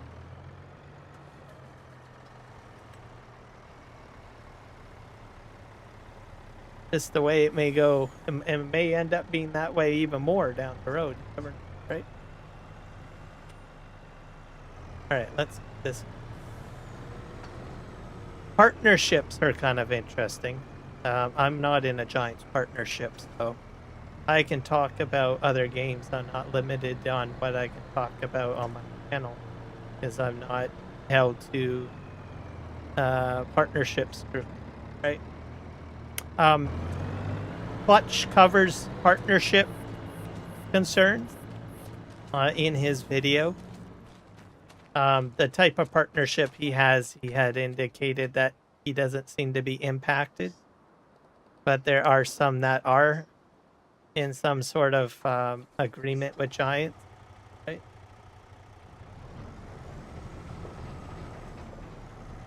So myself, I'm not a partner. I thought about becoming a partner earlier on, but I know that there is a extreme limitation on that, and I'll just explain. You can't really criticize the game. You can't criticize the game that you're partnered with, and sometimes with partnerships you're limited to only the one game or the games that particular studio makes. So basically you work for them, right? And you cannot play other games and stuff like that. Yeah, Kiwi doesn't have a partnership either.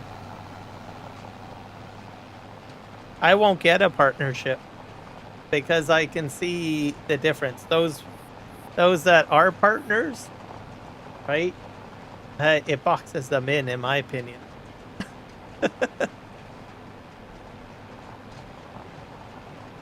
Yeah. Oh, I'm outspoken too. Most definitely. So I can't fall into that boundary. Also, you know, if I want to play a different game, I want to. So if Ultimate Farmer comes out, I want to live stream it. I don't want to be stuck saying, well, I got to just play Giants game, right?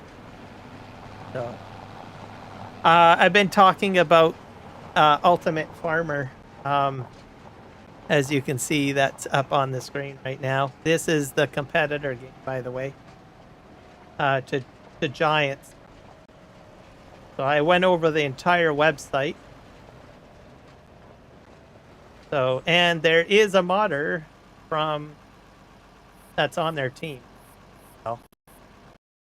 So Cinex, right? Founder, project lead, and world designer, and a whole other team there. So my guess, anyone that is not happy with how Giants is doing anything on Giants will probably jump and help these guys out.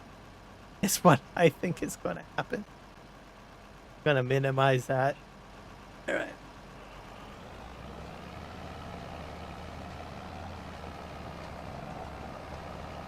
Yep, exactly. Same here. And I honestly think they did a lot of stupidity at the beginning of Farming Simulator 25.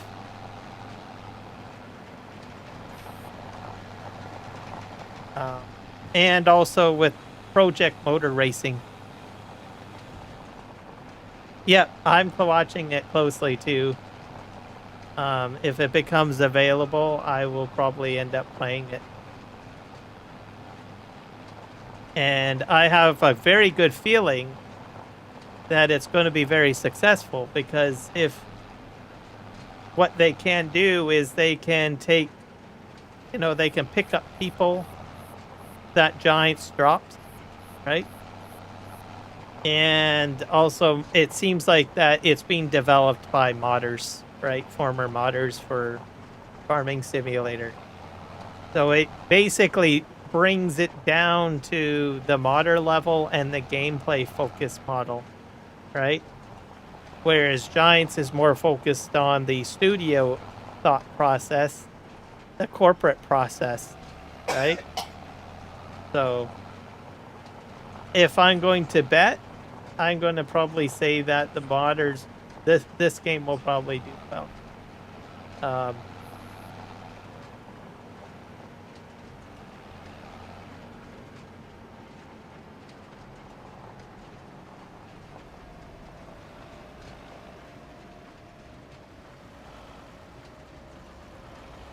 Oh, okay.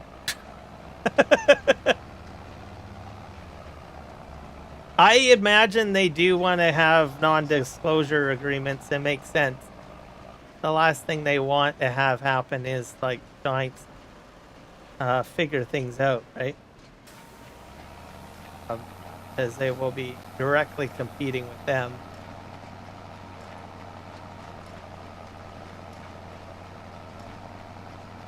So I say all the power to them, right? I think they're going to do great.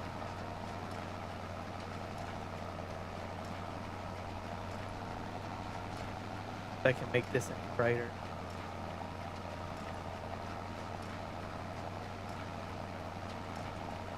It's also on the Unreal Engine, which I think is interesting.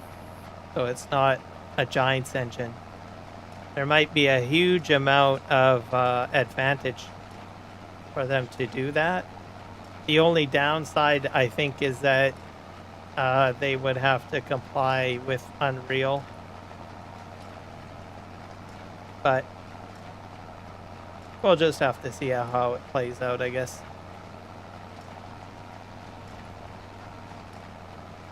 And there's a huge focus on realism, right? Which I think there's a lot of people interested in realism right now. Yeah. And I think we need that right now in the farming simulator ecosystem. I don't think there's enough competition.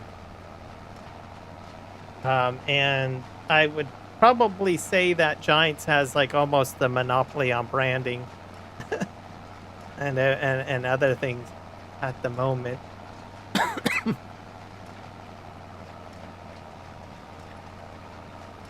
So my hope is that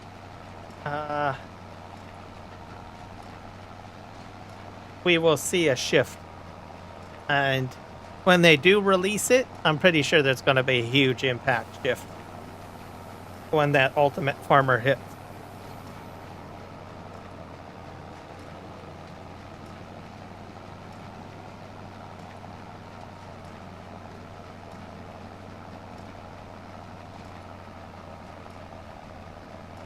I have to go around the field here.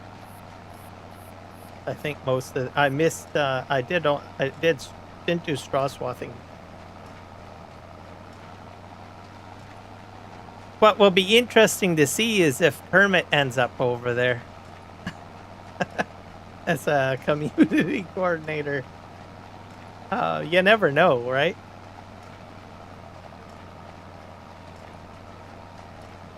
I'm pretty sure he's probably landed himself another job with a large company, though, I think.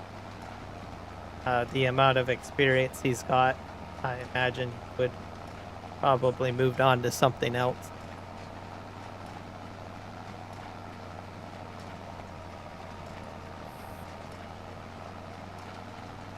But I'm definitely encouraged. So I have a feeling we'll probably see some more news probably next year or maybe in the fall with regards to Ultimate Farmer.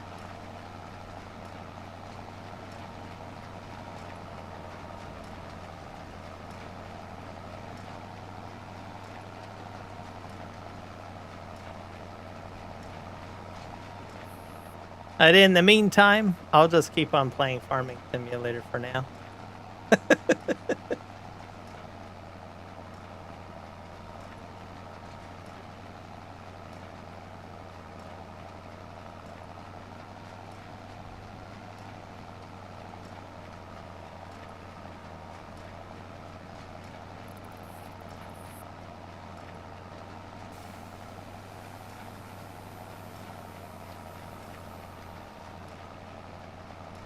Okay.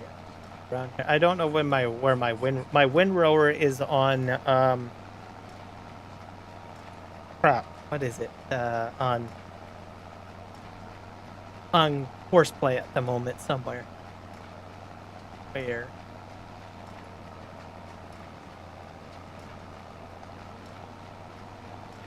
I think he's on the other side of the field.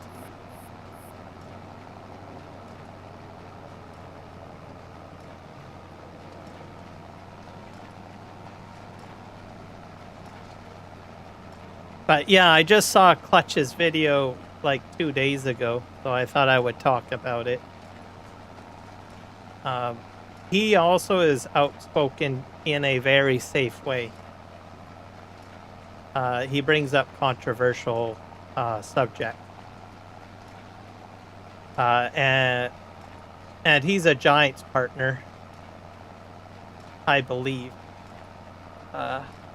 Or is or was. But I think he words things in a very safe way, or tries to remain as safe as possible, which can be a bit challenging. Yeah, Farming Simulator is our only choice at the moment. Yeah. I've looked at pure farming, but I'm like, no, I'm not going there. I can't go there, sorry. Or Farmer Dynasty, isn't it? Or Pure Farm, or I don't know. I know I've seen them on the on stream. Sorry, on Steam for sales.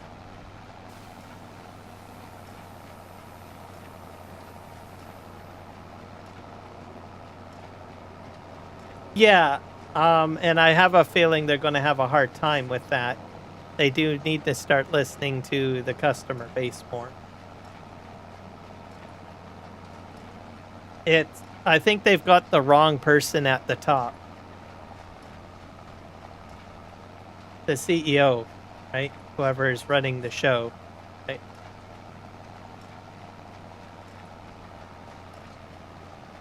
And I think he doesn't like the public that much. Whoever the CEO is. He was at, what was it?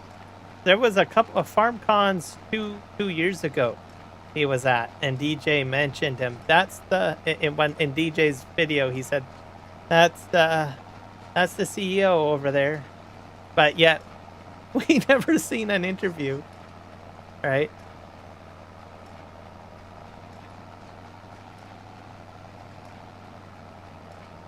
I sometimes wonder if he's too afraid to go behind the camera to answer some questions.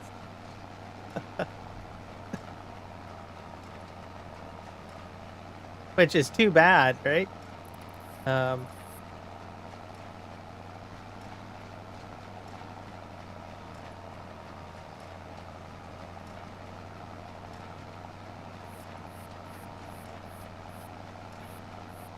Yep, that's usually the case. And that's a problem. That's a problem right there.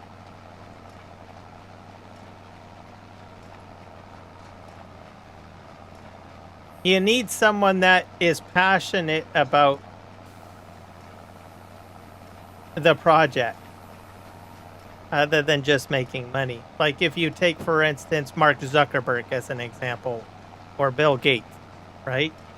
Those are two people that I'll know that there's a lot of people that will criticize and whatever, right? Aside from the criticisms, and I share some of them, you see that they are at the front, right? Because they're the ones that have actually worked on the project. They're the ones that put their blood, sweat, and tears into making that particular project work, right? You've got other CEOs that never worked on the project, and their only focus is on making money, right? They don't care about the product because they never built the product. They wouldn't even know how to build the product, probably, right? That's the difference, right?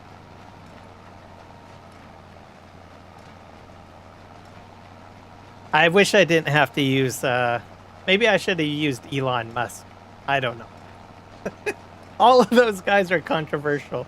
There's every CEO, even the ones that build their own stuff and are passionate about their own stuff, they all have like their own baggage of controversy and hypocrisy and all of that. But there is still a defining difference between a money CEO and a CEO that has gone ahead and built their product themselves, right? That's the difference.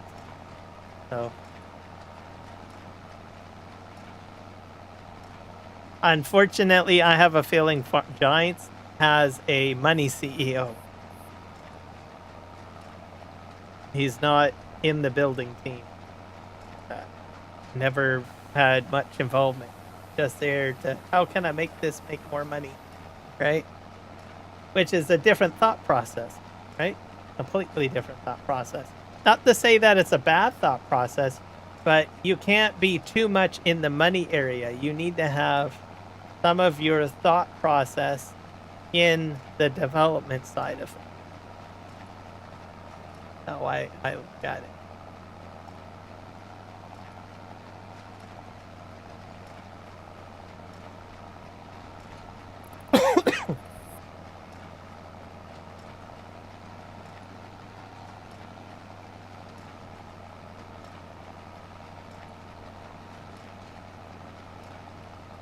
That's possible. I believe they didn't even intend to do Farming Simulator in the beginning. They wanted to go into a completely different market at the time. I can't remember what it was. Unfortunately, they got kind of stuck in the market that they were in, right?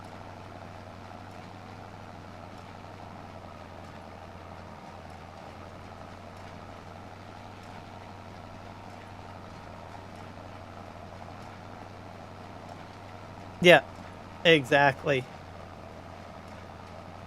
They wanted to do something else.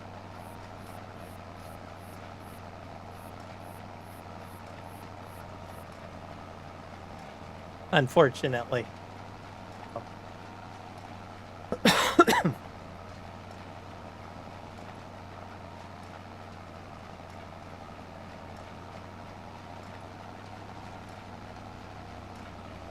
So what their vision is right now, I haven't got a clue.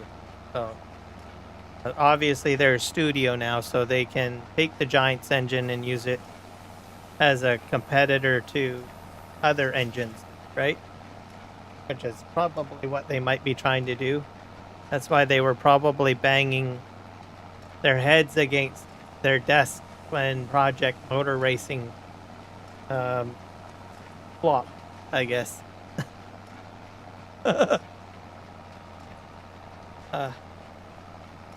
I haven't played Project Motor Racing, and I don't intend to. I don't know if there's any positive news for it. And I really don't care, because I'm not a racing sim person. I think the only time that I took notice is probably when I started having concerns that, well, is this going to affect Farm Sim? Right?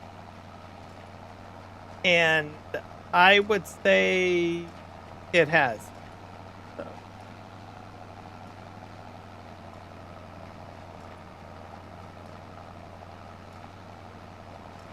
Trying to get this bit over here.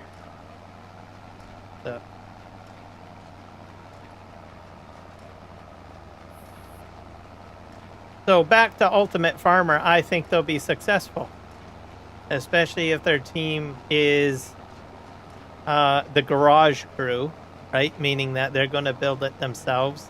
They have the expertise to build, right? So, and it's going to be a project that they're going to be passionate about, right? And it's going to be focused on them, right? Especially if they bring in, you know, other modders, right? That are farming simulator related. And if they stick to that key dynamic and they put a lot into it, I think it'll be very rewarding for them. Now, people are going to criticize right off the get-go, oh, they don't have this, they don't have that, right? It took Farming Simulator every game to build what it is today. So that's what, over 20 years of game development just to get to where we are with Farming Simulator 25, right? So you're going to get someone that doesn't understand that, that's going to criticize it and say, oh, well, it doesn't have this and that. Yet they have only played video games for maybe 5 years, maybe, and they don't understand the development process and life cycle of developing, right? I'll say, well, it doesn't have that, right? And maybe that's true. But if your farmer has the same amount of time, it could blow it out of the water. So back up.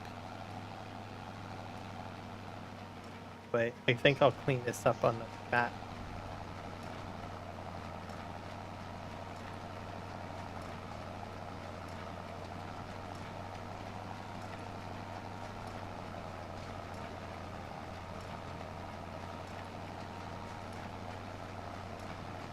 They thought they could release a half-back game for motor racing like they do for Farming Simulator, only to find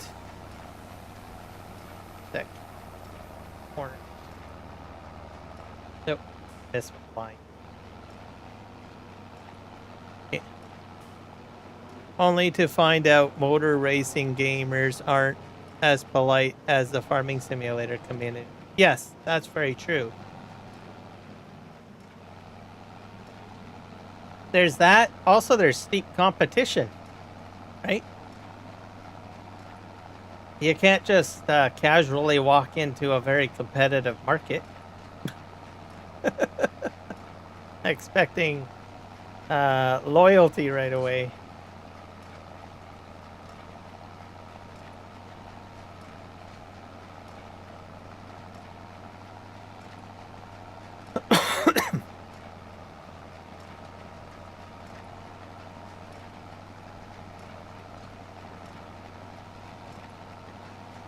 Okay, I've got, they're gonna drop those off. There we go.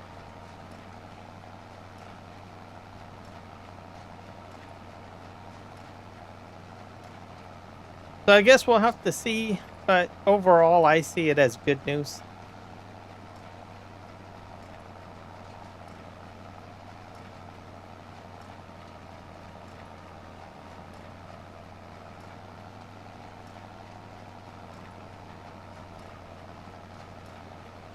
And when it gets released, it's definitely a title that I will try out.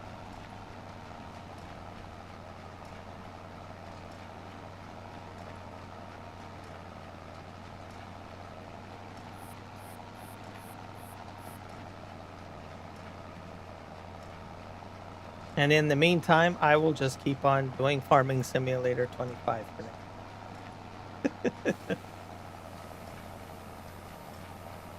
I think I'm going to have a lot of bales.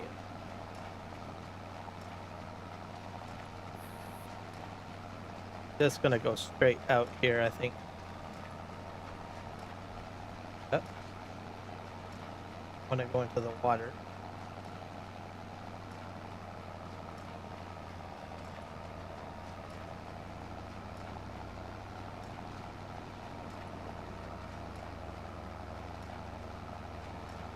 This has a really good pickup on it.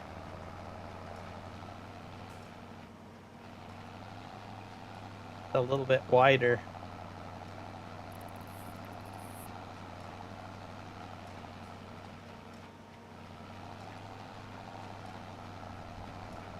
Have to do some. Are we getting the AGI, or sorry, the fly pack or the falcon pack or whatever it is tomorrow? I forget what they call it. For some reason, I got bird on the brain for that pack. Is that coming out tomorrow, or is that not for a wee while? Can't remember if it's expected to be a June.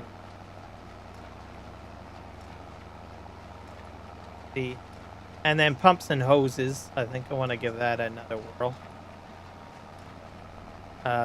It's one of those DLCs that people love and hate. It's either you love it or you hate it. There's no in between. Ah, crap. Got bales out right there.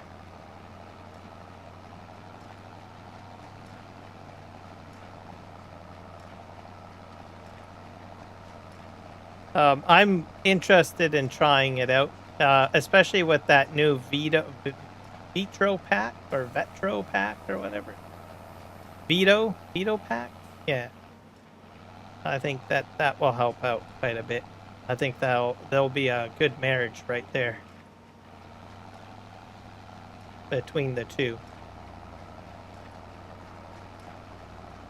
I know it's just slurry technology, and I know a lot of people don't really do a lot of slurry, but I'm impressed with that slurry spreader. I think it's great.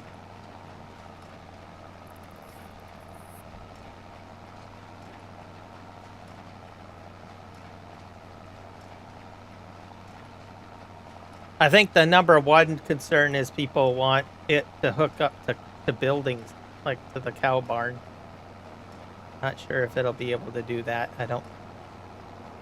It couldn't do that in, I think,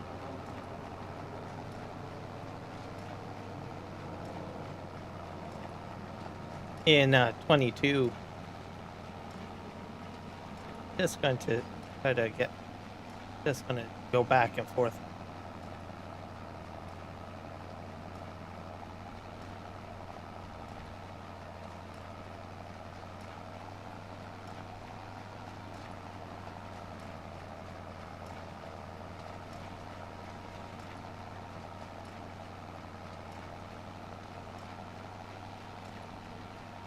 This is not windrowed.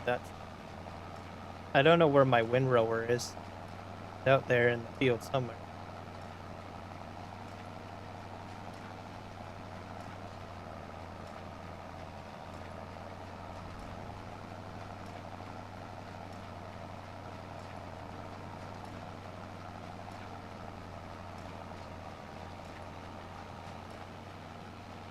I would have thought he would have been over here somewhere.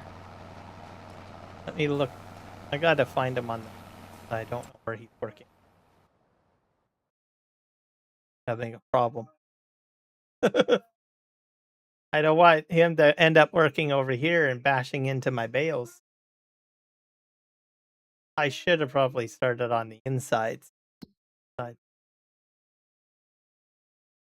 So it looks like he's right here. Alright, so I don't know. And I set him up with one headland. I think I'm going to try to get over here.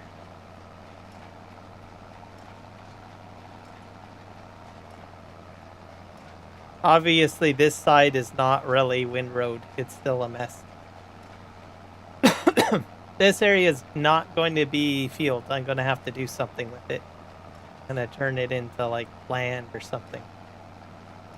Like, build my farm on whatever, I guess. It'll be grass field over here.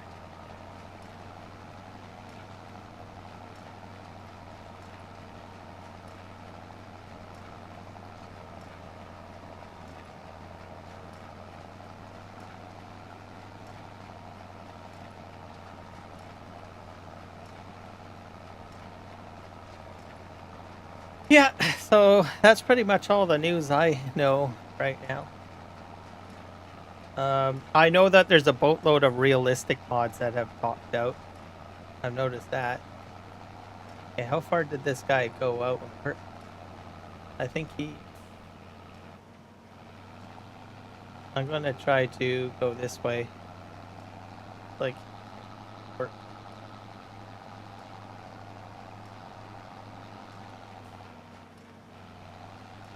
try to go down the row like this.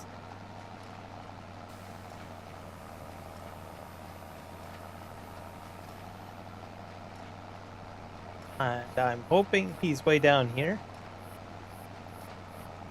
Am I due? I'm not even picking it up, I don't think. There we go.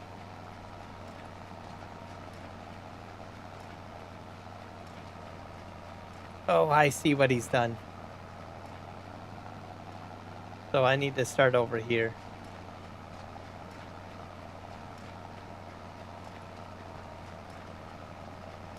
Also, Kiwi, I'm getting really close, dude, to 1,000. I'm not sure if you look. I'm at like 931 now. I'm getting there. Like, I just need like, what, 70 more subs. That's it. 70 more.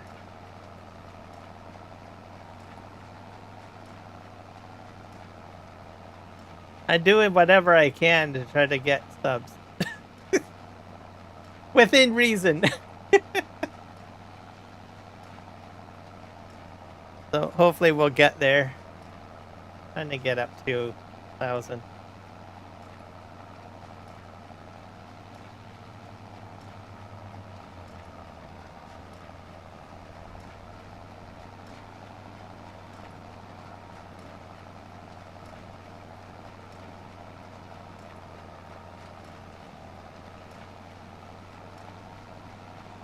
So we'll have to see. I did pick up some subs on Saturday during my Horseplay and Auto Drive messing around live stream. So that was good. I've gotten some new subs from Western Australia. I've gotten some on this map. So I guess maybe adding a little variety has helped to get some more people.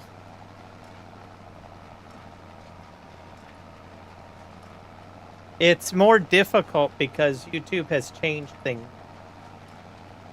with the algorithm. It's not as easy as it used to be. You have to. It's almost like you have to figure out what people are interested in watching, right? That's sort of how it works. Okay. With how the algorithm is set up. So they've really overhauled the algorithm. It's more, it's focused on the viewer and not so much on the content creator.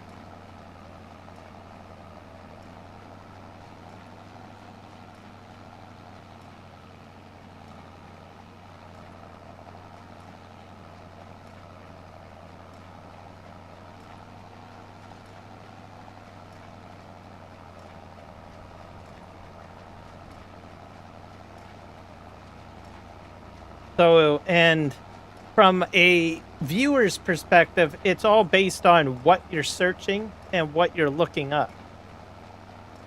And I'm going to clarify that. That's not just searching on YouTube. That's whatever you're searching on your phone. So if you are grocery shopping and you're trying to find a rice recipe, right? And you Google search it, guess what? That counts as a search, right? Even though you didn't even touch YouTube.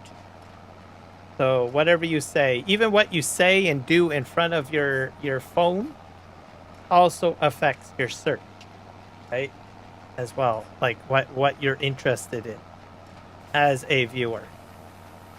So if you have a smart TV and you're having a conversation about, I don't know, baby formula, well, guess what? Baby formula has been added to your list of YouTube searches. Congratulations.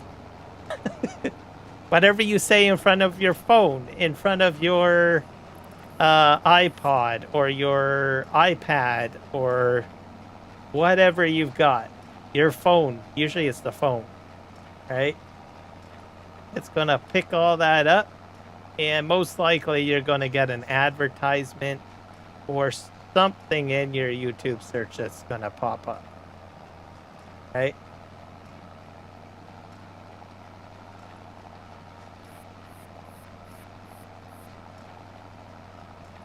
So, and I know this because I have conversations in front of my TV when it's on, and whatever I'm talking about, and then I jump over to YouTube, for sure there's going to be a YouTube video in that search that's going to be related to what I had a conversation about in my home.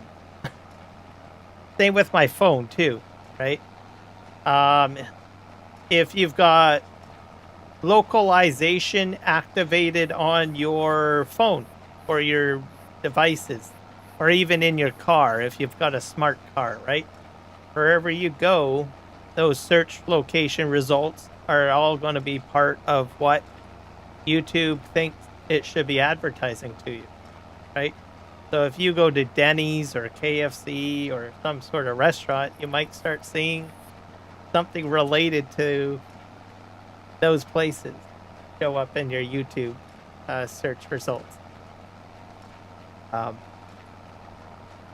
So the amount of time you spend, out and about doing all these other things that aren't related to Farming Simulator or video games, that could outdo what is going to show up in your YouTube algorithm of search results, right?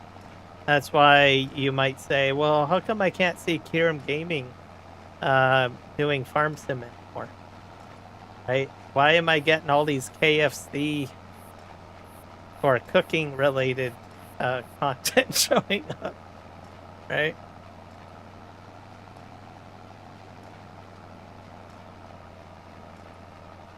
Now, I don't think it'll completely wipe it out, but it will impact it. It will impact it. AI search. If you use Copilot or if you go and use Gemini to search for things, that will also impact your, what's visible in YouTube for browsing. That's something else to be aware of.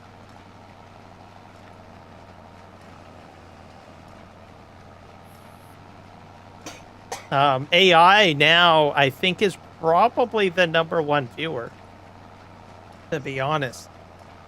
A lot of the times when you go and you do an AI do-it-yourself project and you ask questions, how do I build a table? It will actually gather and use YouTube as a resource. It will go ahead to YouTube and it will, look for information that's presented there, and it will put it in Word format from videos, pretty much. Right?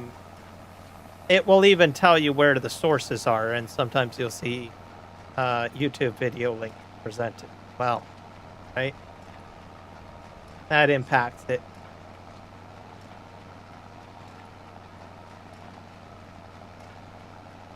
From a content perspective, you want to make sure, I don't think AI really cares how many views the video has and stuff like that as a source. If you're trying to build a channel for AI searching, you want to make sure keyword searching is focused. If you're trying to do it that way, right? Build a channel that way. I think my channel gets AI visibility. So one of the key things you need to also keep in mind is you need to stay on topic. At least try to, talk about whatever you're trying to do in the game, right? In order to get that visibility by AI. So that's something that's a pro tip, I would say. Because AI will scrub the videos. Scraping basically is what it is, right? Where you post, AI scrapes websites for data. So if you advertise in a forum or a website or Facebook, or a blog or whatever, if you have your own farming simulator blog, well, that's also visibility because AI is a tool that is meant for scraping, right? Scrapes website content. It doesn't care if it's, got 2 or 1 million thumbs up. It's just the raw data it's looking for, right?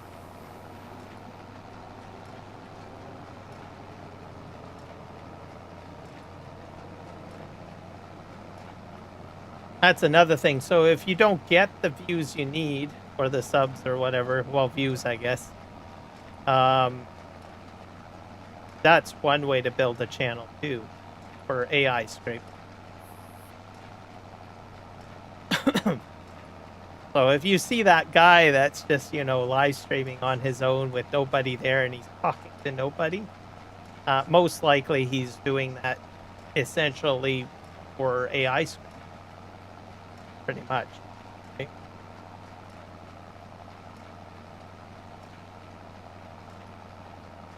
Which is good to get into because, well, everything is going to be AI, right? More tools going focused on. So even myself, my usage of doing searches, I use AI more than Google now. I don't even do Google searches anymore. I just jump into AI and I've got a question, throw it out there, and I find that it's more efficient at getting me the information, right? Quicker and faster. I'm not interested in scrolling through links to see what I think might be best.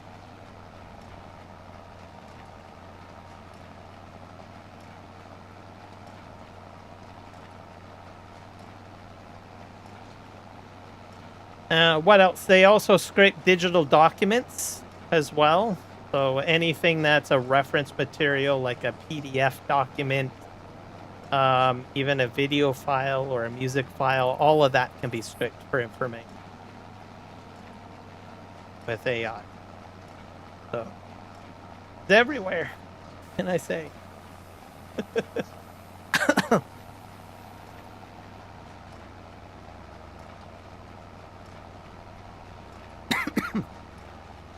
Kind of went on a bit of a tangent conversation, but it's always good to talk about it.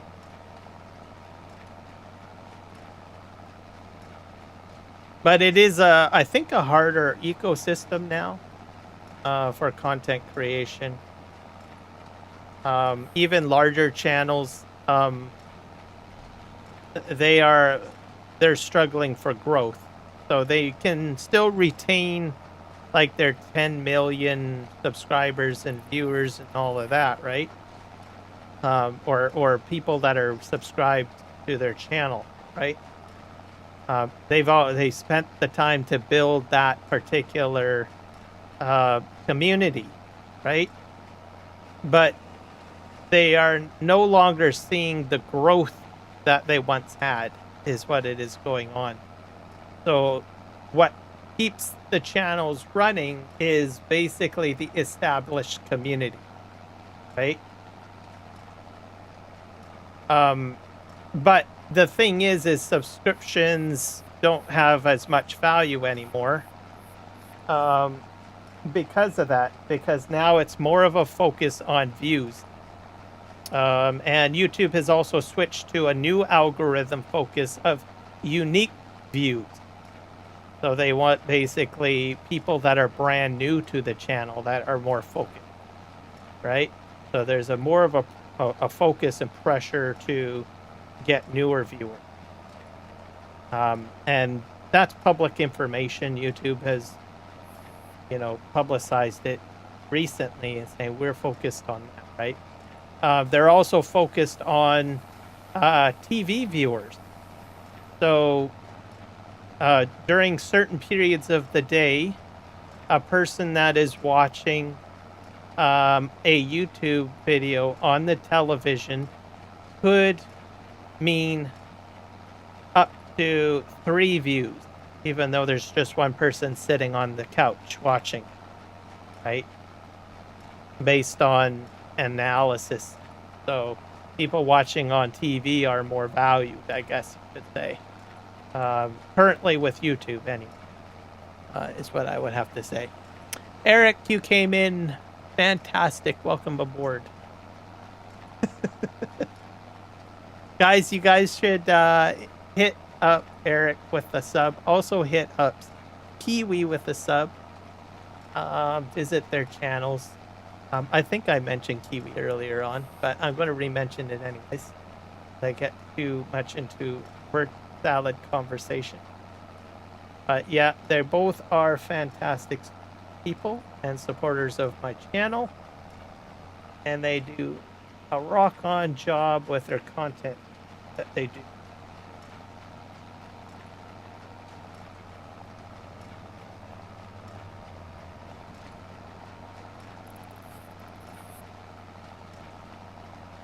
Yeah, there's that aspect of it too.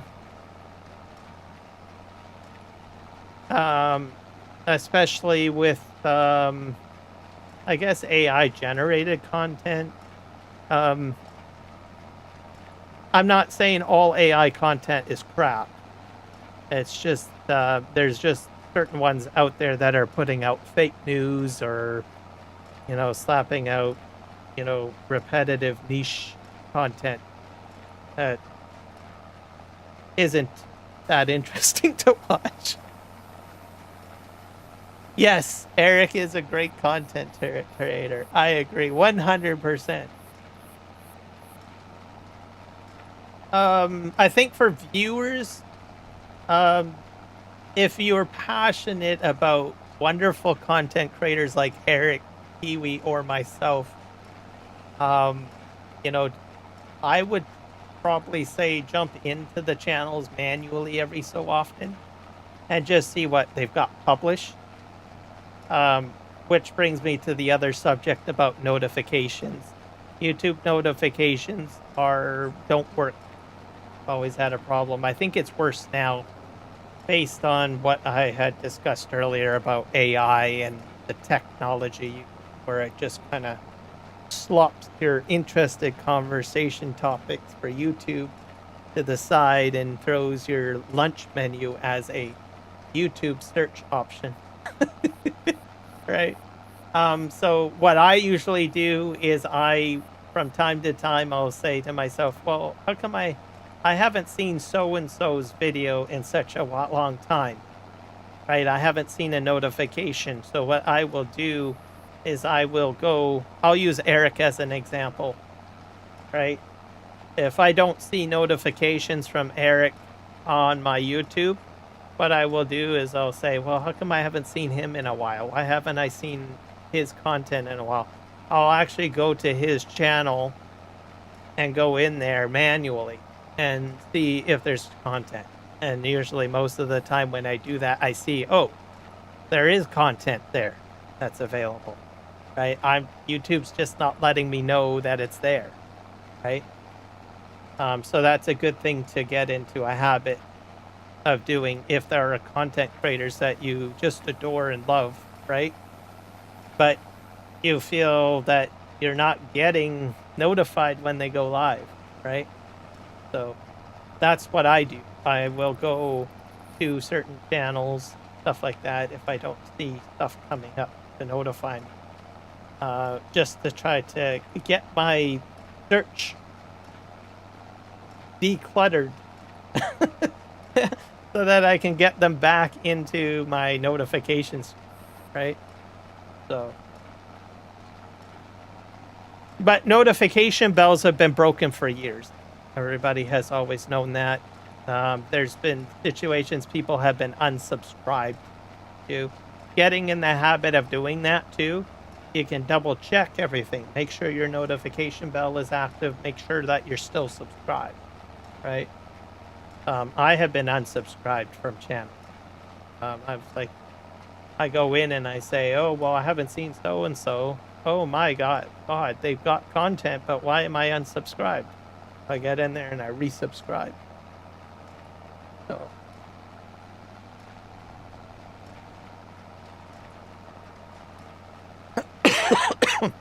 Excuse me.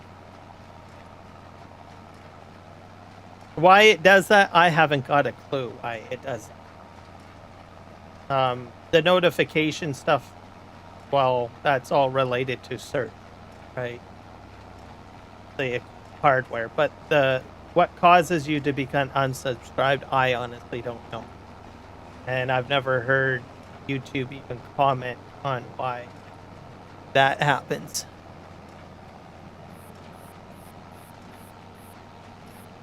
It's a head scratcher.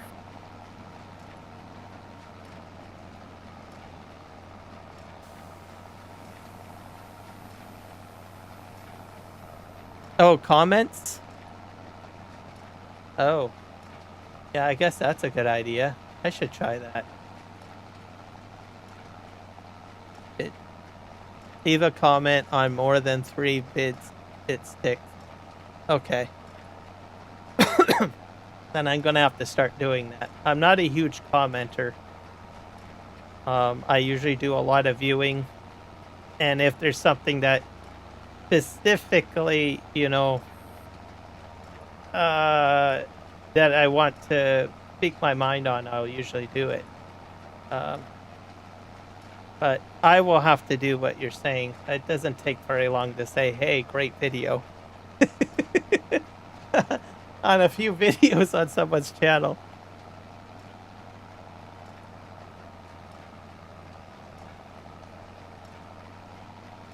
But that's good information. I didn't know. So at least now I know that I can fix that. Because there are channels that, you know, they just poof. Like, I'm not subscribed to that person. Why?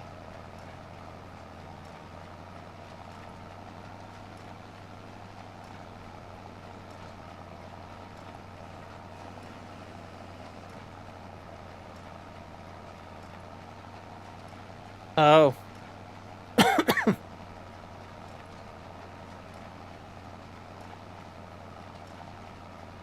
Oh. Okay, so you're saying that if I don't comment on a video and I'm subbed to a channel, it assumes that I am a bot. Okay, yeah, I guess that makes sense. Then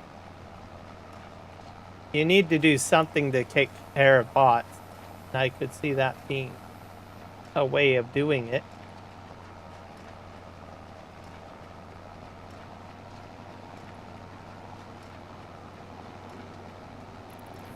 I'm going to have to throw that into my filing cabinet in my brain. Remember that. Because for years I have been wondering, why is it doing this? Why does it do that?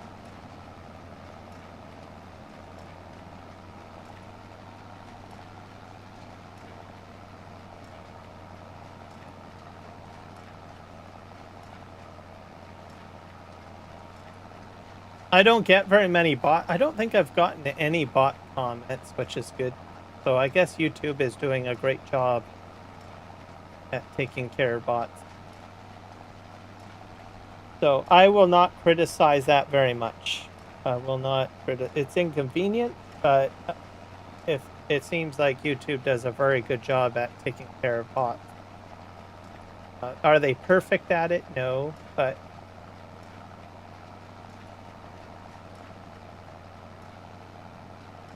I definitely feel they do a better job other places, I think.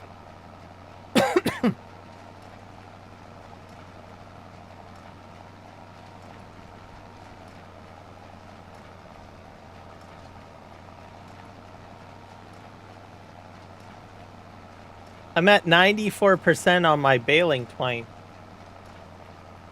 So I don't usually do a lot of baling. I usually do like pickup wagon stuff. I might be able to get the entire field done. Amazed at how much baling twine I have left. I did the Vicon baler, and I thought that I went through it. Maybe it's the wrap. The wrap is different, I guess.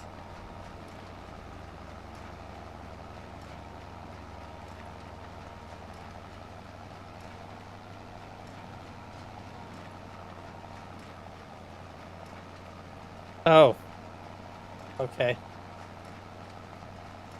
I've never seen that many. I've never seen up to 800 views, I don't think, right away. Not during a live stream. As for videos, maybe, but I don't really pay attention to how quickly a video spikes or anything like that.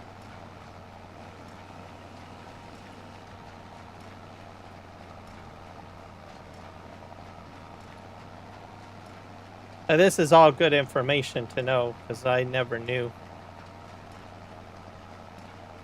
The more that I understand how everything works, then I don't get stuck in a situation where I'm scratching my head and pulling my hair out trying to figure out why this is happening, that's happening.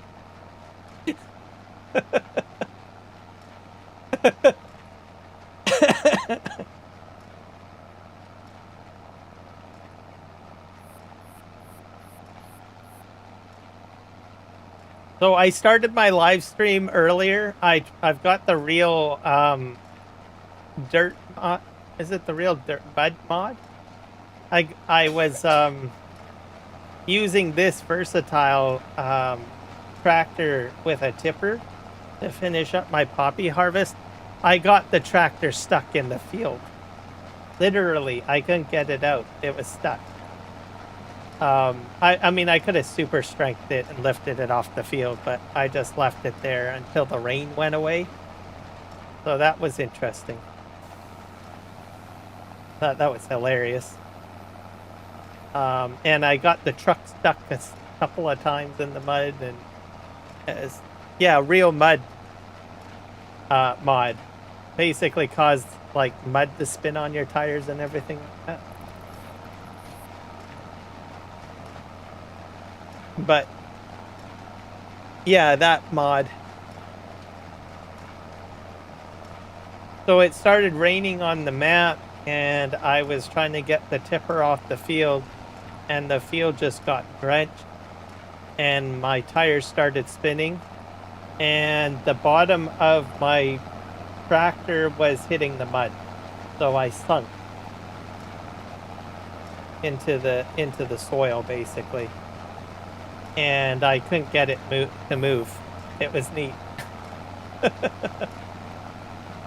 And my truck got stuck a few times too, a little bit. So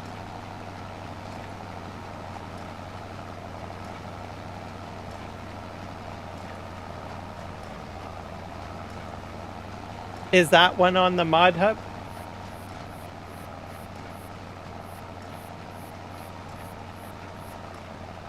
Because if it is, I'm guessing it's like a winch, right?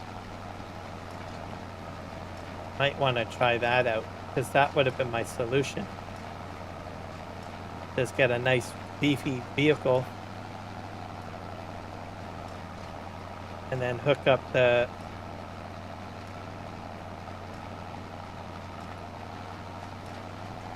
chain to the tractor and pull it out. That would have been my solution.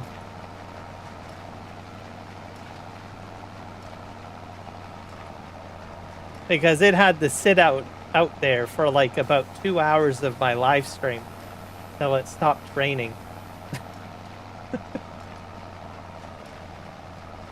So I was like, this machine is out of commission till it dries up. So fortunately for me, I had poppies to sell, so I did keep busy somehow. But I was hoping to put it to work on other things, but I'm gonna have to find that mod then, I guess, that chain mod. Mod hub. I think I'm catching up to the windrower. This is a really fast baler. I'm like going 25 kilometers per hour.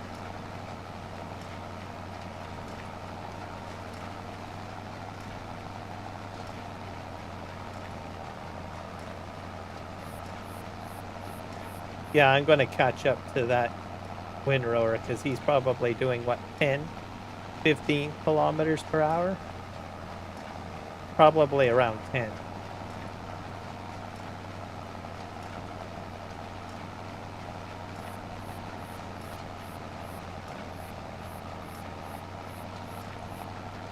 This is the straw harvest one, I believe. The big prone. I'm actually pretty impressed with this. Usually I go with the Vicon because it does the wrapping and everything, but I thought, nope, I'm going to try the straw harvest stuff and give it a whirl.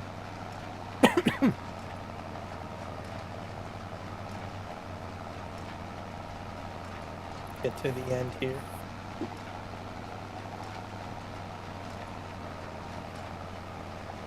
If I catch up to the baler, or sorry, the windrower, I'm going to go ahead and just make some changes to my farm.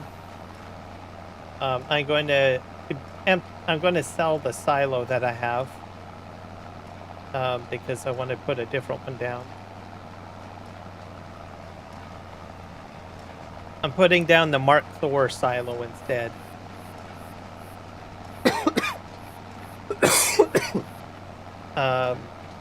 And maybe the AGI. Put down the AGI grain dryer. Put that on the map.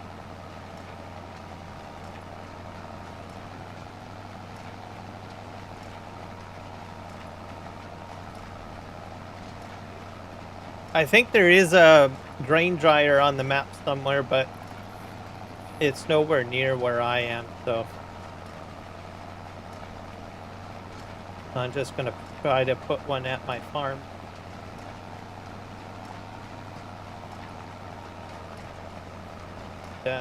I might sell, I think I might sell the little cow yard, because I really don't think I'm going to be looking after those cows, and if I do want to do cows, I want to put down a full cow barn. So I think I'll just sell that. Sell the baby cows. Sell the cow lot. Then I'll have more space to put something else down, I guess.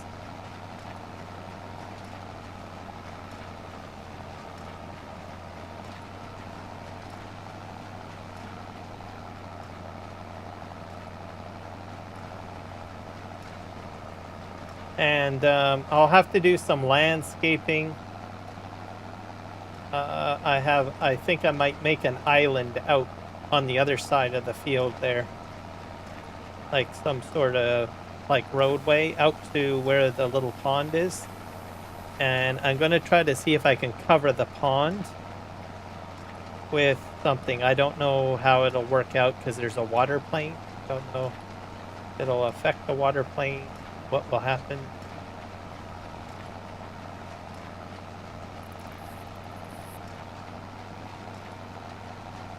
That way I'll have two fields over there, I think. How it's gonna look. Okay, let me back.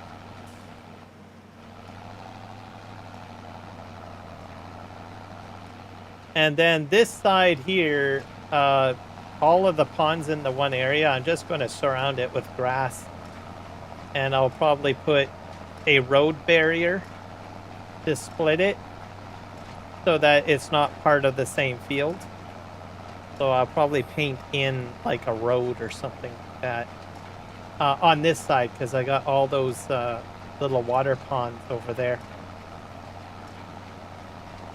That's what the plan will be. And then I will plant grass, and it'll just be for grass mowing. Okay.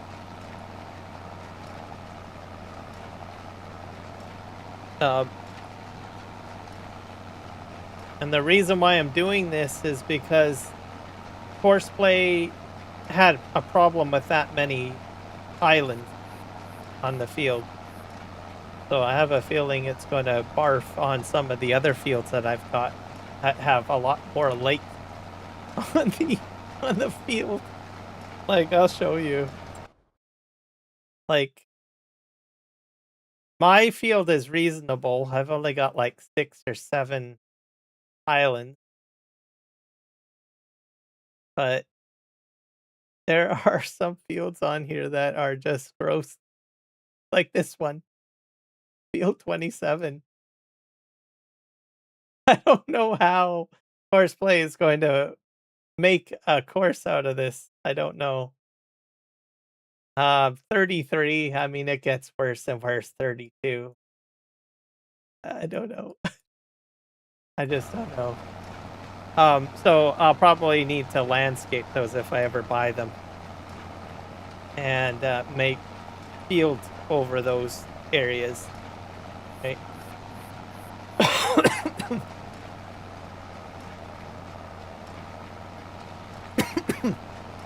Gonna be crazy. That's all I can say.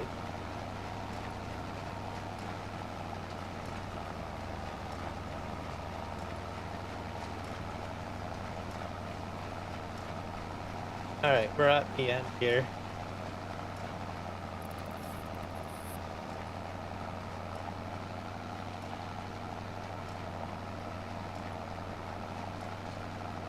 Oh, the other thing I did good today, I commented on Jay Weezy's itch.io with regards to his train cars. I did that earlier before I started my live stream,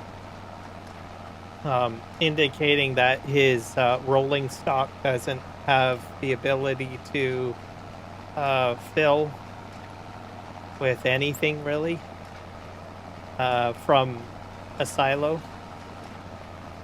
You can cheat in grain and all of that. Like, you can use like F12 with easy dev tools to put stuff in it, but it will just not allow you to take the material out at a trigger point.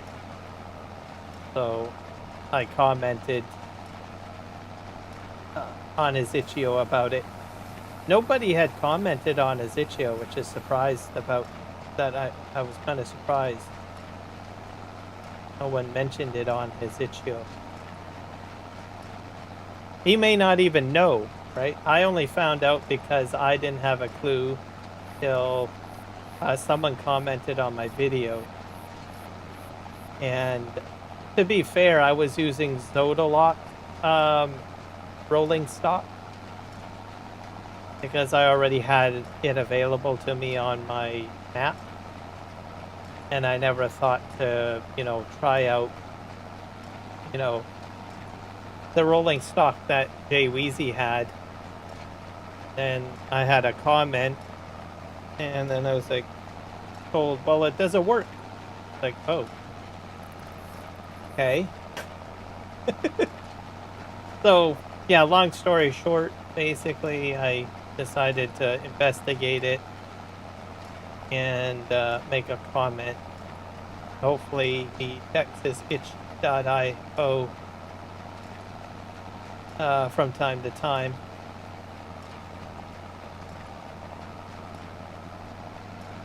I think I use the Zodalock one more because I believe he has a liquid car. And I think that's probably why I went with his. Like, I mean, Jay Weezy has different brand names, like TN, all of that. I'm not too fussy about that on the rolling car stock. I just want something that's going to do what I need it to do. So in my logical mindset, I'm already got this total lock. Rail cars on my map. I'm just going to use them. I know they work, right? With regards to Jay Weezy, it's just additional tracks that I wanted, and I just wanted the locomotives, which he does have very impressive locomotives. So.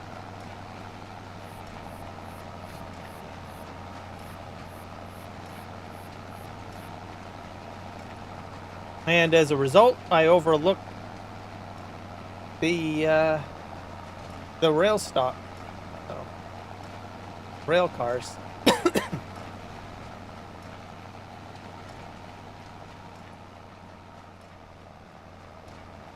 So I'll probably check later this week to see if I get a reply.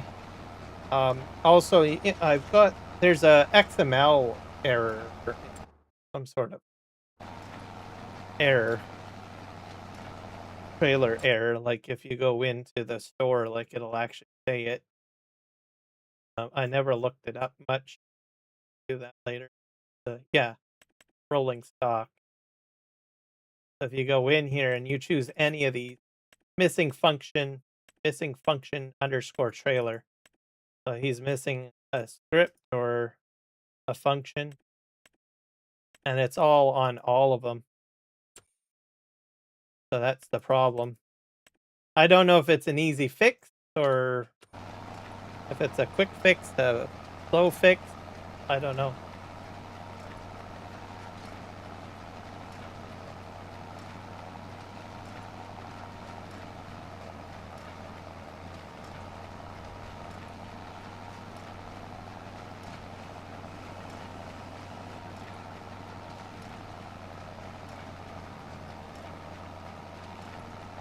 So I hope that it is an easy fix.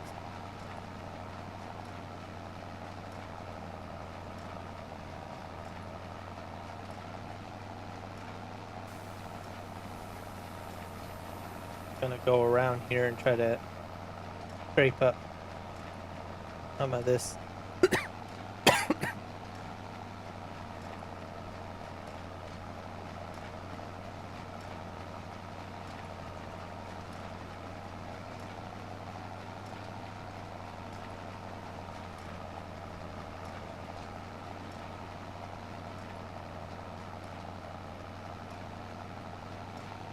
This.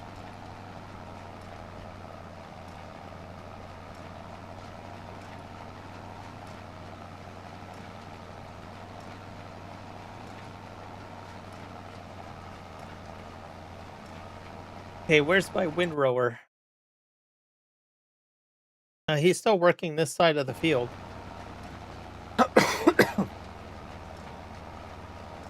Slowly catching up.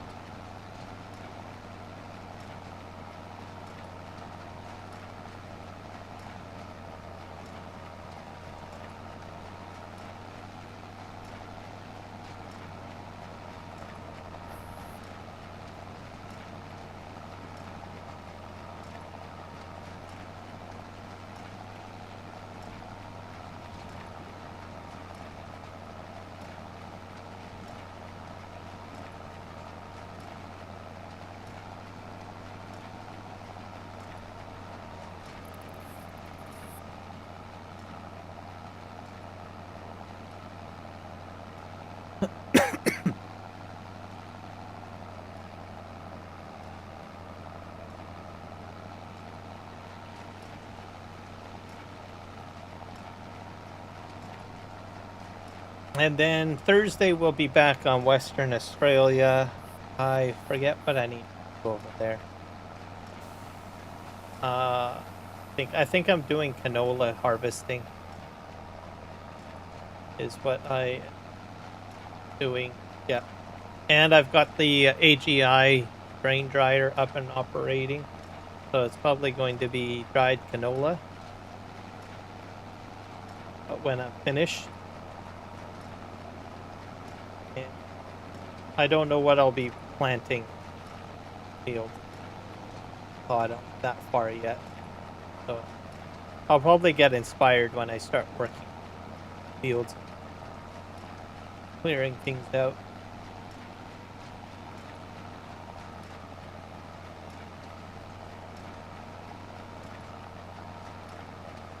Most of my gameplay sessions are all together, so it's not really too hard. But usually the crop that I'm working with is what I usually forget. As I'm doing, let me think here, a lot of harvesting, and then I'm doing a lot of baling or straw pickup or something like that. Saturday, I will be doing another Courseplay Auto Drive live stream.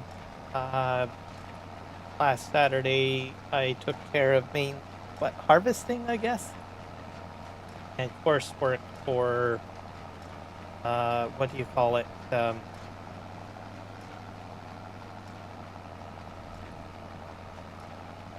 For moving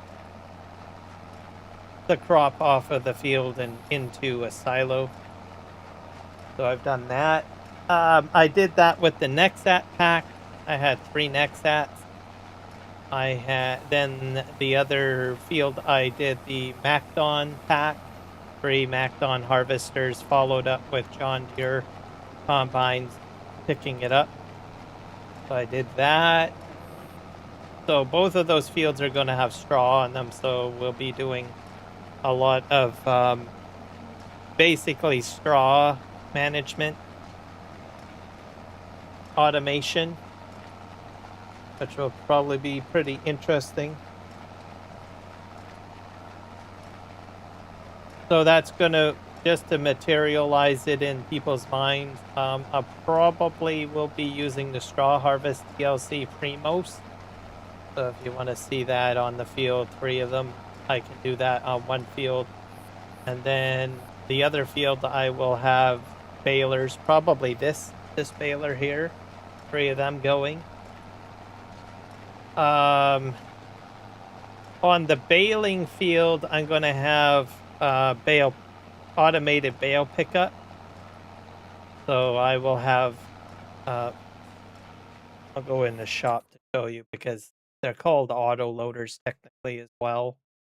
But people might think I'm talking about universal auto, talking about that.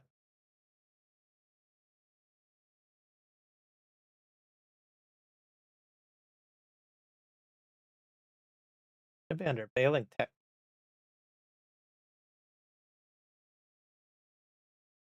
Yeah, here we go.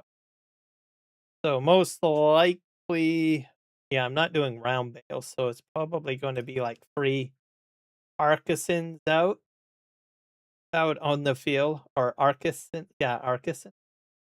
3 of these out picking up the bales, taking them back to the farm and unloading them is what's going to happen. It's I did. Oops. Oh, actually, I probably lifted up my implement. So that's what will happen. I am going to try a technique for Farming Simulator 19 to duplicate. I don't think it'll work, though. But what it is it's basically you go ahead and you let the Arcusin pick up the bales, and then the stack, you can back up your trailer to a spot and allow it to unload, and then drive off and return to the field. And then when it picks up the second load, hopefully it'll auto detect the previous bale stack, stop just before it, and unload the next stack in front of it. So that functionality worked in Farming Simulator 9, but I don't think they ever got it to work or scripted in to work in Farming Simulator 22. But this is a brand new game, so I'm going to try it in 25. If it doesn't work, I will need to put down some sort of storage. bale storage and just allow it to dump into the bale storage. That, which I'm pretty sure will. I think I must have lifted my implement. So that's what we will be doing on Saturday. And then depending on how well things go and how quickly I can get those fields cleared up, then we'll start moving into automating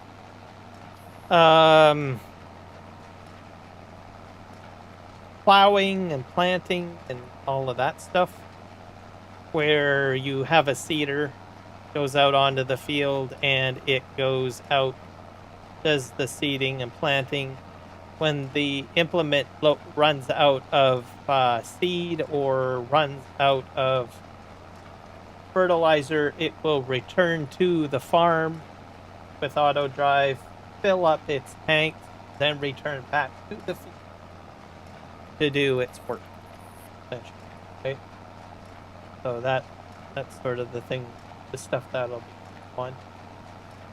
There'll be some prep work done probably on the live stream for other examples of auto drive. So barns. So that's where I'm going to start getting more sophisticated with some of the auto drive and course play setup processes and stuff like that, which normally doesn't get very covered in tutorial videos. Usually the tutorial videos that we currently have out there are just the basics, and then you just sort of do your own thing after that, right? So I'll be moving into barn management, automated barn management, also slurry, all of that stuff. If I'm really fortunate and pumps and hoses pop out somehow around the same time or whatever, right? I might try to automate pumps and hoses somehow. So it's going to get crazy. So on Saturday live streams anyway. So and those live streams are just testing, right? Automation testing. That's it. So there's not going to be any realism or anything that's like specific for, you know, picking up like what I'm doing right now. It's just a large focus on auto drive and course play. What those live streams will be for on Saturday. Yeah.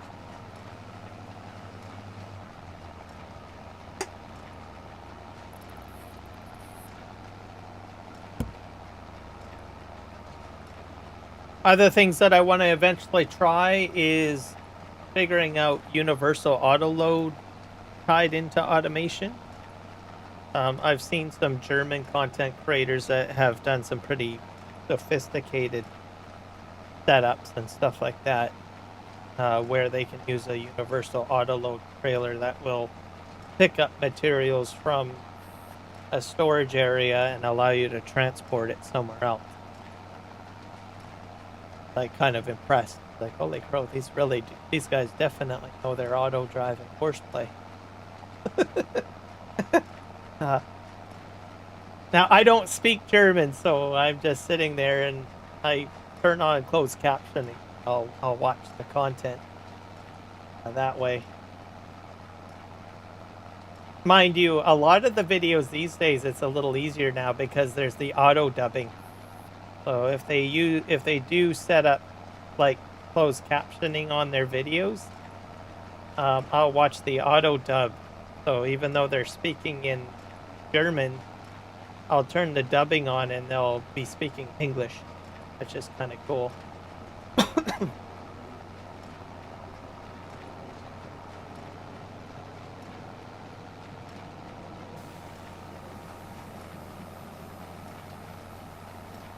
So that's one of the reasons why I've started watching, like, I don't know, content that's not all English anymore. Like, my whole world of Farming Simulator has completely opened up big time. Because now I can watch, like, Farming Simulator content not in just English.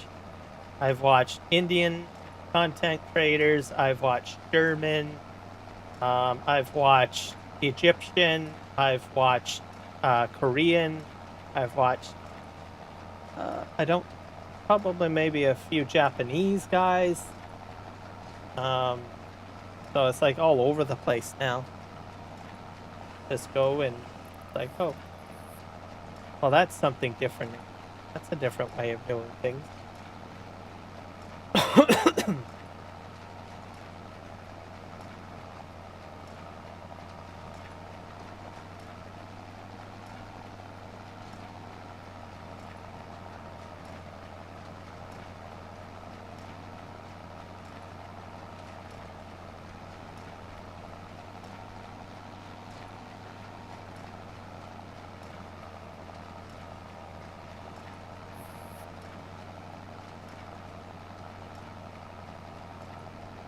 What's the guy doing over here? I think he's broken.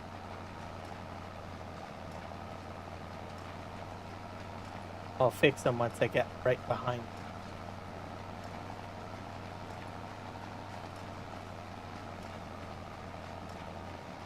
I might have to do the rest of the field manually, perhaps.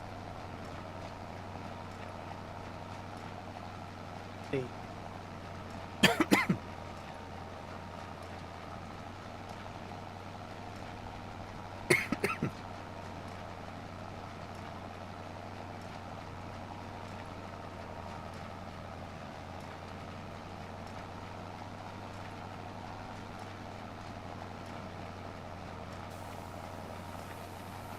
But overall, it's pretty exciting. It's going to be great.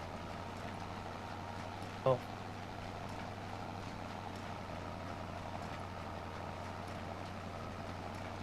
And the Saturday live streams is just me figuring everything out with auto drive and horseplay, pretty much. Just tinkering and learning it, or relearning it, no less.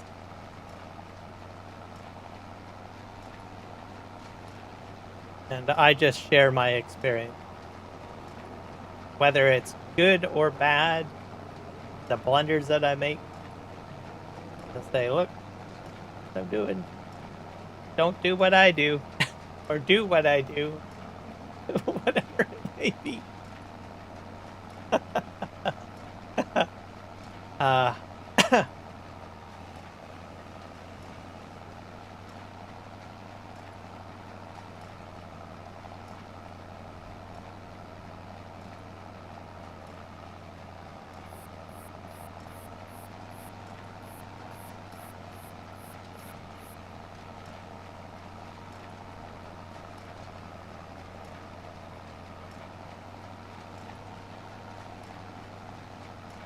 I'm wondering if it's because of the fruit. Is he backing up?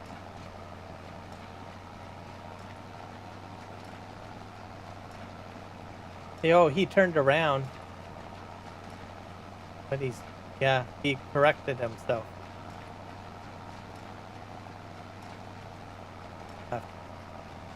Turn around. I'll let him pass. He's avoiding the fruit, but he's trying to. I think. Yeah, I don't know where he's going. I'm glad that he figured out how to fix his problem, whatever it may be.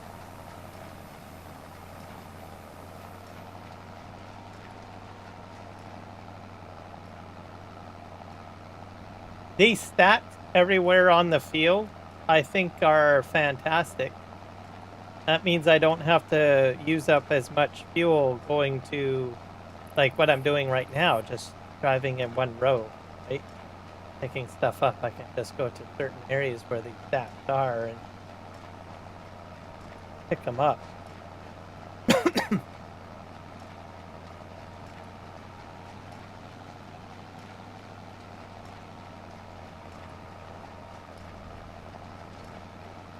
The sun is coming out. It's like 6 a.m.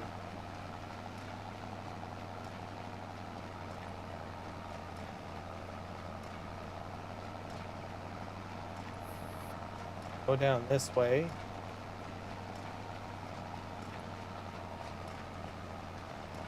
Oh crap! This. Oh crap! That seems to be my new phrase these days. Oh crap! I don't usually say that very often. Where I picked that up from.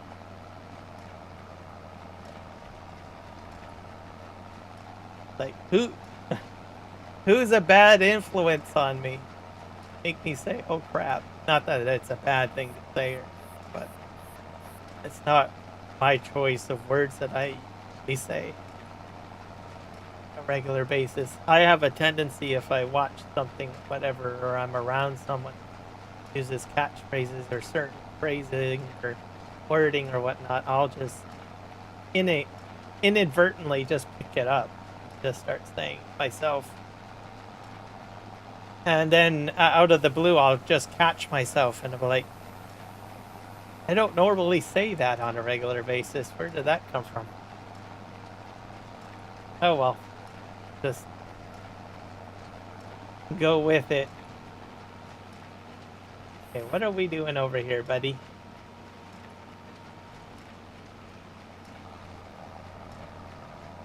Okay, are you doing some sort of like windrow art?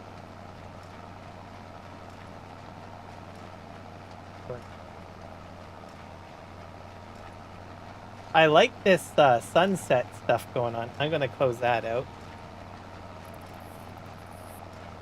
Makes the landscape look beautiful.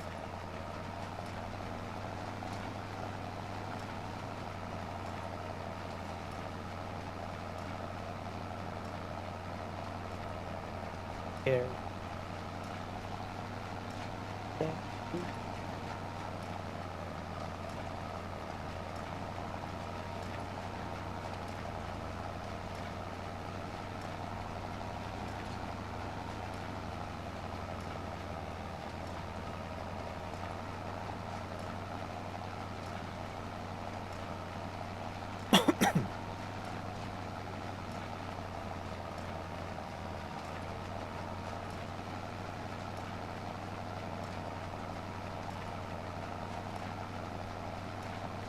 Yeah, definitely catch up.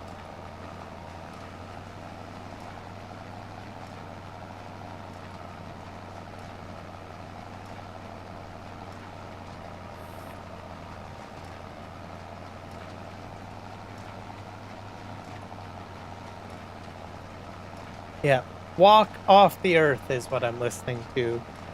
Rule the World is the song. I didn't know that they were a Canadian band. I thought that they were like maybe Australian, maybe Jamaican, or from Africa or something. Just the genre of the music sounds like, I don't know, like music from those locations. Like Men at Work or some sort of like kind of like Jamaican feel a bit. And then I looked up the band and I found out that, well, they're a Canadian band. I was like, oh, great. All right. I listened to them on the radio like all the time, the one song that they played over and over again. And I enjoy it. Decided, what the heck? Like, had that to Spotify or something like that. I parked this guy here. We're going to do some work over at the farm. I have a truck here to move. So I have the new Load King. So I bought this, the Prestige version. And I have the old one. They both have the same capacity. And set them up on auto drive. I guess we got to send this guy to the farm, don't we? Or to the silo. See if there's any more to fill up. Yeah, we're out of Poppy. sure this is completely empty. Because this is getting sold. I'm gonna replace it with something else. Yeah, we're completely out. We'll send him on his way back to the CN Southwest Manitoba CN Grain Terminal, as I call it. Canadian National Grain Terminal. He can go and sell it to Ottawa, I guess. Wherever it's going to get shipped to. All right, off you go, Mr. Trucker. I'll be down there in my little pilot car to inspect what you're doing down there because I know you're going to mess up. Okay, we're going to sell this and we're going to sell the cows. Oh boy, what are you doing? Oh wow.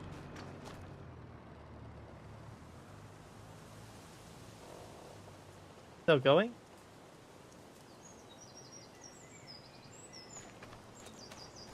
You're going to wait, right? To drive on. Yeah, I probably did something. Hit the arrow. Off you go. Go to the grain terminal. We're going to sell the cows, which are over here, and we're going to sell the cow barn. I'm not going to do beef stock. So if I'm going to do animals, I'm going to probably put down an actual barn down or something. Go in here. The calves are sleeping. They're probably getting hungry too. So got like 15 animals in there. We got like brown Swiss, we got Holsteins, we got Angus, Limousines, we got them all. Highland cattle, you name it. They're all in this. I think.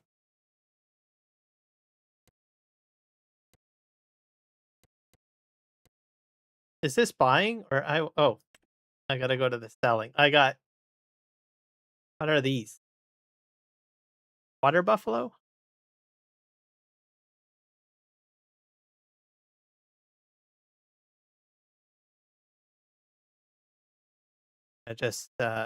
I got about 15 of them. Just sell them.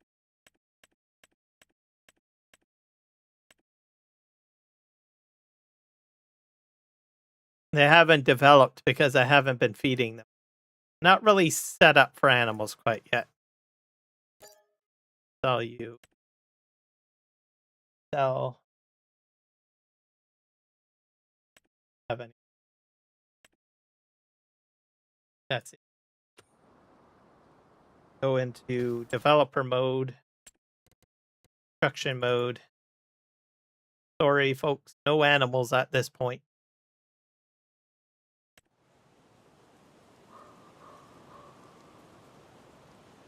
I think I have to select this thing. Sell. So this will give me more space where I can put something else if I want. And then this thing's getting sold.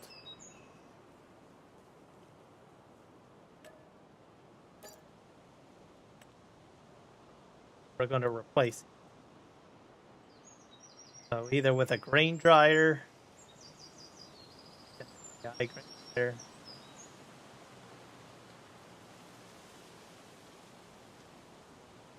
Is that what I had in? Oh, it is. I already had the grain dryer in. Oh. So I don't want to sell that.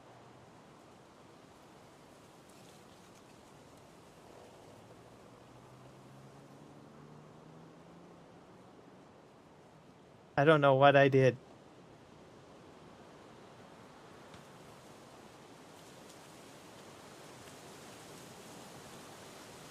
I want this one in, probably. I sell those lights too. I probably put this in a different spot. Be a more logical area. Put it here. Yeah, this might be better, eh? It's a little bit more accessible. Or I could probably put it here. Thinking this through here is difficult. What do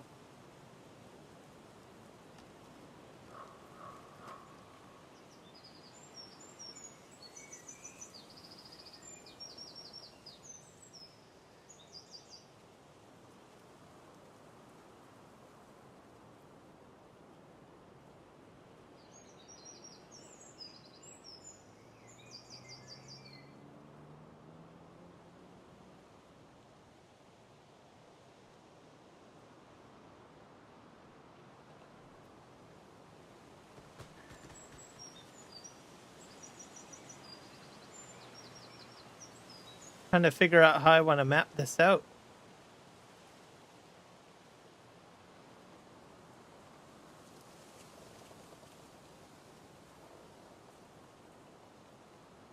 Yeah, I want to put it here. And almost like I got to put it back here, but how about that? Get it. I get rid of the light.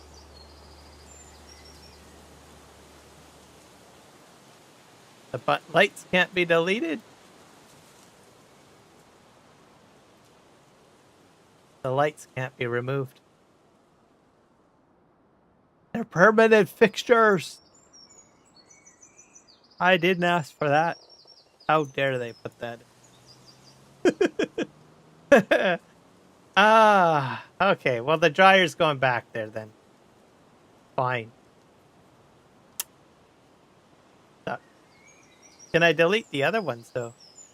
Yeah, I can't delete any of the lights. The lights are permanent fixtures. Put the grain dryer back. Because I didn't realize it was a dryer.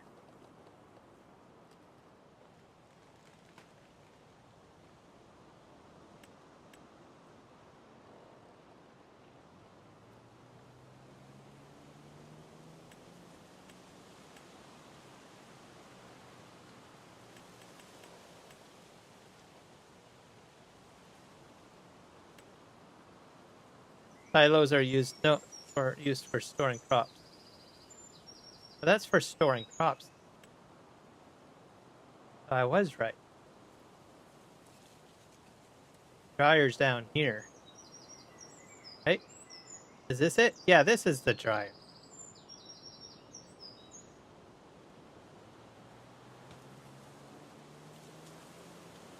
Have propane here. Put this in.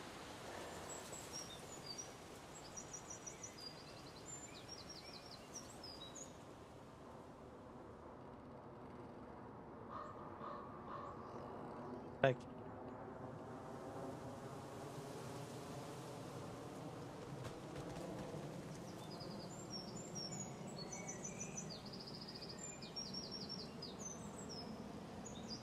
say, hey, yeah, oh.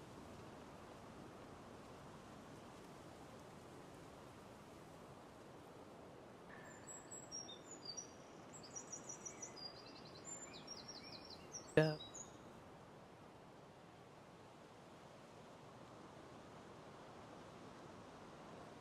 Okay, this is going.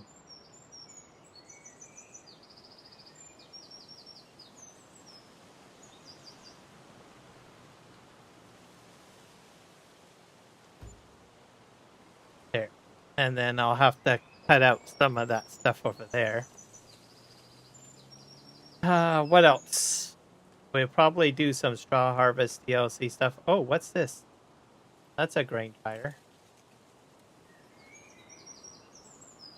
Grain dryer. This grain dryer removes moisture from harvested grain propane. Is this one smaller?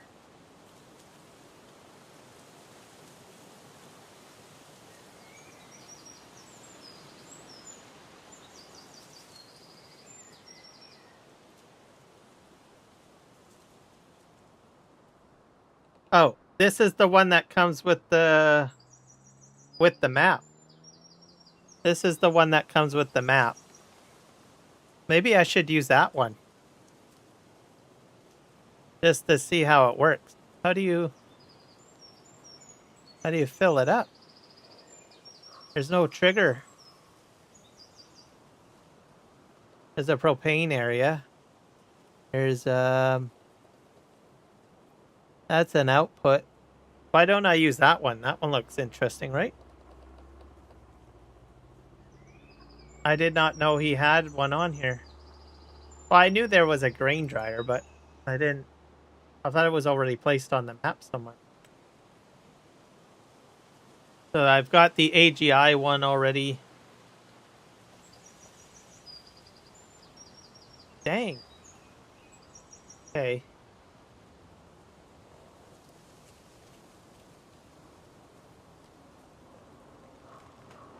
Are you supposed to put it next to? I'm just gonna wing it. I was thinking maybe I have to put it next to like an existing silo.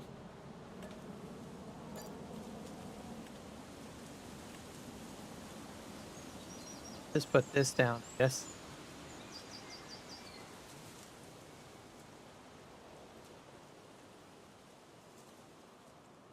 I don't know if I can dump anything in there. Now, those lights are so stupid. I wish I could delete them. Now, this is smaller, so like that gives me. I have a feeling you're supposed to put it next to a grain dryer, or sorry, next to a silo. If anyone plays this map, let me know if I'm doing this wrong. I'm just gonna wing it for science.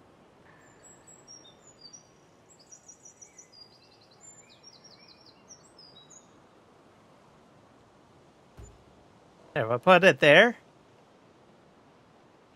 And we'll put the Mark Thor thing somewhere else, I guess. I probably should have put the Mark Thor silo there.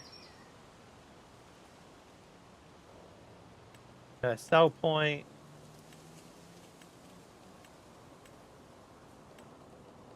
Sell station.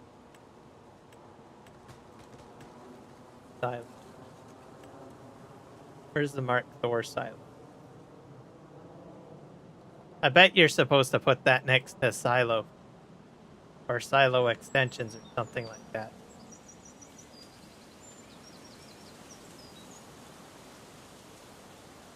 Where's Mark?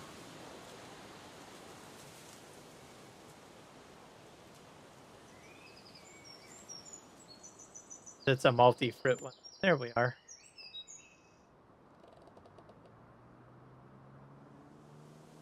I could probably put it like this.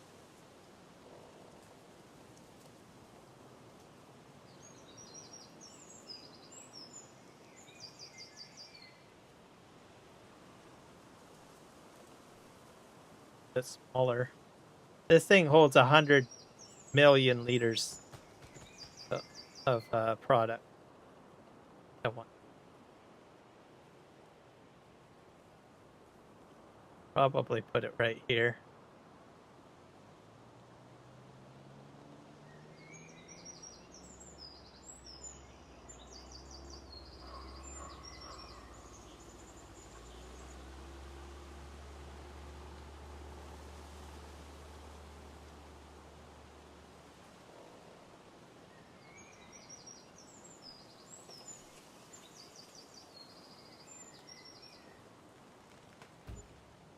That and then where I won't landscape anything yet.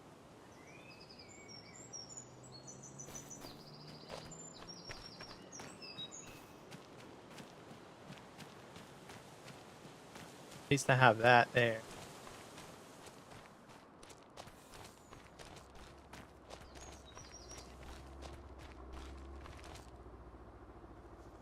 That's like an output. I bet you put these next to a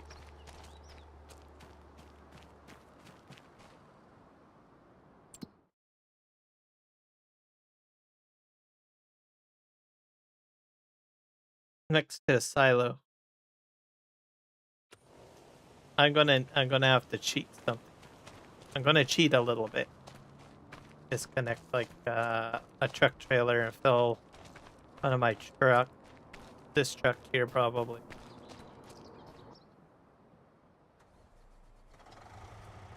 Some sort of fruit.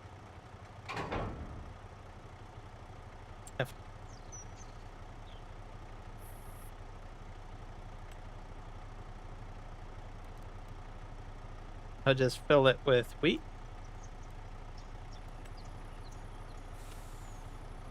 Full. Oh, truck's coming in.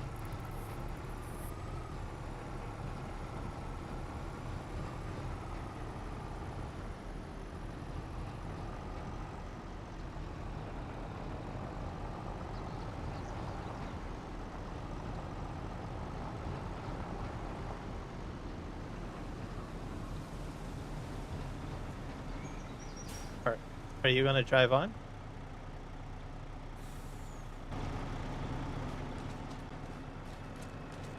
I bet you it needs to be. Okay, let's turn the truck off. That we do to figure things out, right? Have more space. Right, truck here.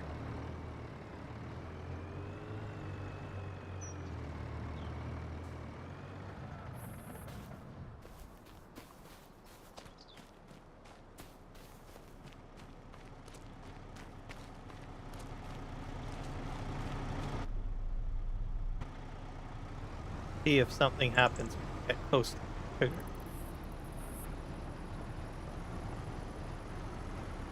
Nope.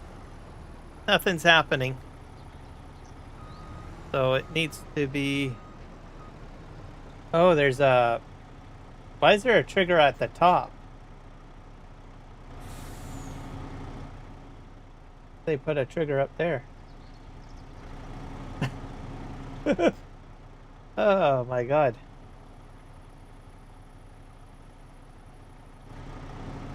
Are you supposed to use augers? Maybe you're supposed to use an auger.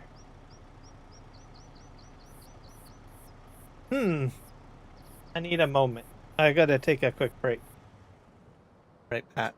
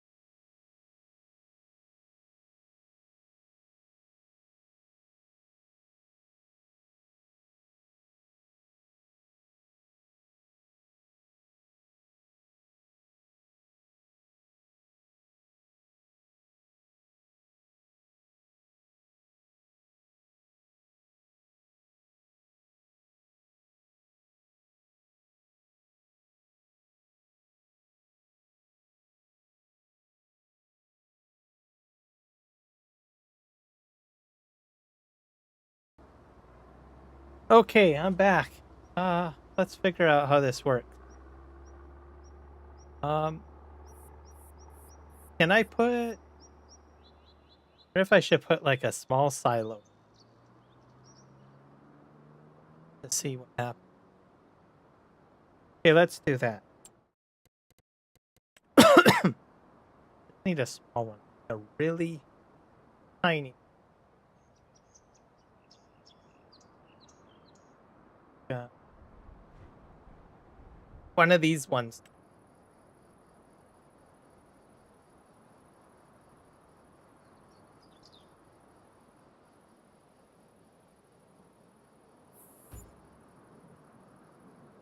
Trying to figure it out.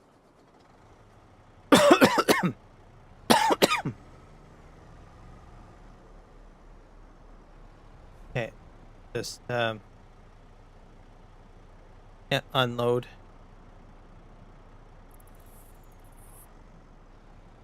Why is it not triggering?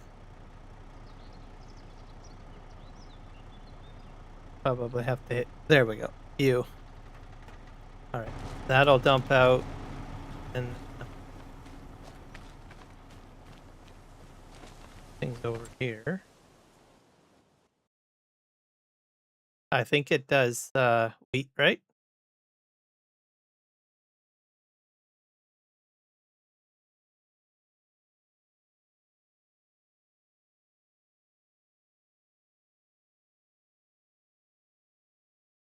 It's not picking up wheat.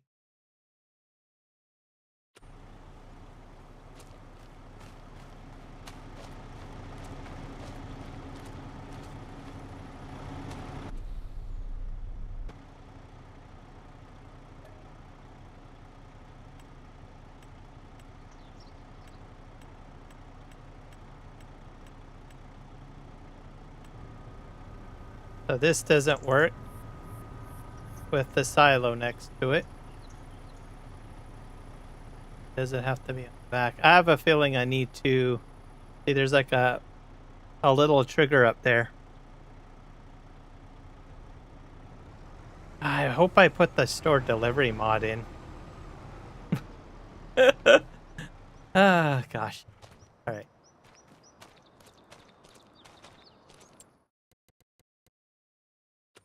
See if I put the store delivery. Oh, I did.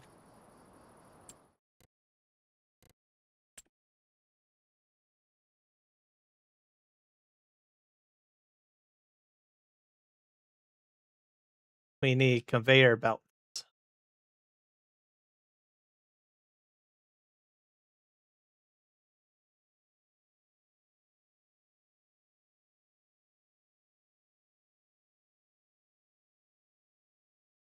Go to the bottom here. Belt.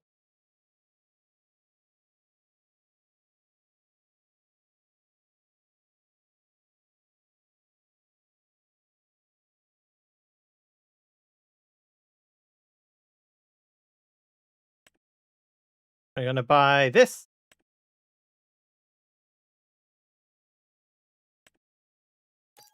That just came onto the mod hub like last week.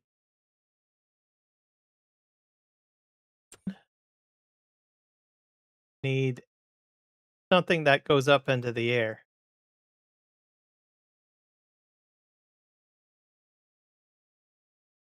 Not sure which one I should use. Is it the convey hall?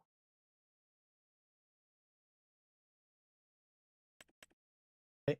Is this a large one? Yeah, that thing is huge. Yeah, I'm using this one. If it doesn't work, I can just sell it. All right. So the convey hall here. Move out of the way. Beep beep boop boop. All right. The things that we do, right? Our craziness.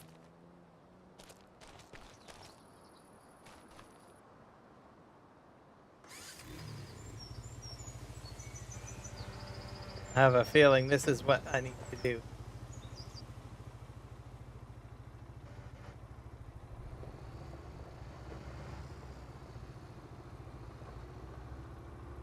I hope I'm over the trigger.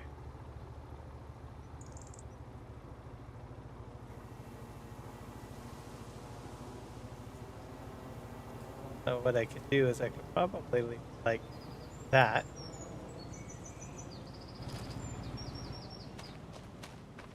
This guy, because I don't need to have it span out very much. So dump that there.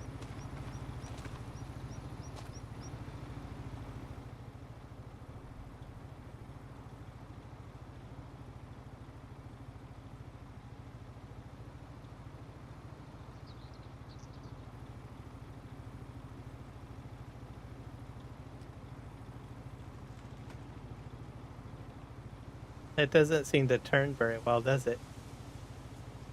Just going in the circles. The wheels don't work very well when they're like straight. Hey, you can unfold the wheels, but you're still gonna go in circles. Oh, that's the problem. I have to turn the front wheel thing. The front wheel gonna turn? What's stuck there?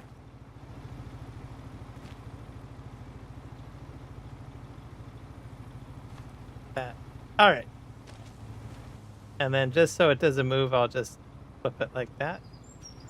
We'll go get our truck.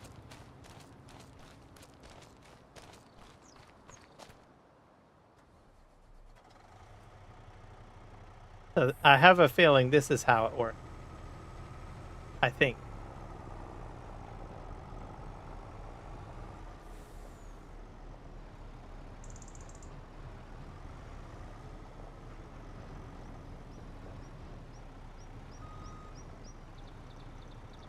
Okay. On that.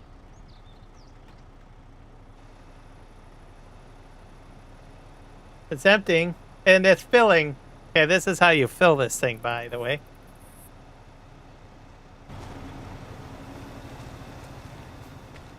I'm not sure what the capacity is. Yeah, it's going in.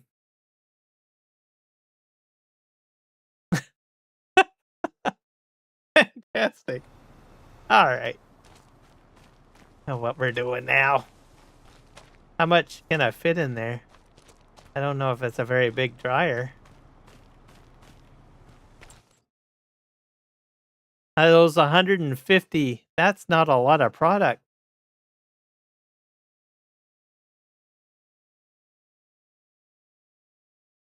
Does it process it real quick?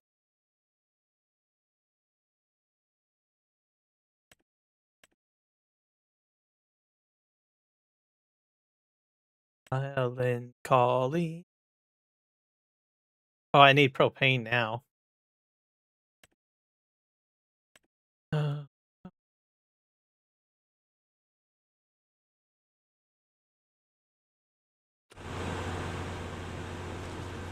gonna fill my water truck with propane.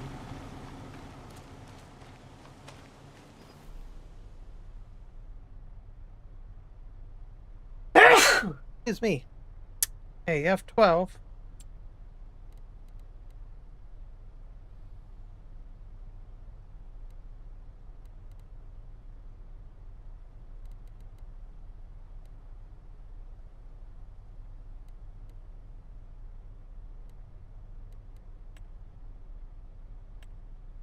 Goat's milk.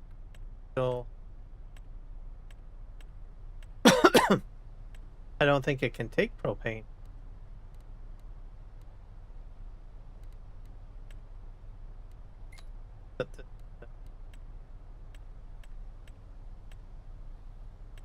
Diesel, exhaust fluid, honey, diesel, liquid fertilizer, digestate, buffalo, milk, canola, propane.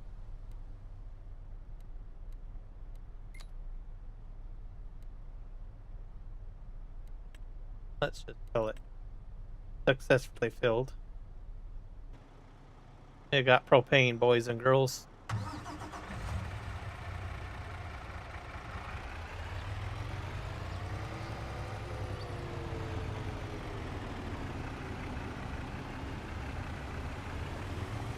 This has a really large trigger. You don't have to get really close to it. Okay. Up the propane.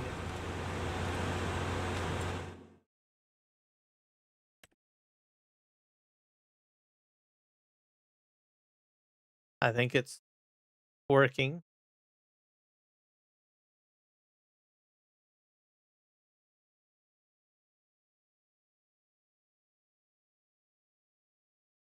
This doesn't have a lot of storage to it, though.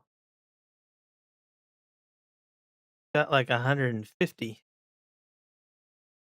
That's a problem.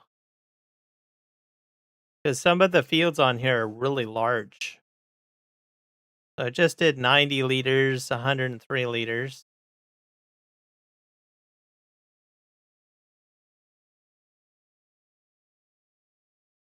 Can it get through wheat pretty quick?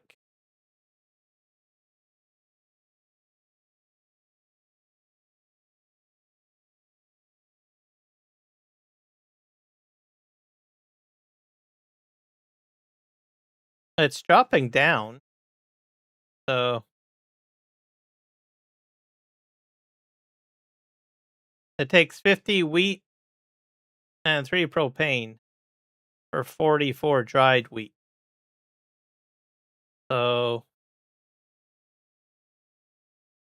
I think that could get filled up pretty quick. Let me delete this out and see if I can put like another storage next to it or something. Something different. Construction.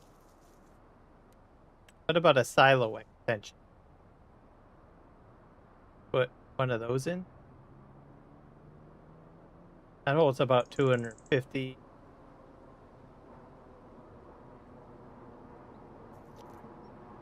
That's 100. I'll put these along the back.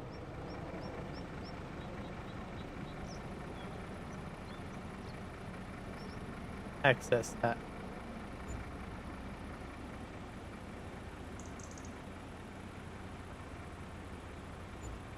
Let's see if it expands it somehow.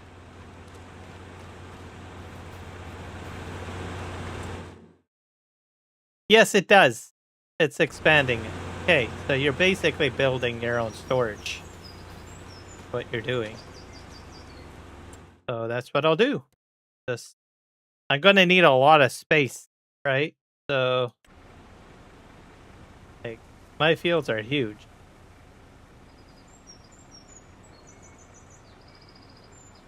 If I sell that, that'll drop me down. See, maybe I should have left that there.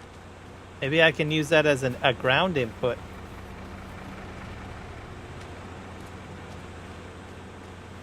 Was that about 600? Yeah, 650. So I could probably put another silo extension here.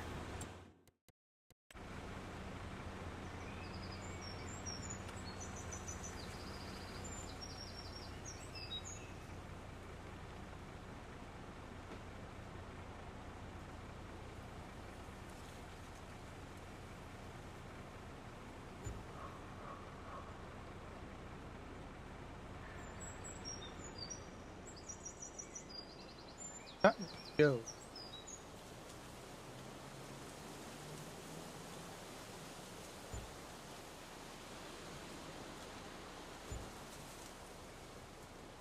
All right. So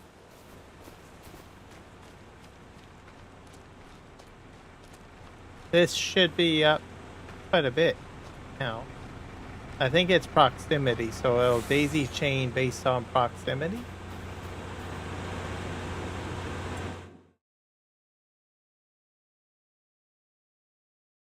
Yeah, I'm up to 1,400,000 in storage.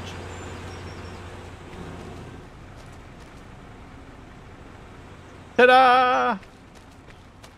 Right?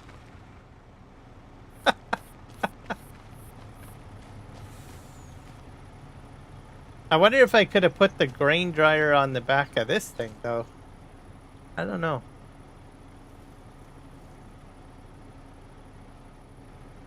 Let me just put another grain dryer down.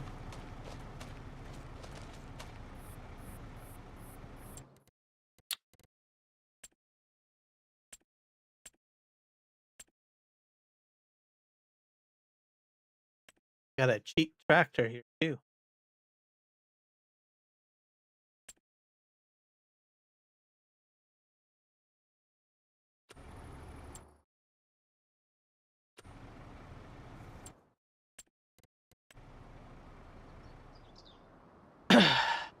All right, so that's up.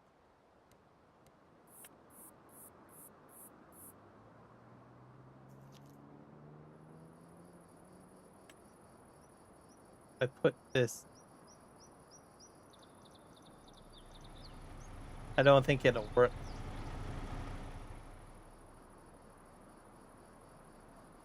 See if I can pop it like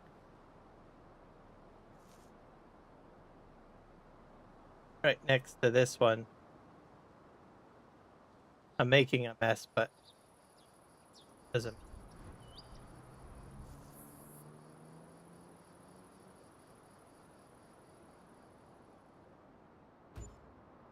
See if that increases, because that has a lot of storage on it. I don't know if it'll tie together or what it'll do, but I don't think it'll work because I had that other silo next to it. Unless I didn't look at the numbers very well. Very good.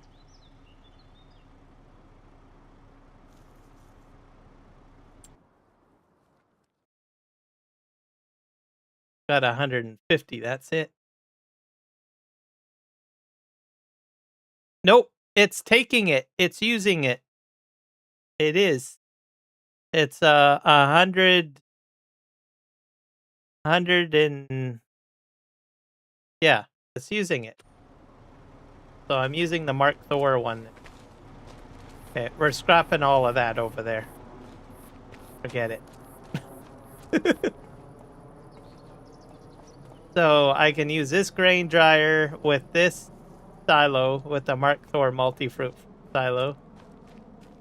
And yeah, I'll be happier for it. Then we'll sell all of that stuff over there.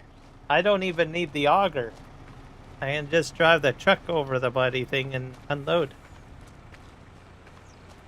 Alright, so let's do that.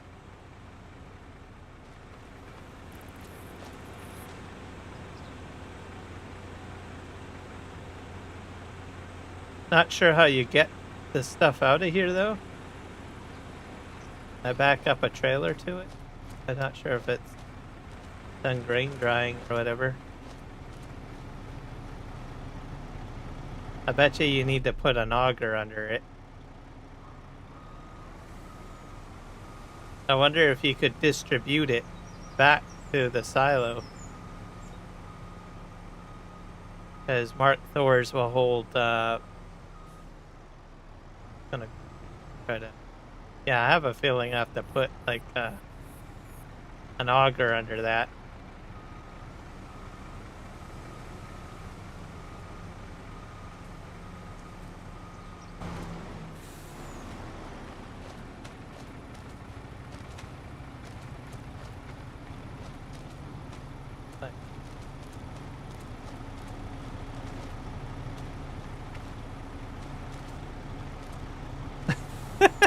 The things we do for science, I'm telling you. Jane, welcome in. Alright. In there. The things we do for grain dryers, I'm telling you. Alright. Let's see how this works.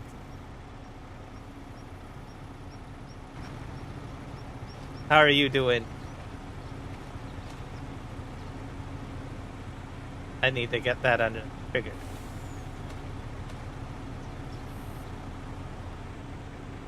That's good. Ah, crap. This is not going to be the end result, so don't worry. I hate using these things. Okay. Yeah, I think I'm in open spot. Get in here. Let me in.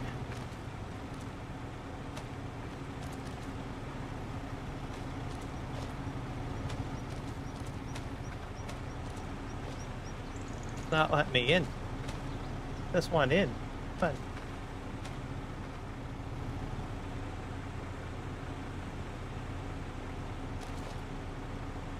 Ah. Struggles. This is why I never use these things.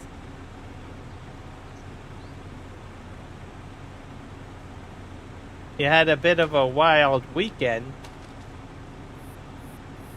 Was it a good thing? Good wild? Hopefully it's a good wild. Wild's always good. Sometimes. Depending on the wild. Ah, this is annoying. Is it something you can share or no?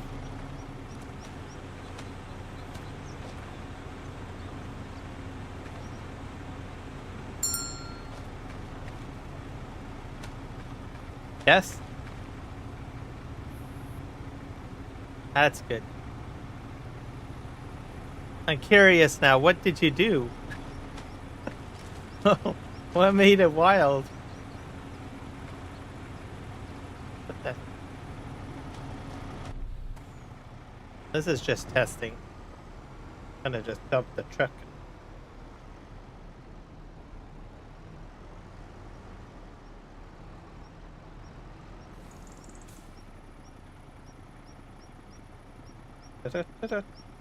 Open up cover.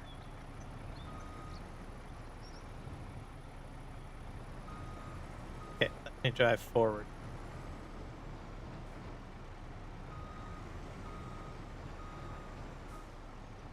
To my cousin, have had a bit of adult beverages. Oh dear. Well, as long as you had fun, that's all that matters. And nobody got hurt.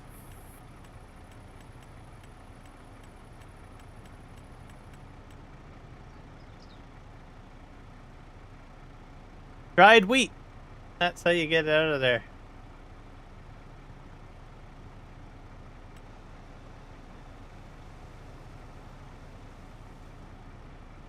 I got it out. That's a bit challenging enough. Alright. There.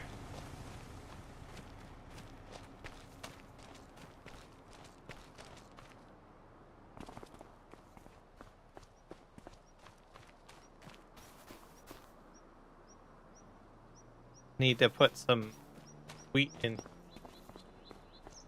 some sort.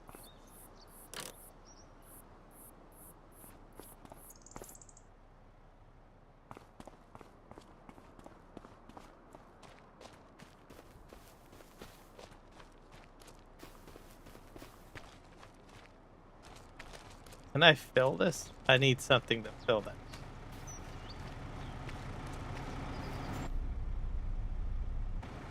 Okay, now at least I know how that all.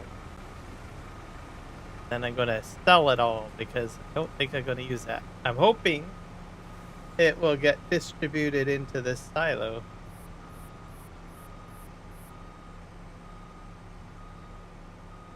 Just store it. Just a little bit.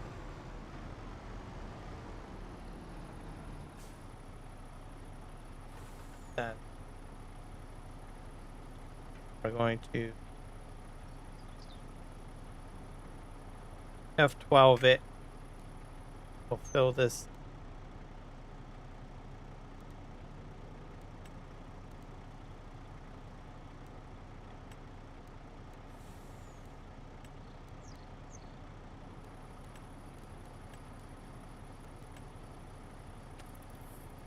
Let's just dump all of this in there.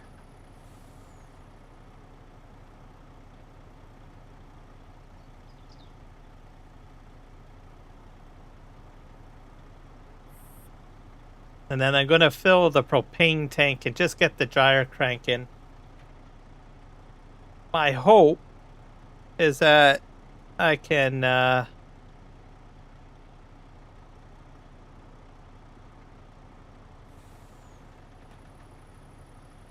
my hope is that whatever's being done in the dryer will go back into the silo. I think that's how it's supposed to work. I need propane. It's over. Or propane.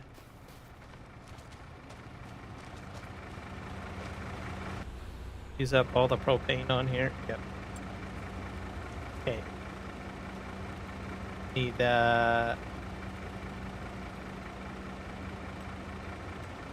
goats. Nope. Water, olive oil, diesel, honey, diesel, liquid fertilizer, digestate, buffalo, canola oil, propane. Go.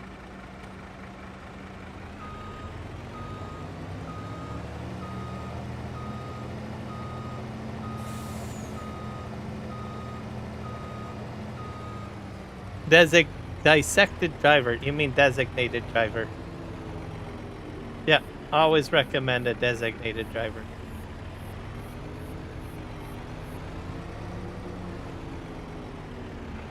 Alright. Which is a good thing.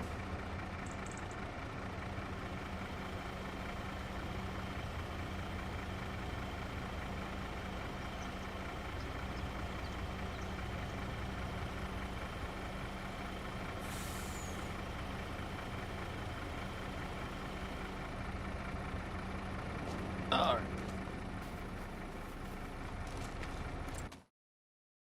Let's just get the dried wheat going. Where's my wheat? I do have wheat in. Alright, activate.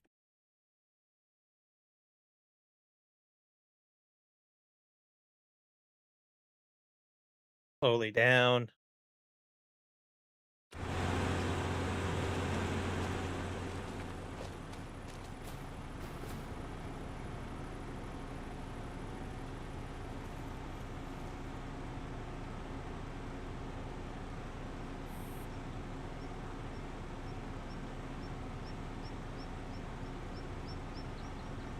The dried wheat count isn't going up. What if I do distribution? Can I do that?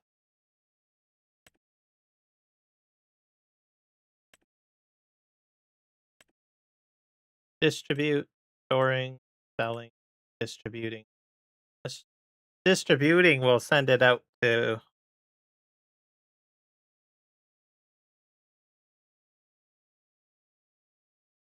factories.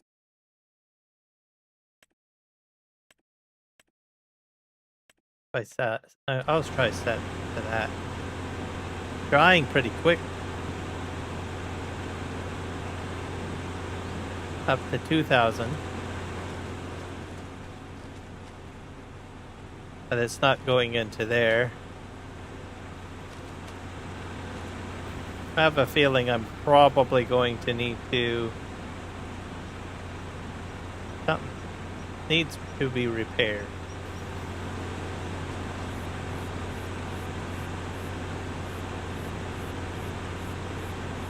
Thursday till Monday. But I took a long weekend. I was off from... So it's Tuesday now because I'm in New Zealand. Oh, you're in New Zealand. Gotcha. Was it a special holiday in New Zealand? We don't have anything special going on. Except for maybe FIFA. That's about it. But it's not a national holiday or anything like that. The distribution. Dried wheat. 2,000. 2.1.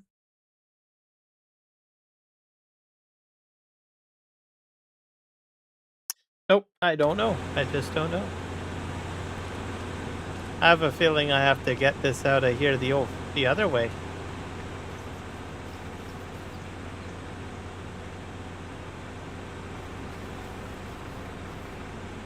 I don't think it's going to distribute it into this.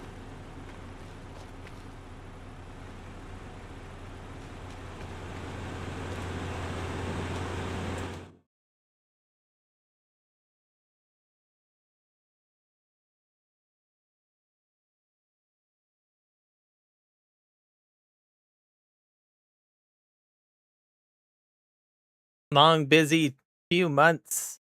Yeah. Sometimes you have to unwind. Everybody does that. Um, especially if you're really busy or focused.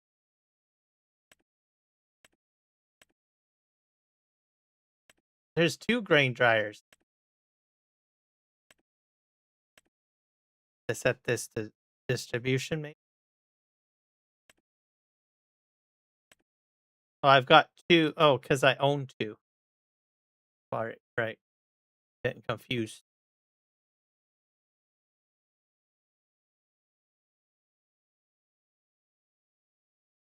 Yeah, everybody needs a bit of a downtime, especially if they're like really busy in their life. Have the stuff and things happening. You have to take a moment, slow down, relax, have a little bit of fun, and hopefully gain some wisdom and perspective, and then get back at it again. That's the saying. 1% dried wheat. That's crazy.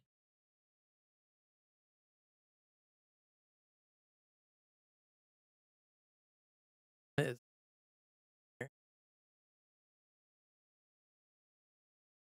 Hello, the sim guy. Welcome in. Yes, we don't talk about South Africa losing against Mexico in the FIFA World Cup because South Africa immigrated to New Zealand. Gotcha. Yeah, there's a lot of people who don't discuss certain things. It's a little crazy, to say the least. Hey, why is the grain dryer not working? I have to use the augers, I think. That's gonna be a pain.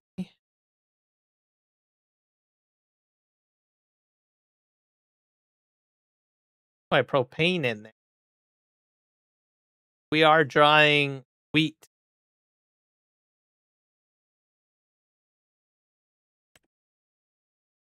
I'll change the output again. I thought it would distribute, but it's not distributing, I don't think. Unless it's going in here.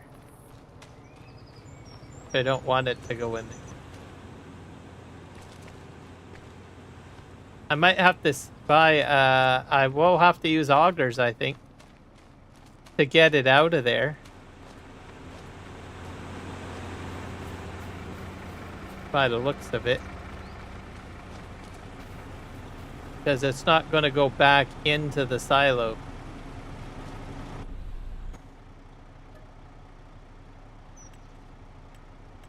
Think about seed, all sorts of things. There's wheat in here still.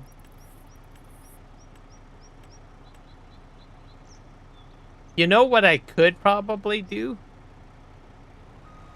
I got an idea. That's very dangerous. Alright, I'm going to sell all of that down there because that is in the way. Construction. You're going. We're going.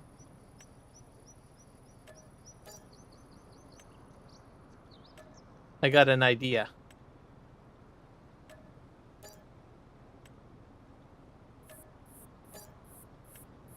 Okay, that's all gone. And I need to buy a set of augers. I probably will buy... Oh, can I put this under there? Crap.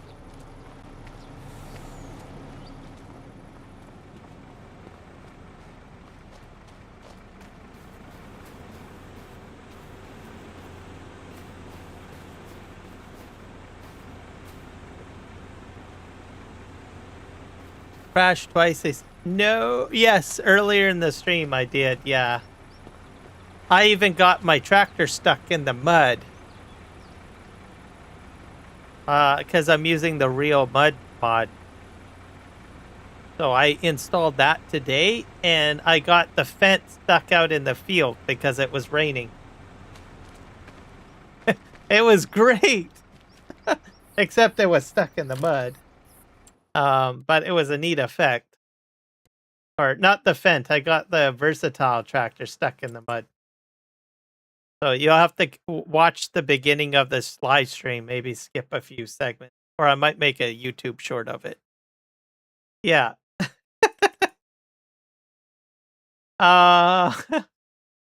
Okay. I'm going to use the Meridian. The Meridian's smaller. Have a nice bye.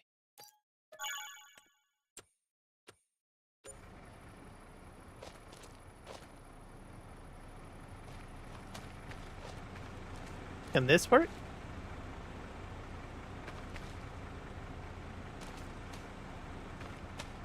Put that thing.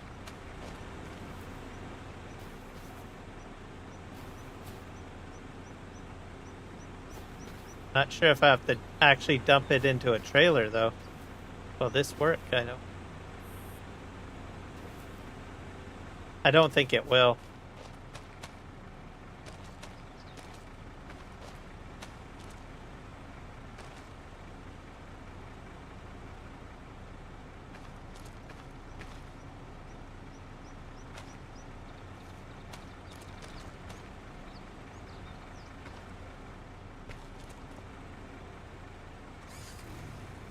Start the engine.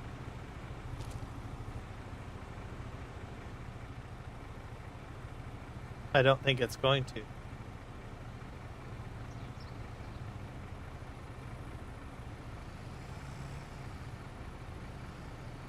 Nope. I think you need a truck to trigger it or something. I'm trying to get the material out of the grain dryer into the silo, but I don't think it's going to work.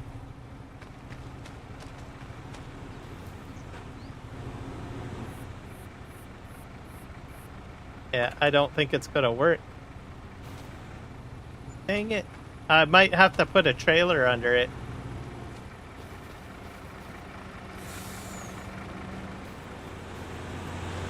Go back here.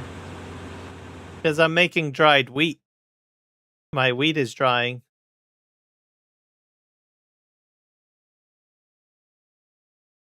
So I don't think it's going to work the way I want to. I have to tip it into a trailer, I bet.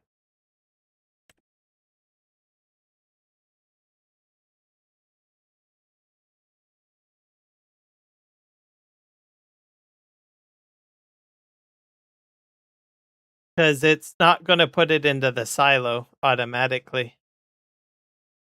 Which kind of is too bad. Let me change the output, maybe. Going to storing, selling. Let's put it to storing. Let's see if that'll work. I think so. Nope.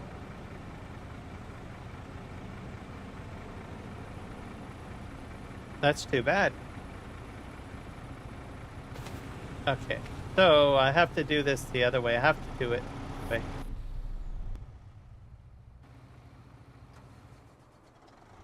way. We have to fill the truck up. We'll have to do it this way. I don't think it'll work.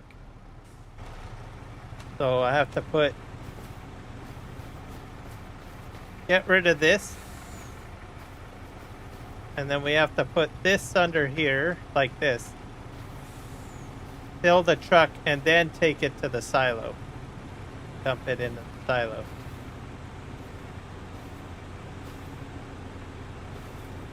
Like, something like that. Raise that up.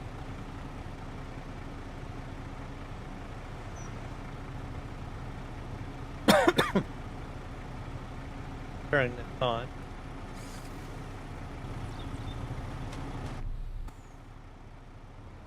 Okay, let's try this.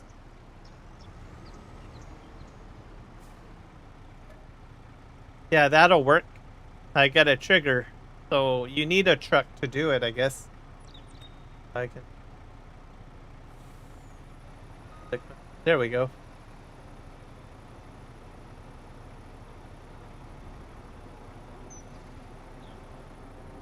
Yeah, it's a bit of a pain in the butt. So this is the only way to get it out. So, of the grain dryer, you'll have to use an auger to do it. And then you fill your truck, and then you have to return back to the silo, which I'll demonstrate.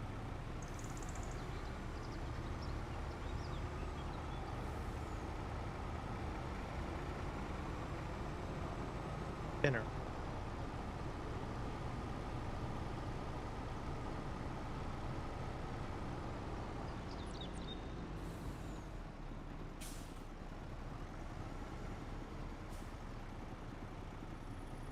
This should trigger it. Oh, I have to hit you. There. And then I can empty. Yeah. So I guess that's what I will have to do. So once the grain dryer gets filled, I'll just have to go underneath and I'm gonna do this. This is built into the map, this one though. Oh, I'm not yeah, I guess I gotta watch out for crashing. So this dryer's part of the Manitoba map. It comes with it. But if you don't want to do all this auger business,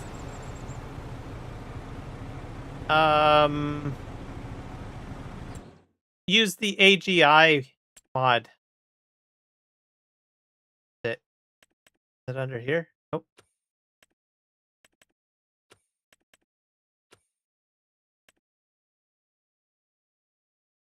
Let me look. Oh yeah, it's in the build menu.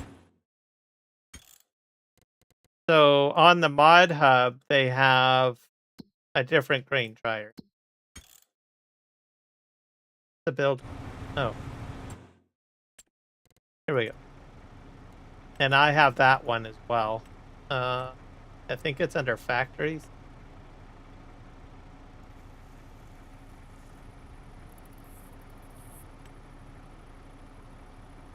Helpful.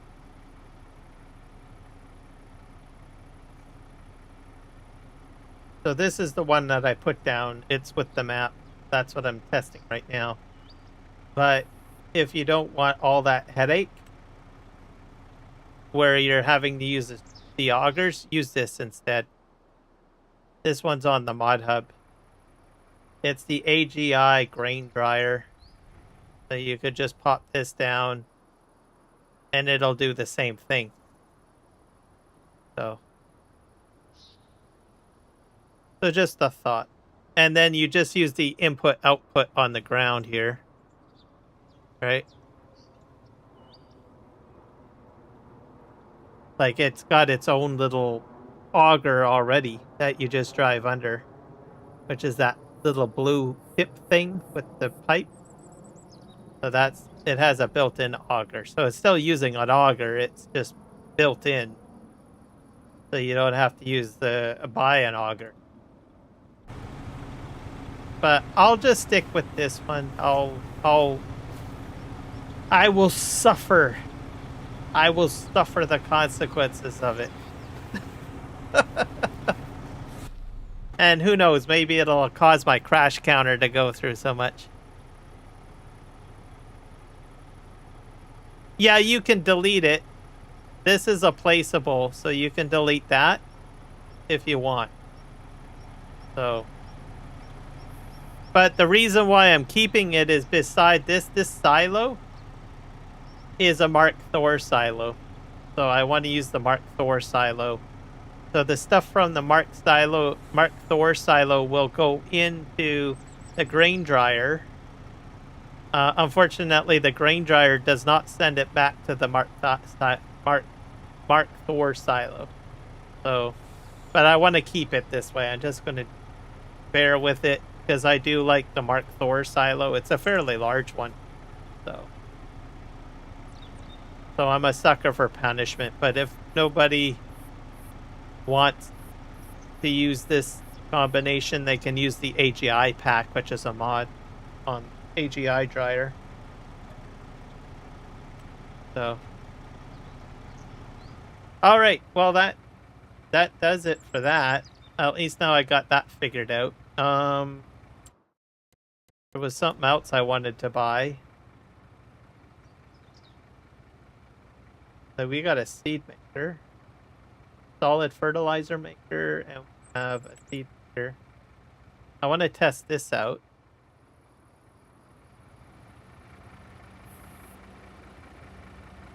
So I can make my own seed.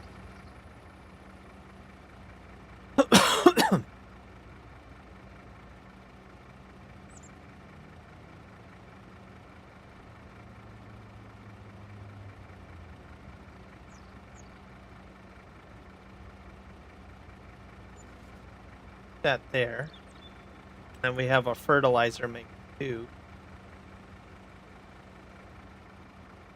Might put that. Yeah, I guess I can fit it here, eh? I'm not sure if these will work.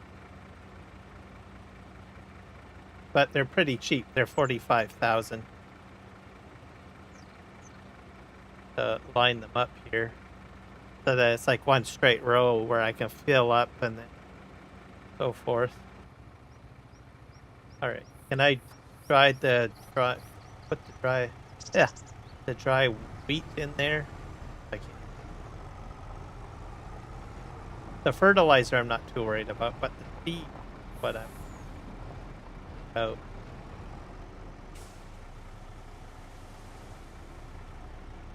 Hit you? Nope, it doesn't like dried wheat. So, but I do have some wheat in here. So we'll just dump this back into the silo. Oh, don't want to crash. You sent me a DM on Discord? Okay. I don't have it open at the moment, but I will take a look later. So I'll grab this. We have regular wheat in here. I just need a little bit. I'll try to dump this in the seed machine.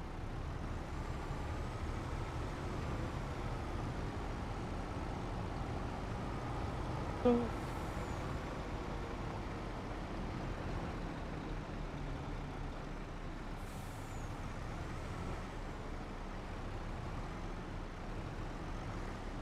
I think it's I gotta back up a bit.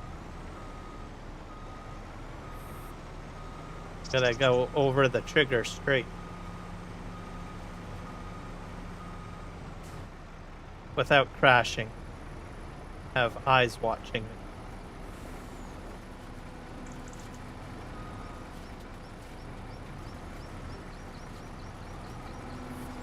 Oh, dang. Okay, that's definitely a crash. Can't get under there. There. To the trigger. Alright, that's for making seed.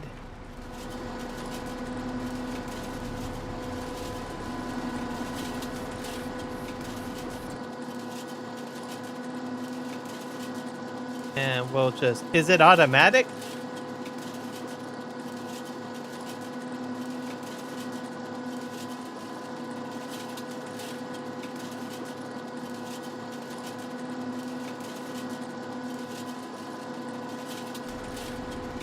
I'm not sure if it's automatic.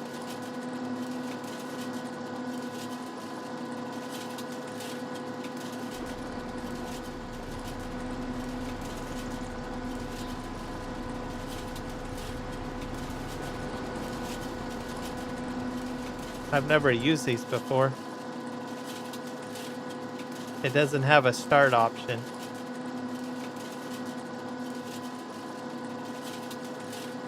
It says it's inactive. Oh, there we go. I have to click on seeds, so we'll activate it.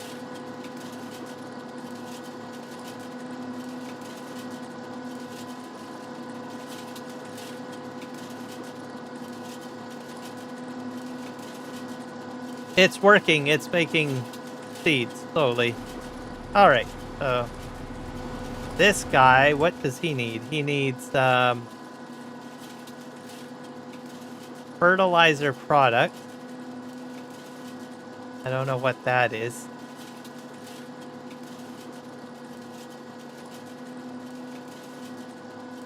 I'm guessing that's compost or manure. Like manure I can put in here, and then it'll spit. I don't have any manure right now.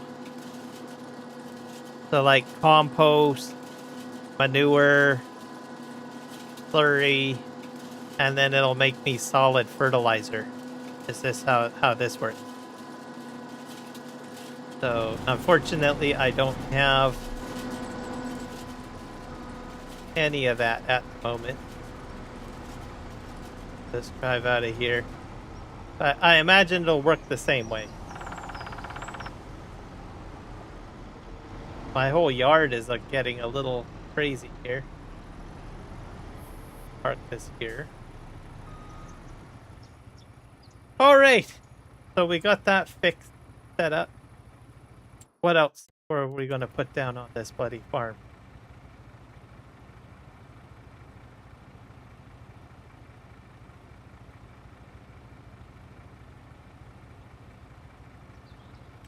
Does this stuff take anything? This is like what, a grain mill? That's just regular grain. Dairy products. I wanted to do the straw harvest DLC stuff. Where is that? I've got a straw harvest pack thing. This makes me money. That's part of it. Guess that's like a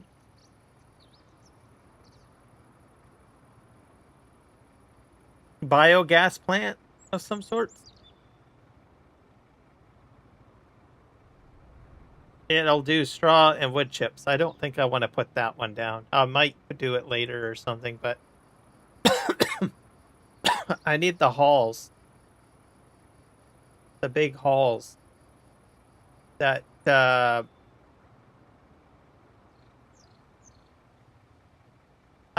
don't think it's in here though. Is it in this section? Could be in a different section.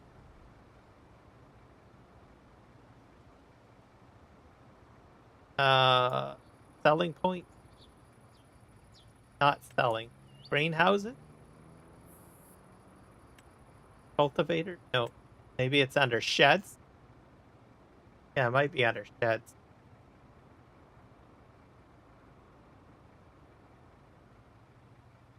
Small hall.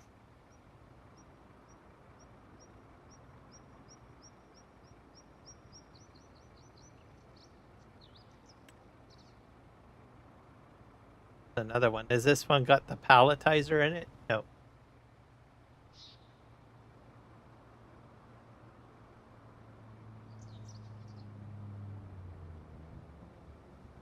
Missing. There's one with the. It's got to be under factory, right?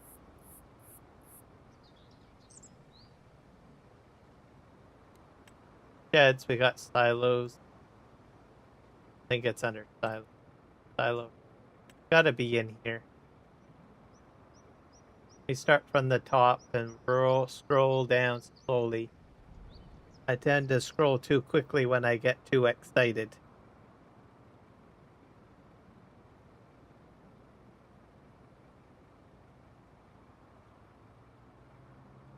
Looking for it. That's onions. I want to do onions, but not right now.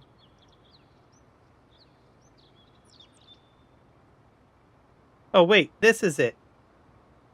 That's it, right there. Oh, this is a bit janky. Is that the right one?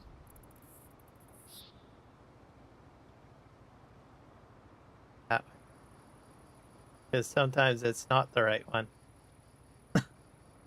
I hope it's the right one. Here you can store straw pallets and hay pallets. Use the palletizer. That's the one. This one is... Oh. This does not free rotate. It's like it snaps.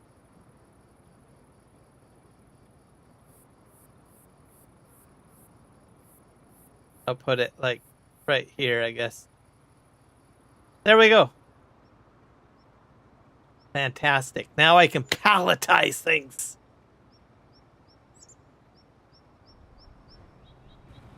All right.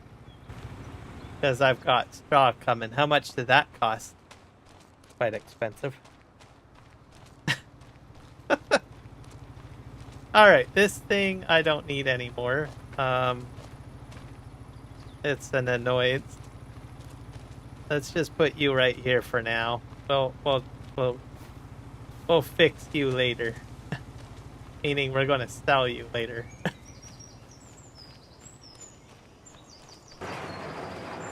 I got trees in here. That's not good. I got a living forest. That's definitely not good, is it? Oh well. Adds ambiance to it, doesn't it? Don't you want like kind of like a more greenery kind of thing? This thing probably should get removed though, because this one's probably going to cause me problems. Unless I can back the palletizer up in here without problems. Yeah. All right. Well, I'll leave it alone. I like the tree atmosphere. It'll be like... It makes it more earthly in here. Not real, but... Definitely... Yeah, there you go. Yeah, I'm going to leave it in here. It gives it a little ambiance in here. That's what we're going to do. I know, like, what the fuck, right?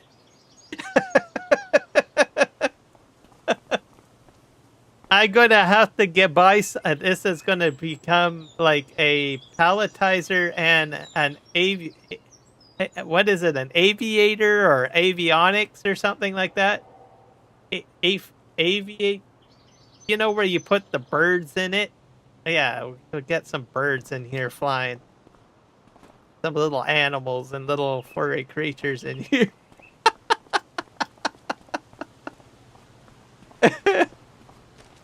I'm going to leave it that way. The only tree I might have to remove is this one.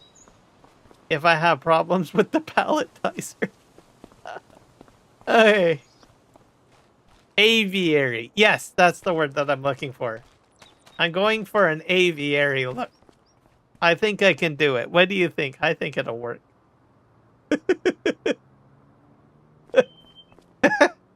Oh, God. This post is a problem. This might be a problem.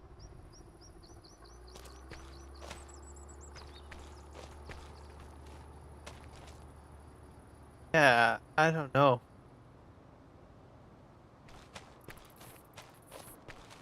It's like right in the middle. I didn't realize that. I'm gonna have to delete it. It's in the wrong... It's gonna be a problem. Because of the post. And I can't remove the post. That's kind of sucks.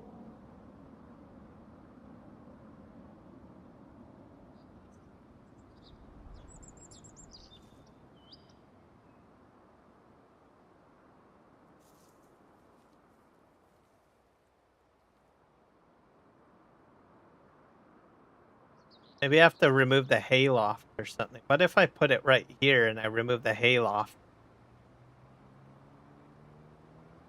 Yeah, that's definitely a problem. So, okay. I'm going to delete... well, the hayloft has lights too in front of it.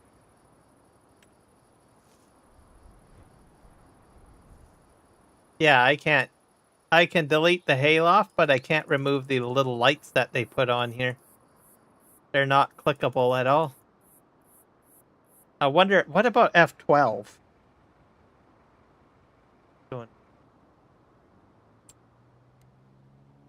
I thought this thing had like a delete option, right? I don't know for sure. Clear and reload. I really would like to get rid of those two lights.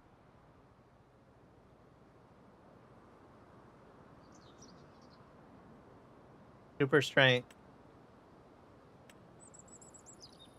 Vehicle distance. Fill. That's for placeables. Debug mode. Update. Random wind waving. Remove tire tracks. Add salt. Set weather. This will deleting an object. Toggle the availability of the delete object input finding. This allows players to delete trees, logs, stumps, bales, pallets, or vehicles that they are looking. Feature is only available to master user admin. Okay. I have a feeling it won't delete what I want it to do, but it should be under general. Timescale, show palette location, delete object.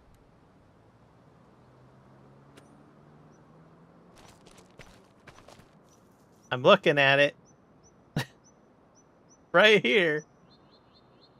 Get that. Switch hand tool, toggle hand tool. Alt. I can't do anything. What about, I bet you it'll work on this.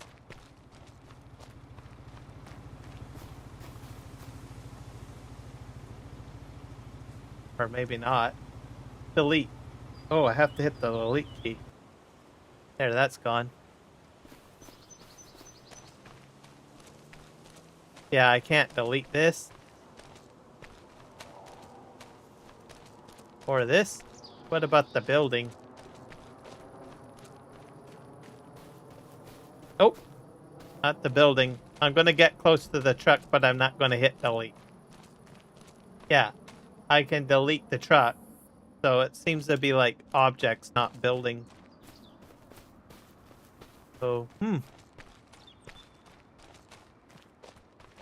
I'll try removing. Well, the problem here is that I got this light here. These lights, that light, they put that light there. And this light here. But let's just try it. Because let's see, those two lights are over there. And I have all this space here. So I could probably fit it in here. Yeah, good plan. Let's do it. Let's see what happens. Because I can always put the hayloft back down. So let's sell.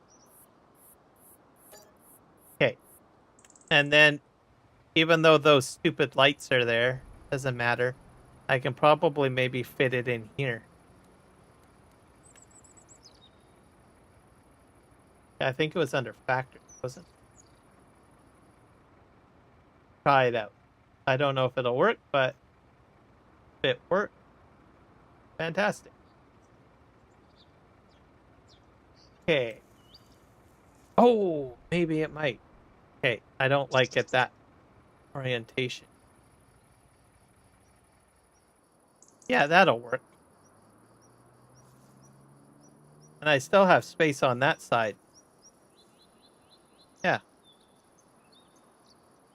Let me think. Should I have it the other side? Or I think I'll flip it. How do I? Yeah. Oh.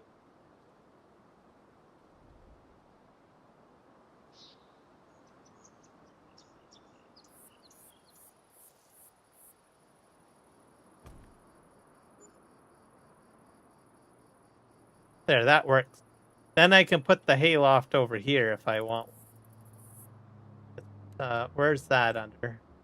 I'm going to look at the front here first. Oh, actually, maybe that was a bad spot. I should back it up a little bit. Not really. Yeah, that didn't go very well. I gotta back it up. Yeah, because it's covering that now. Okay, so we're gonna get this straightened out. We will. We will.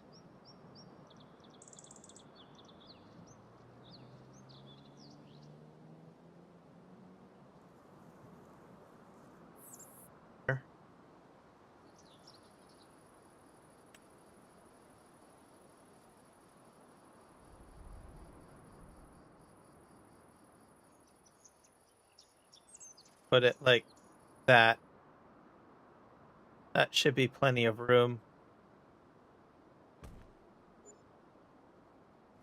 And it doesn't affect back here. And I don't really need to get in behind these things. So it's fine. I can probably paint grass in there or whatever I want in there. Okay, hayloft.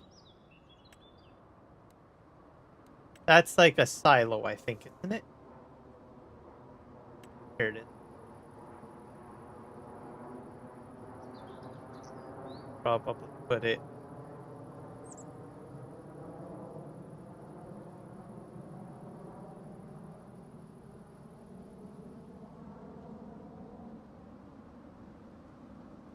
I might do it this way. Yeah, this might be a better way. Because then, where's my, just, yeah, this way.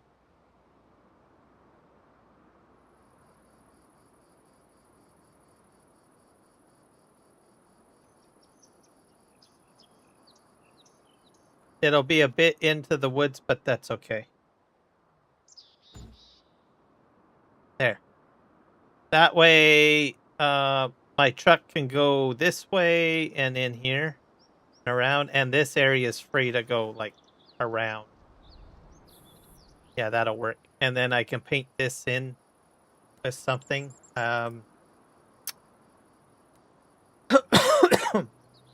Sculpting, paint. We need to expand this size. We need to hit M.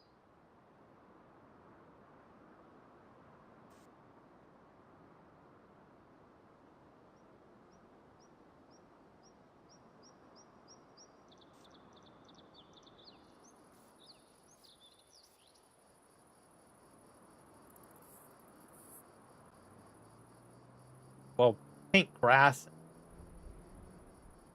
The grass. Ah.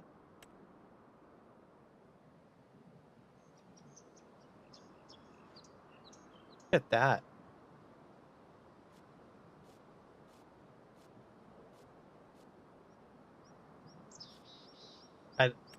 What about this? Some shrubs. That's too many.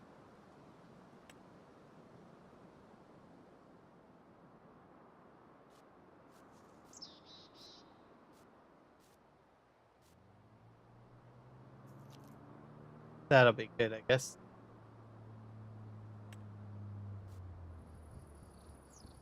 Makes it so weird. How do I change shape?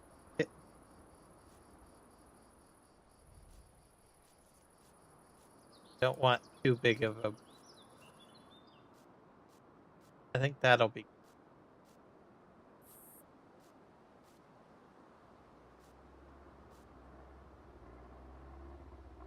Put a little...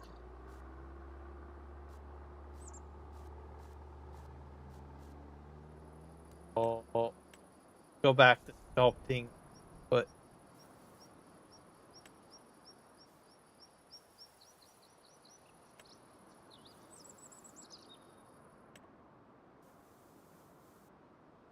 I don't think I have the same texture, do I? There we go. It's a bit better. And then we have to paint on this side.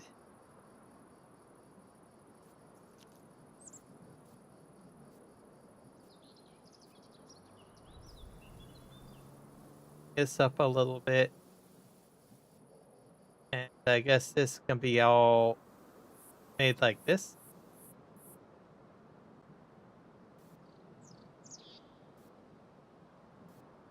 This is like my field access anyway. Like, yeah.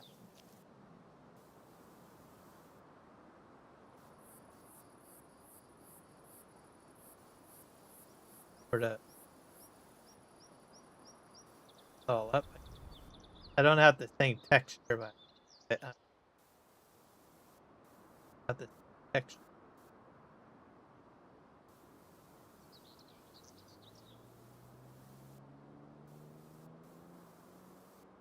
There, this will be my new farmyard, I guess. Sorta. And then I have this area to work with too, which I think I'll probably park vehicles in. Just sorta.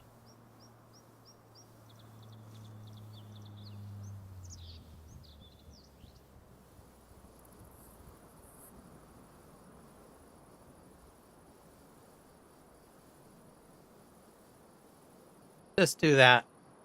Right. And then I can put equipment in there.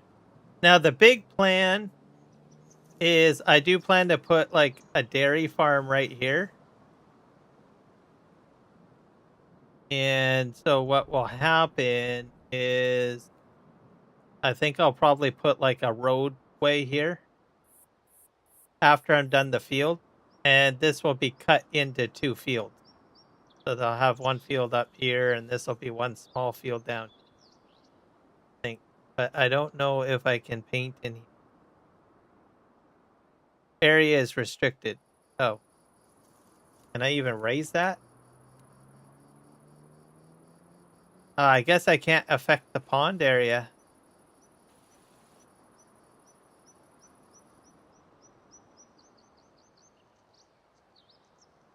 Yeah. All right. So I guess I can't paint over these. Over the marshland, I mean. That's going to be a problem, I think. To a degree. Sorta. Well, just what it is what it is.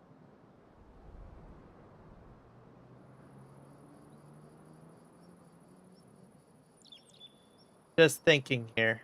Okay, what I might end up doing is I'll probably put in my road right along here. Up this way. And over here. And then I'll set this as all grass. Or other fields or something, like a smaller field, like maybe rice or something. And then down here I can have like cow barns and other stuff. And maybe make this like grass pasture land. And then that would leave all of this and all of this over here as a main field. And this area will be all grass. Or I could probably put a cow barn here and make this grass. Like the same idea, like a road or a barrier along here. And then all this area grass. I think. So, not doing it right now though. I'm gonna wait until I'm done all of the baling. We're inside the palletizer. This is weird. Oh well. Up the storage sheds. And I can put hay pallets in here.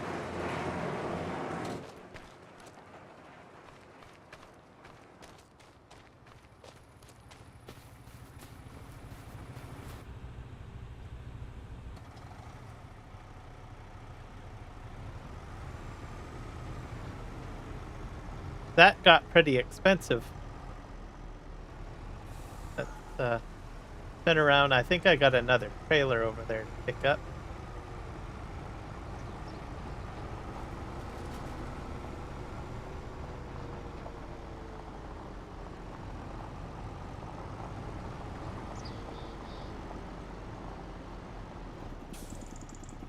Almost crashed there.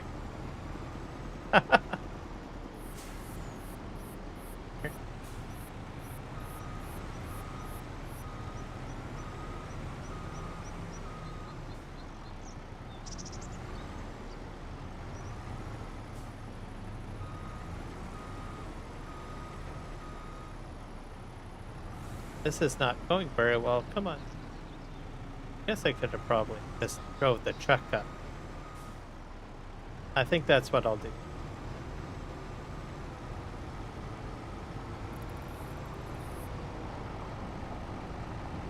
Just park this back down.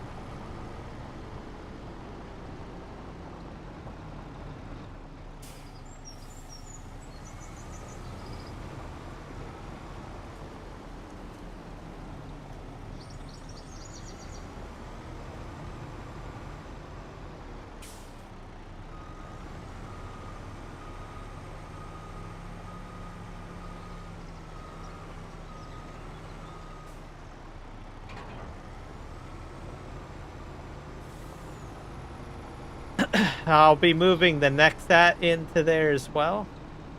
It'll work out great.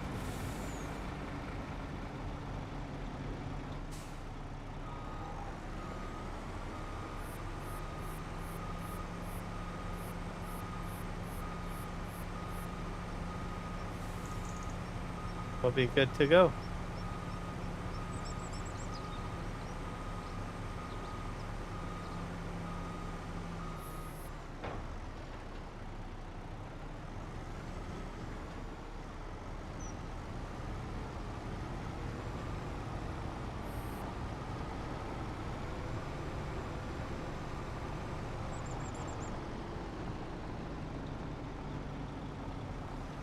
Whoa! Park this guy like right beside him.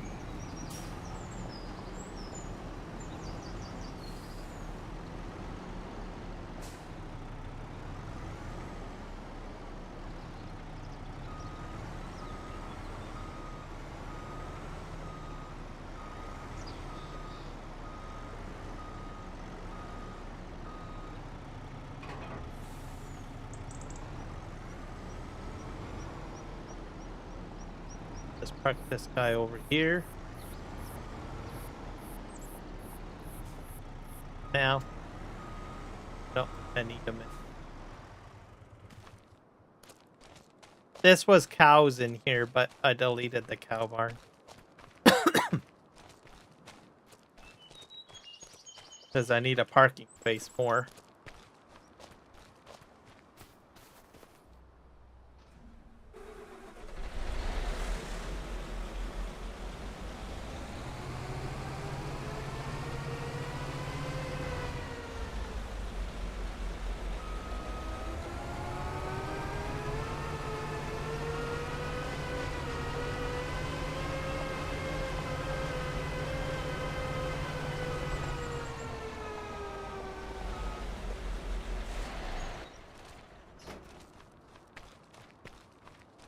I could put a fence right here too with a sliding gate.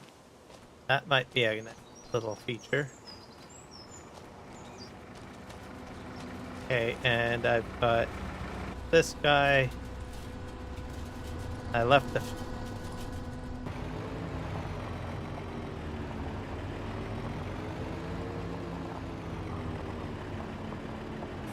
I'll probably park him over here beside the truck.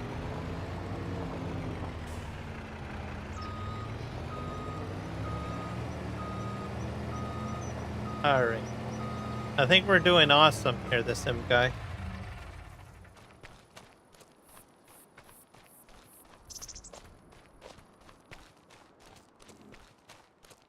Do do do do do do do do.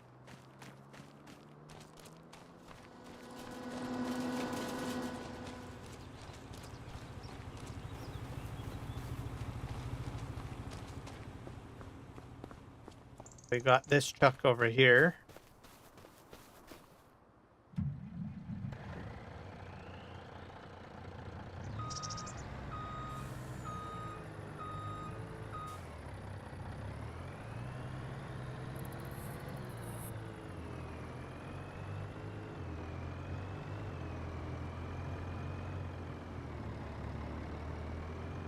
So a lot of the straw that I have is probably going to get sold first.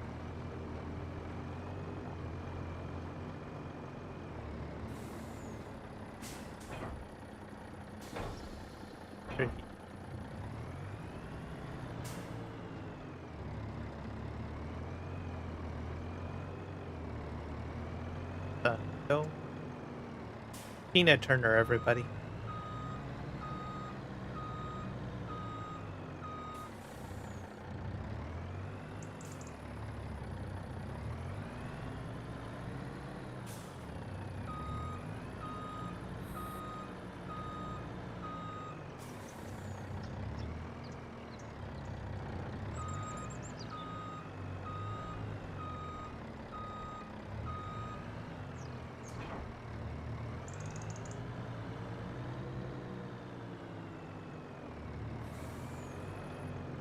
Doo doo doo.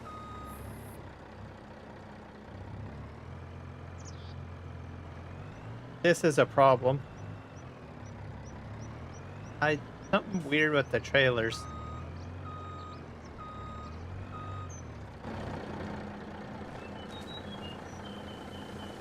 I seem to stink or something.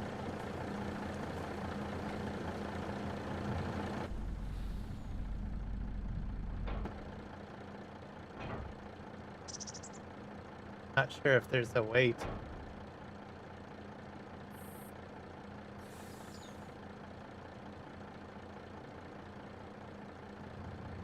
It's difficult to get underneath. It's like the rigging sink. I thought it was maybe because of the real mud mod, maybe? Sure.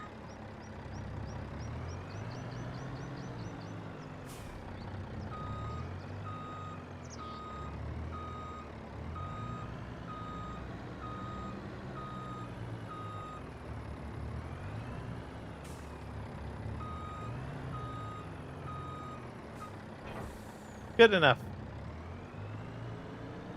Alright. Over here. Oh, another crash. Even though it was a little love tap.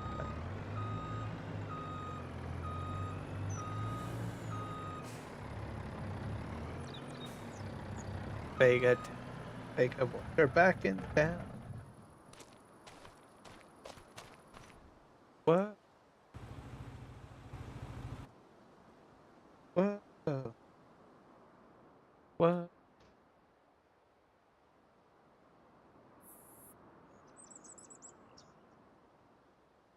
Where's my windrower?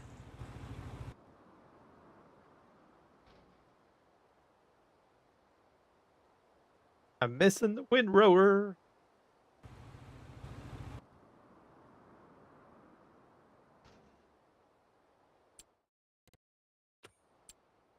What?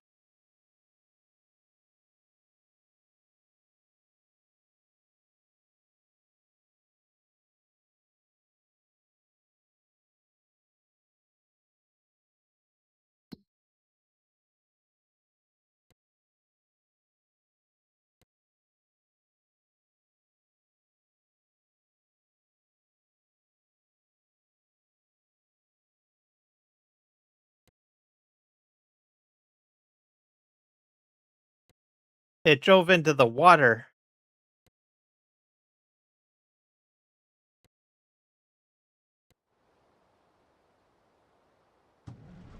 Okay.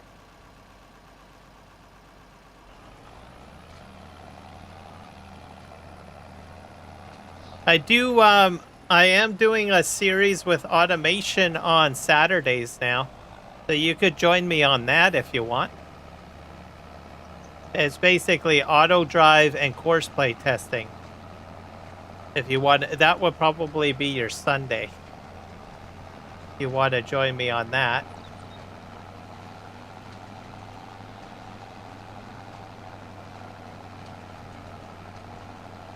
Essentially just complete automation with course play and auto drive. Trying to get things to operate and everything like that. Did you want to join me for that? Because I'm starting to do that as a series on Saturdays. So where did my All right, I'll check your message on Discord. I'm missing my windrower for here.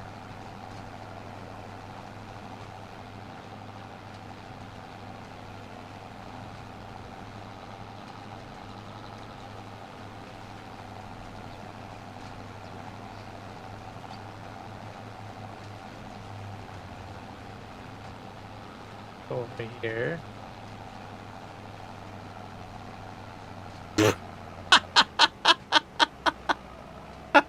Whoa! Oh. He drove into the water. Wow. That guy's special.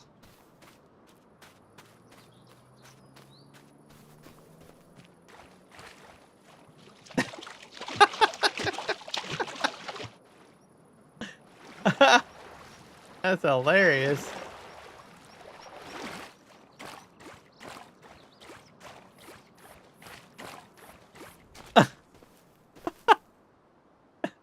I did not do that one. That was an auto drive thing. Or a course play thing. He's broken too. I had him on course play. He just drove in there. This guy's a dumbass. Oh, God. Okay. I put the store delivery mod down. Will it reset to it? Probably gonna have to reset it.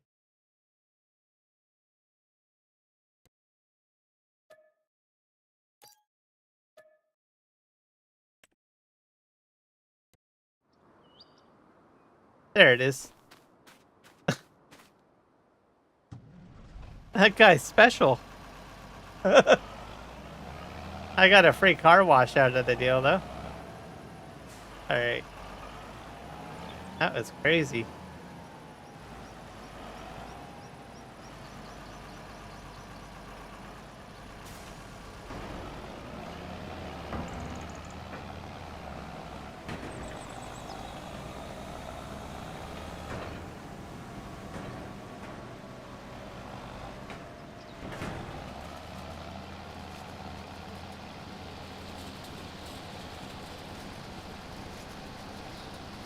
I'm gonna grab all of this stuff.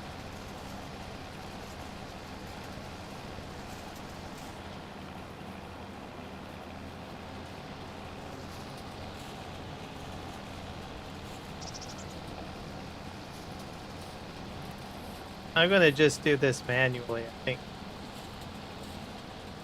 Man, he even knocked out my bales. Dude, crazy.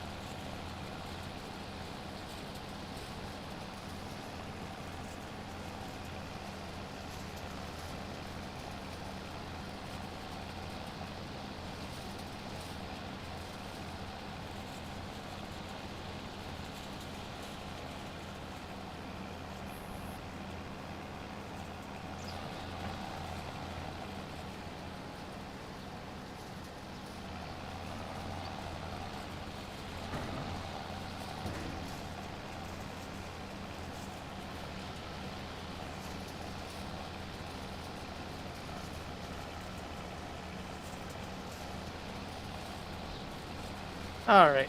Well, this is gonna take more of a mess to clean up. I think I'm gonna call it a live stream at this point. So let's see who's live streaming. I'm gonna save everything first. Then I will redirect people. 'Cause I think someone is live streaming. There's always someone live streaming this time.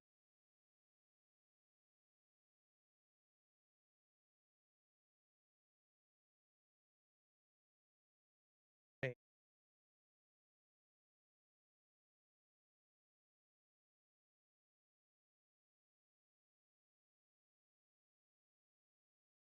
Who can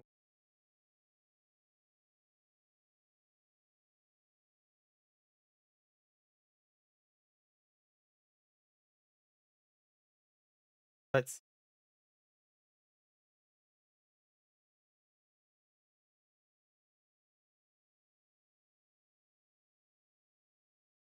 No one live streaming Farm Sim?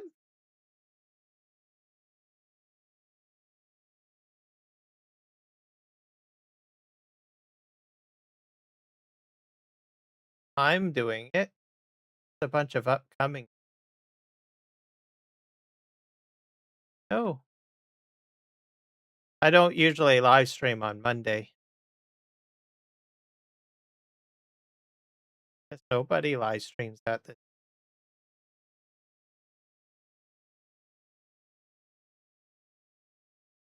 at least no one that I'm subscribed to anyway. Not saying nobody does.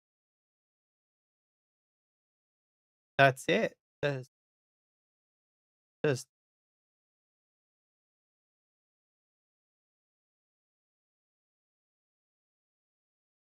guess people take today off. Yeah, let me try farming.